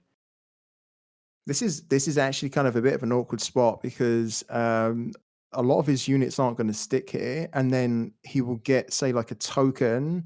If he decides to put like an upgrade on, say, the Rummager Researcher, he then ends up getting a token, right, from the Rummager Researcher when it dies, and then a token from the Provisioner, even though the Provisioner is silenced. But the problem is that the next turn looks really good for BlizzCon Jan because he can go take it or leave it into Hacker, and then he gets a token down as well. So then his board starts to look like pretty strong against this. But he has gone for the Rummaging Research and the Voxtech Jammer. So spot on. Going to get some card draw. Going to try and clean up some of this board. That's such a sick combo. The revealing stuff, win the research attacks, and he can attack twice. That's nutty. Yeah. Yeah. And you can see BlizzCon Jan just playing about with his companions saying, yeah, respect it. I like it. Man, this is why the certain players really like a rock. Just the level of synergies and combos. Like, I mean, Kyintsugy only has 2 units on the board, but he's also got 5 cards on the damn board, right? Yeah. Yeah, and the really annoying thing is that when you clear one, you're going to create another unit that then they can put more upgrades on. Miasmancer, he's not going to play the hacker with the coin. He's going to Miasmancer, and then he's going to PS8. This is going to turn off any this is going to stop Aftermath. Yeah, this is going to stop Aftermath. I was trying to think what was the really smart. There. So Arak's really tokens are in the form of an Aftermath, which is how Miasmancer blocks it. Very, very nice. Yeah, this is really smart play. So all of those cards invested, those upgrades, completely get no return on it at all. Very good. Wow, I think a lot of people would struggle to understand how to get around Arak once he starts setting up. But there it is, Jan with the Miasmancer tech plus the Artillery Juggernaut, showing exactly how it's done. Kyintsugy looking at his hand. Just not a ton of great options here. Really not that much he can do. Yeah, I mean, even if he plays the Hardlink Pilot and then puts a Nanite on it, there's nothing really to pass it on to, so it just dies kind of pretty instantly. Can play Arak, but then that doesn't really survive. But then what else do you do? The take it or leave it. Sorry, the paid off is there, but that's not really great. He is looking to do it. A Nanite. Whoa. Just desperate, playing something that's not super strong, but it's all he's got. And it's not. And there's 3 energy that just goes to waste as well. He doesn't even use 3 energy. In this deck, you almost need to make sure that you have units with upgrades that stick. And when they don't, it kind of leaves you a little bit bare bones in your hand. Yeah, Arak is like, it's like, I don't know, Skippy after the Triumph got nerfed or something, where it's just like once you lose your board, you're in big trouble. Your win condition is pretty much that you just don't lose your board. Yeah, exactly. And as this game goes further and further, we know that, BlizzCon Jan is just going to be moving closer and closer to be able to play the ladies or Desmond. So, yeah, one of the other things as well is that in this deck, there is literally no removal really. It's just all upgrades and units, and then there was one effect. So it doesn't have literally no ways to remove boards other than just getting his own board going and then just being able to trade into it, getting upgrades that could give you kill switches. So it's very reliant on board presence. As you say, when you lose the board, very difficult to try and kind of reclaim it. So he's going for the paid off, but I'm not sure what he wants. Wong, maybe? Researcher? That's just the top of the deck. Let's see what he plays. I mean, he wants to take one of the ladies away, but if he does, he's value. Yeah. But he's still going to do I it. mean, He's taking Ingrid because she's the Yeah. cheapest one. So we've seen this throughout the last few events, right? Once they play the hacker, you use paid off, you take their cheaper lady so they don't have as good of a high roll available. Provisioner gets banked. Are we going to upgrade this Ingrid? Looks like we are. I think we are, yeah. Just to be able to get another token if she dies. Oh, Kyintsugy, there's not enough card draw happening here. He does have units which can do card draw, but he's kind of running out of steam massively. Well, Jan plays a 5-mana Diplo, so that's not great for him. Kyintsugy still has a rock available. There's definitely still some life in this. Jan picks up a cheap hacker, which is nice. Aside from that, Jan doesn't have too much. Rummaging is huge here. Rummaging's massive. Yeah, he really needed that. I'll tell you one thing though, if Kyintsugy finds a repeater cannon, that definitely changes the dynamic a bit, Yeah, the paid off worked out well since there wasn't much of a punish. And now Kyintsugy can maybe set up a rock. This Ingrid, it's big stats, and Jan doesn't have the immediate answer. It's actually a really good play. It's actually really good. I mean, he's got to draw now. He's got to play the researcher, right? What's he thinking? Yeah, I think he's considering: do I bank the master worker and then reveal it? Oh, before. Okay, to reveal it. So that then when I draw, if I draw an upgrade, I can kind of play it cheaper. I guess for upcycle, that's the only one, right? Because that would cost 5 and it would go down to 4. Yeah. Since everything else is playable. If he even has upcycle in this list, I don't remember. Oh, okay. He gets that. Okay, he gets the Voxtech Jammer. To be honest, though, that's actually not too bad because if he puts the Voxtech Jammer on Ingrid and then attacks, he can get more card draw, which is what he does. Exactly. It's kind of worked out. This deck is really relying on kind of things like tech combined with rummaging or rummaging combined with the tactical provisioner, right? And 100%. There's not a ton more card draw. That draw but just there. drawing one card. Nice. Okay, nice. That was good. Being able to put an upgrade on the self-repairing nanite. So we brought that back from the waste. Oh yeah, nanite is very interesting coming back from the waste in a spot like this. It really helps with the hand being so empty to start setting up tokens again. Jan drops Big researcher, silences Kyintsugi's researcher. It looks like, yep, there it is. I mean, like, Jan is drawing, but he's limping along. He just doesn't have much in terms of options. That's gonna help next turn. That's big. He can't quite cast it here though. If he had one more energy, he could spend the coins to cast it. Yeah. I feel like the way that Jan is playing is that he's almost like chilling, knowing that it's just, here we go. It's just a matter of time before big unit, and there you go. So now he's got that. Desmond. Yeah. That's fantastic. And he gets the token. So he's chilling. He knows, like, all I need to do is just keep plugging away, pecking at the face, and look at that. He's also then just drawn the lady, the one and only Freydis. This is going to be difficult for Kyintsugy to come back from. Yeah, he can play that Wong, see what options emerge, but that's a lot of units to clear, and Kyintsugy does not have much of a board clear available. I mean, is there anything in his deck that can really clear the board? Is he even running AOP at all? No, he's not running AOP. Ooh. Oh my word. Okay.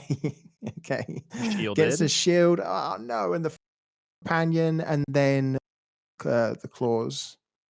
So big stats on the researcher. Just a lot of units for Kyintsugy to deal with. Bank the ambush. I mean, yeah, like revealing the ambush clause here will allow him, play it from not play it, but play a copy. So he's going to get some card draw from Ingrid, because Ingrid will attack Voxtech Jammer. Then but the researcher got silenced, right? Am I crazy? Oh, that's true. You're absolutely right. Yeah, I don't you're think he's absolutely drawing again here. Yeah. Yeah. Forgot about that snitch. Good snitch, actually.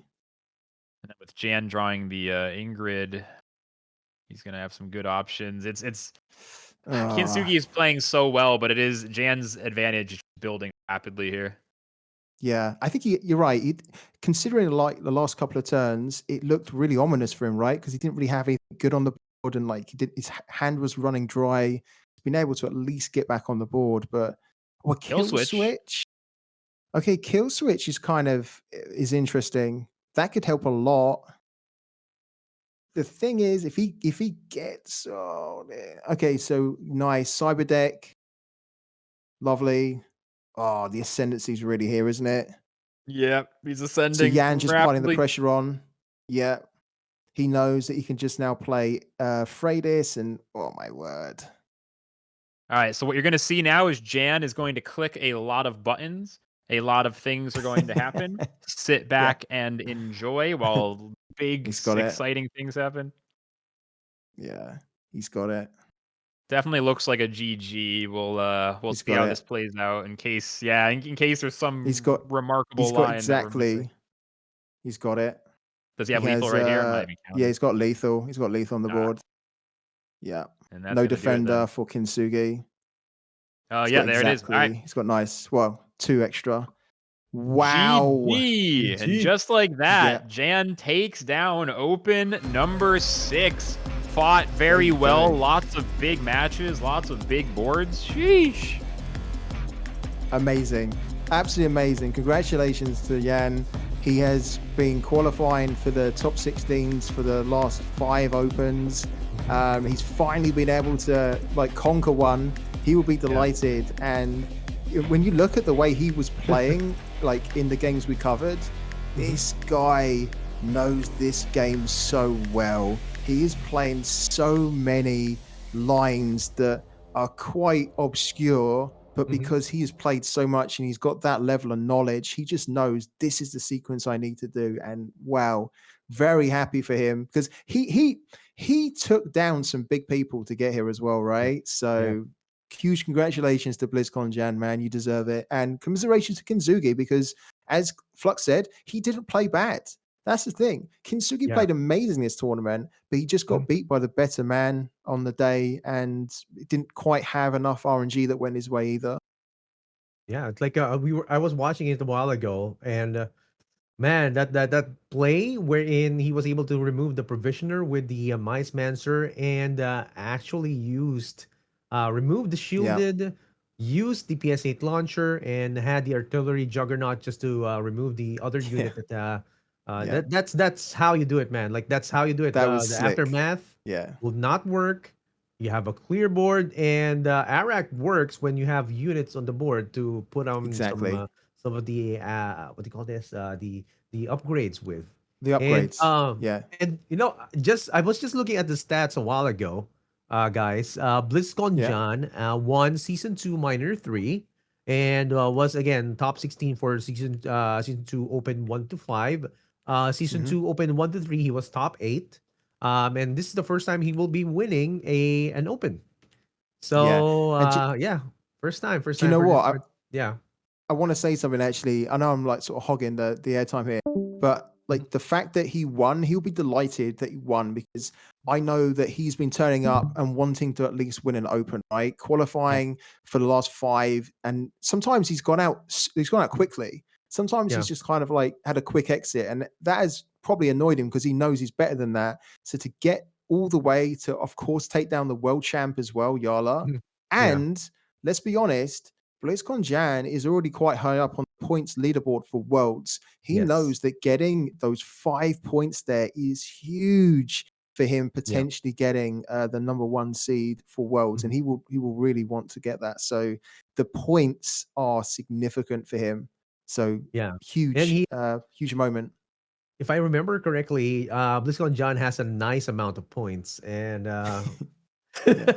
just a little bit, it's nice, and that's saying that's saying a lot, because if you were in the Jan spot, he would be comfortable, because a lot of people are trying to vie for that top seed spot. I remember Viper was actually going into some minor events, and also some open events, and they were able to get into it. But before we move forward, of course, let's get a let's look at the bracket again. At how BlizzCon John went in and got the championship.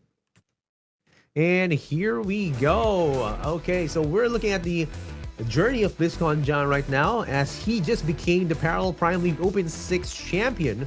And BlizzCon John was able to defeat Kobe Laziok and over at the first round. And over at the second round, defeats Ahil with a 2-0, beating the previous world champion Jarla with a 2-1.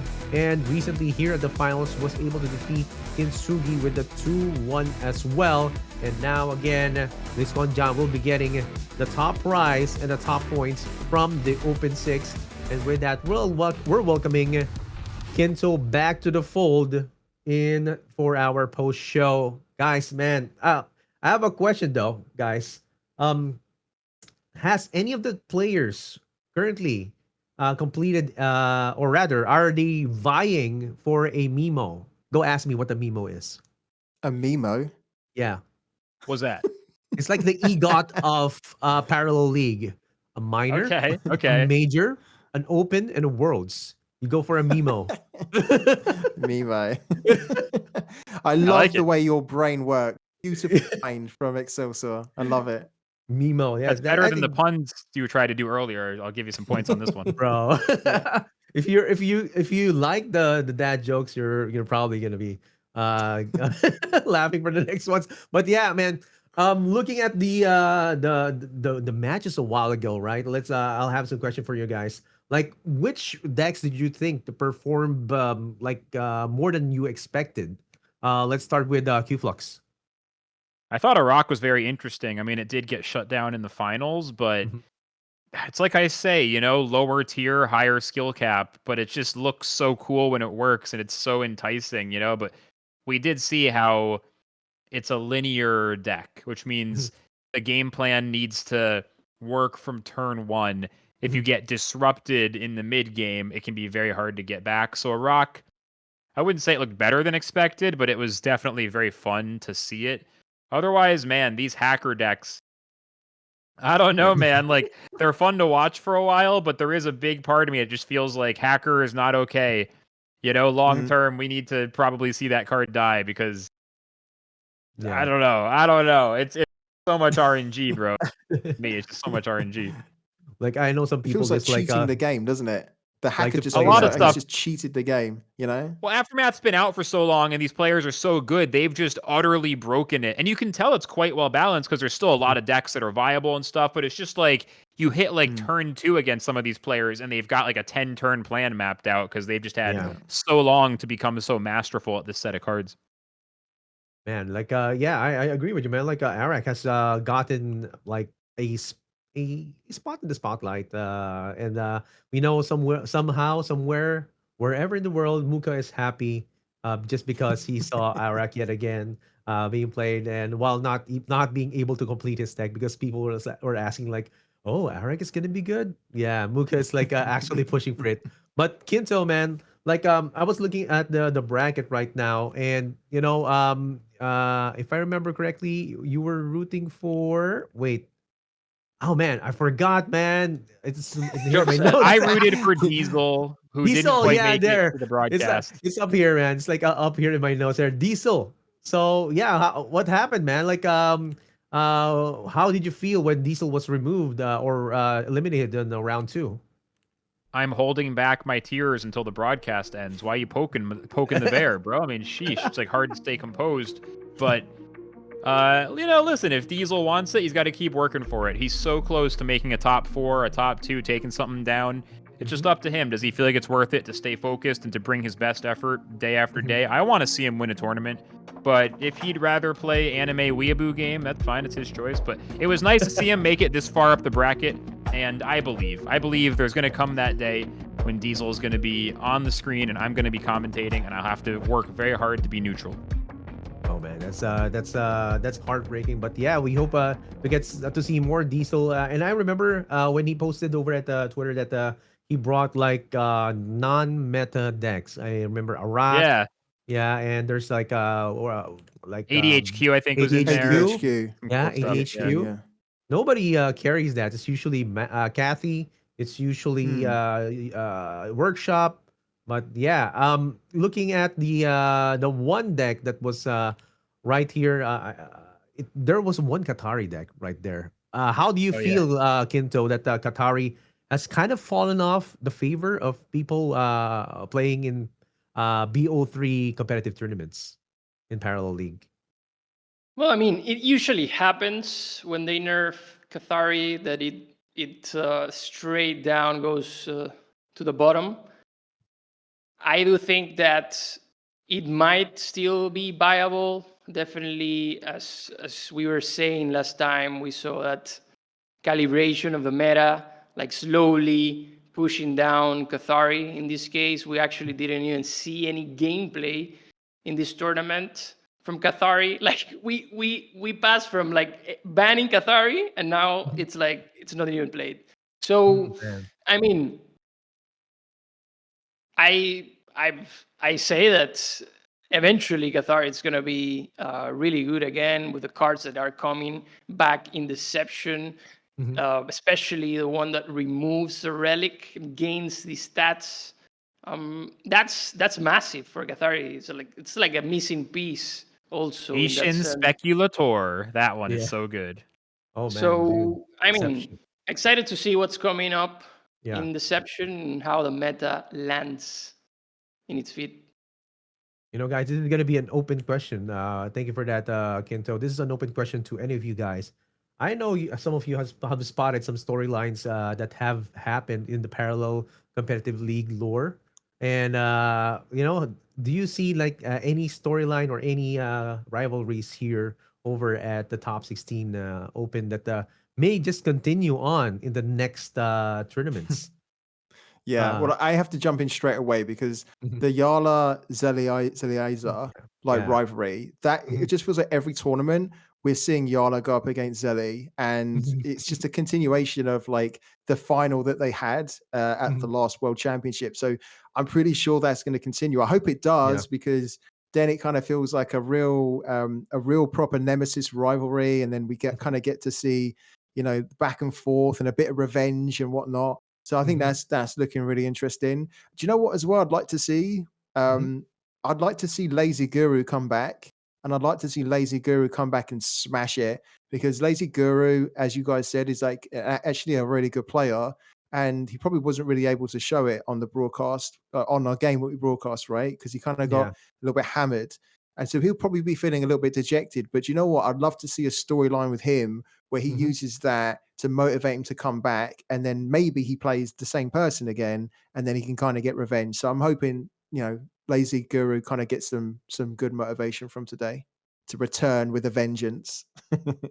Guys, man, that's an amazing storyline. I do agree with you, like in terms of the Yarla Zeliaser. Zeliaser is actually down 1 point against Yarla.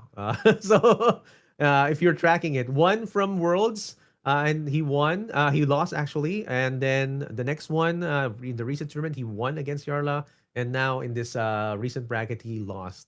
So yeah, he just needs to come back again and make it even over the next tournament. If they do get to face each other yet again. And this is gonna be something for you guys. I'm thinking of a line of a world where these casters are playing as pros. Okay, so in a BO3, what decks will you bring for the next tournament? Let's start with Cool. Qflux. I'm already determined to follow the philosophy that I have for parallel with this next set coming out. And that's that the best paragons, like the better you can measure how good a paragon is. And I'm not talking like optimal, I'm talking good like in the platonic realm of ideas, like the essence goodness, not like just in this moment does it win games, but is it truly good? Like, well, good and bad, good. The best decks, the best paragons are earlier in the alphabet. So I would bring Asio, Arak, and then I would skip Brand because Brand and I are just not friends anymore. And then I would have to go, I guess, to Kathy. So Asio, oh no, Asio, Arak, and ADHQ. I'm like, there's one I'm missing. Yeah, it's just the Triple three A. A's, bro. Yeah. Ashio, Iraq, ADHQ. That's it for me for deception. Actually, I don't even have to go to Brand. Good, because I hate Brand. Brand and I are not friends. But like literally, guys, hold me to it. I swear. Iraq, ADHQ, Ashio. You catch me playing other decks, Mm. slap me. Like stop. Like Flux. Go back. Like the A decks are the. I'm redefining A tier in deception. This is not a joke. I'm serious. Ashio, Iraq, ADHQ. That's all. Y'all catch me playing something else. You got to have words with me. Guys, so remember, the A team is going to be from The Q A Flux. team. Ah, Exactly. A team. How about you, Kinto? Like, which 3 decks would you carry? I mean, when I compete, I only go with meme decks. But as I'm seeing right now, Flux is doing the same. So I have to counter the meta and actually play meta stuff. So You got to play the bottom of the alphabet, the lower ones, like whatever those are. so yeah, I mean, I really want to see like Jan out of nowhere getting some type of advantage, meaningful advantage. So I would say that going with Jan. I would also like. I love playing Lemmy back in the day. So Lemmy. definitely Lemmy, and well, I could say Newton. Newton is one of my favorite. Like, what's my favorite Paragon? When I started playing, I had actually Flux got to see a bit of it in the deception testing, where it was like a Void Unleash OTK one. You remember Flux? Yeah. Yeah, The that was Void tough. Unleashed. That was Yeah. my first deck since the alpha. Yeah. Since the first day of the alpha. It was only possible during the alpha, so I expect to play that again. Oh, man. So yeah, those are my 3 picks. So Jan, we have Lemieux and New Dawn. Oh man. I want to say Lemmy is Chad, so add Lemmy to my list. The A team plus Lemmy. 80 plus Lemmy. Yeah, and Lemmy's the Lemmy's the handler. Yeah, Lemmy's the ringleader for the A team, who are like the talent. Ringleader. Yeah, that's right. That's right. Okay. So thank you for that, Kinto. How about you, Defactor? Like 3 decks that you would carry for the next tournament. Yeah, do you know what? First, like I actually love the ideas and the suggestions from people, especially Lemmy. I was thinking later today, I was like, we never see Lemmy in a tournament. We just never see him, you know? Like we've seen ADHQ, we've seen like every now and then we've seen a Lemmy, but like we just never really see him. He's one of those cool decks that's just kind of faded out. So I'd love to see Lemmy more. For me personally, of course, it's going to be New Dawn. I'd be disingenuous to not bring a New Dawn to a tournament. So I'd be bringing my New Dawn. And then I'd also be bringing Jan because I'd want to try and be the first one to make Jan work. I'd want to try and beat Quinto to being the first one to make Jan work. So I'd bring Jan. I think once Deception lands, there might be, I don't know, like he still needs a bit of a rework, right? He's just not great, but maybe with Deception, we can find some interesting way to make him more viable where he can at least turn up. So Jan, New Dawn, and then I would probably bring I had this all figured out, and then I've just I'd also bring probably ADHQ just because I think it's so fun. ADHQ, you know, like fun vehicles that get buffed, and like the cards look so cool, and there's just so much good synergy there. So I'd probably bring ADHQ as well. Sorry, I'm copying a lot of people, but no, you're good. Yeah. Deception ADHQ is going to be really fun, I think. Yeah, it's hopefully I don't good. like regret those words if it's too strong, but it was really fun in playtest. I think so. So Jan, New Dawn, and ADHQ for you. Oh man, these guys really like the meme decks, and also there might be some alpha there. I'm pretty sure these guys have tested the PTS of Deception somewhere down the line. And there's a lot of decks that you have mentioned, guys, and I'm pretty sure you're gonna have some success with it. And maybe Paragon Style can host a Jan tournament. Only Jan. Only Jan. Go talk to Tony. Tony's Jan. our resident meme event guy. I'm sure he'd love to. I think we've done it at least once. We might have already done that. Man, dude.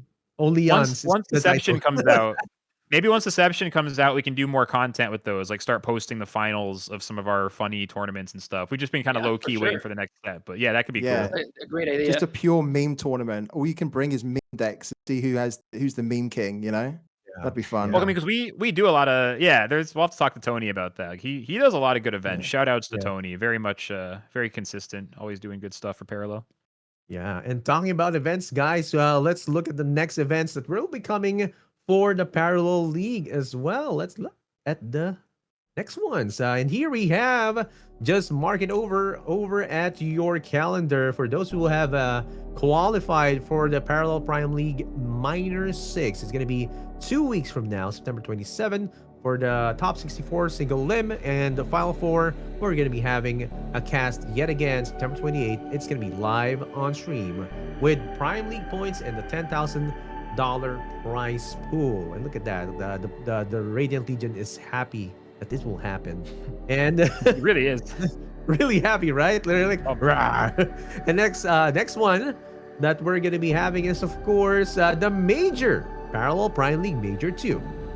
Now, if you have already won a minor, you already have a spot here at the major. And if you have won a major, you're going to be having a spot over at the Parallel Prime League World Championships like Viper. And we have a qualifier. It's going to be October 11 to 12. Swiss rounds, top 16, October 18 to 19, live on stream.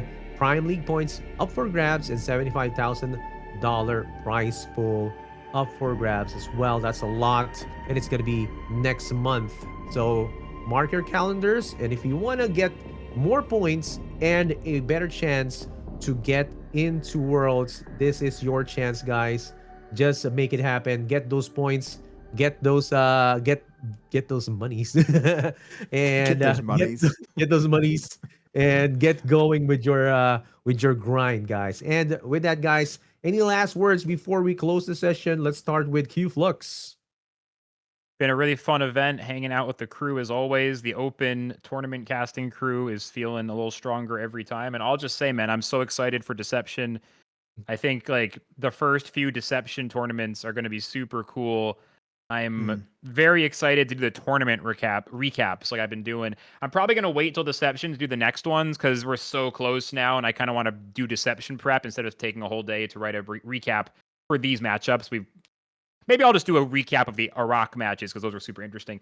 Point is, it's going to be very fun to analyze the matches, look at the high-level players. What do people think is good? It's just going to be so much up in the air. So yeah, really looking forward to share that experience with y'all. It's going to be a great time.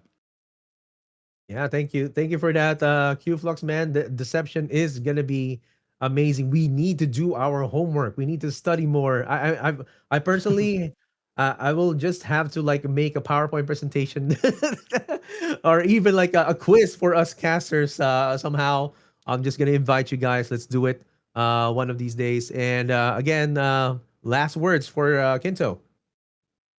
Yeah, thanks everyone for watching today, the Open. Thanks to the casting crew, the production crew. Parallel, we're super excited about the next steps for Parallel in Deception. Echelon also released some latest changes that are pretty exciting, and we're looking forward to them in the future. So really excited about the future of the ecosystem, and yeah, Thank you for that. Everything good. Thank you for that, Kinto. Everything good indeed. And the Factor, any last words? Yeah, I had a message from Hogvax during the production, during the broadcast, and I think he was a little bit gutted that he went out so soon. So I want to shout out to Hogvax to say, keep at it, man, because you're fire, and I know you're going to come back stronger for the next one, and as we get closer and closer to Worlds. Shout out again to production, you guys, because it's always fun, like hanging out with you and just going through the games. We have a lot of laughs actually behind the scenes as well. And yeah, thank you again to everyone that turned up, supporting the channel, supporting the broadcast, still believing in the Parallel dream, especially with Deception on the horizon. And a big shout out to our sponsors as well, including Echelon, who always support what we're doing in the Parallel community. So yeah, and also it'd be crazy not to shout out again, huge congratulations to BlizzCon Jan, because finally you've won one now. You're absolutely stomping it on the ladder as well. And this guy is just going to he's already a star anyway in the Parallel community. He's just going to be like a future star where like he's going to be a legend in the parallel community if he carries on in the parallel Prime League specifically. So keep going, man. Congratulations, and enjoy the points and the lovely cash as well. Enjoy it. Enjoy it indeed. And you mentioned it, the factor.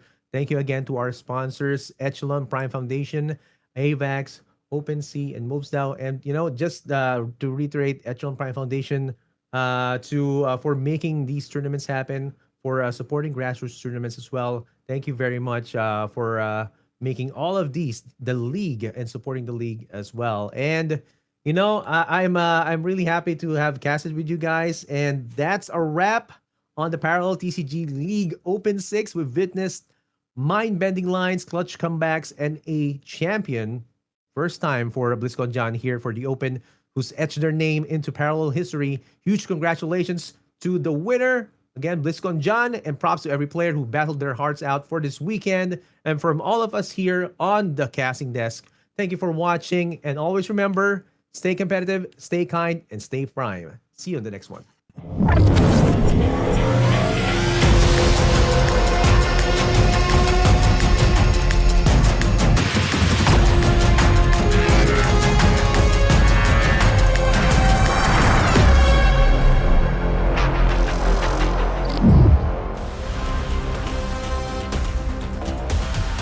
Wow. Zelly winning game 1.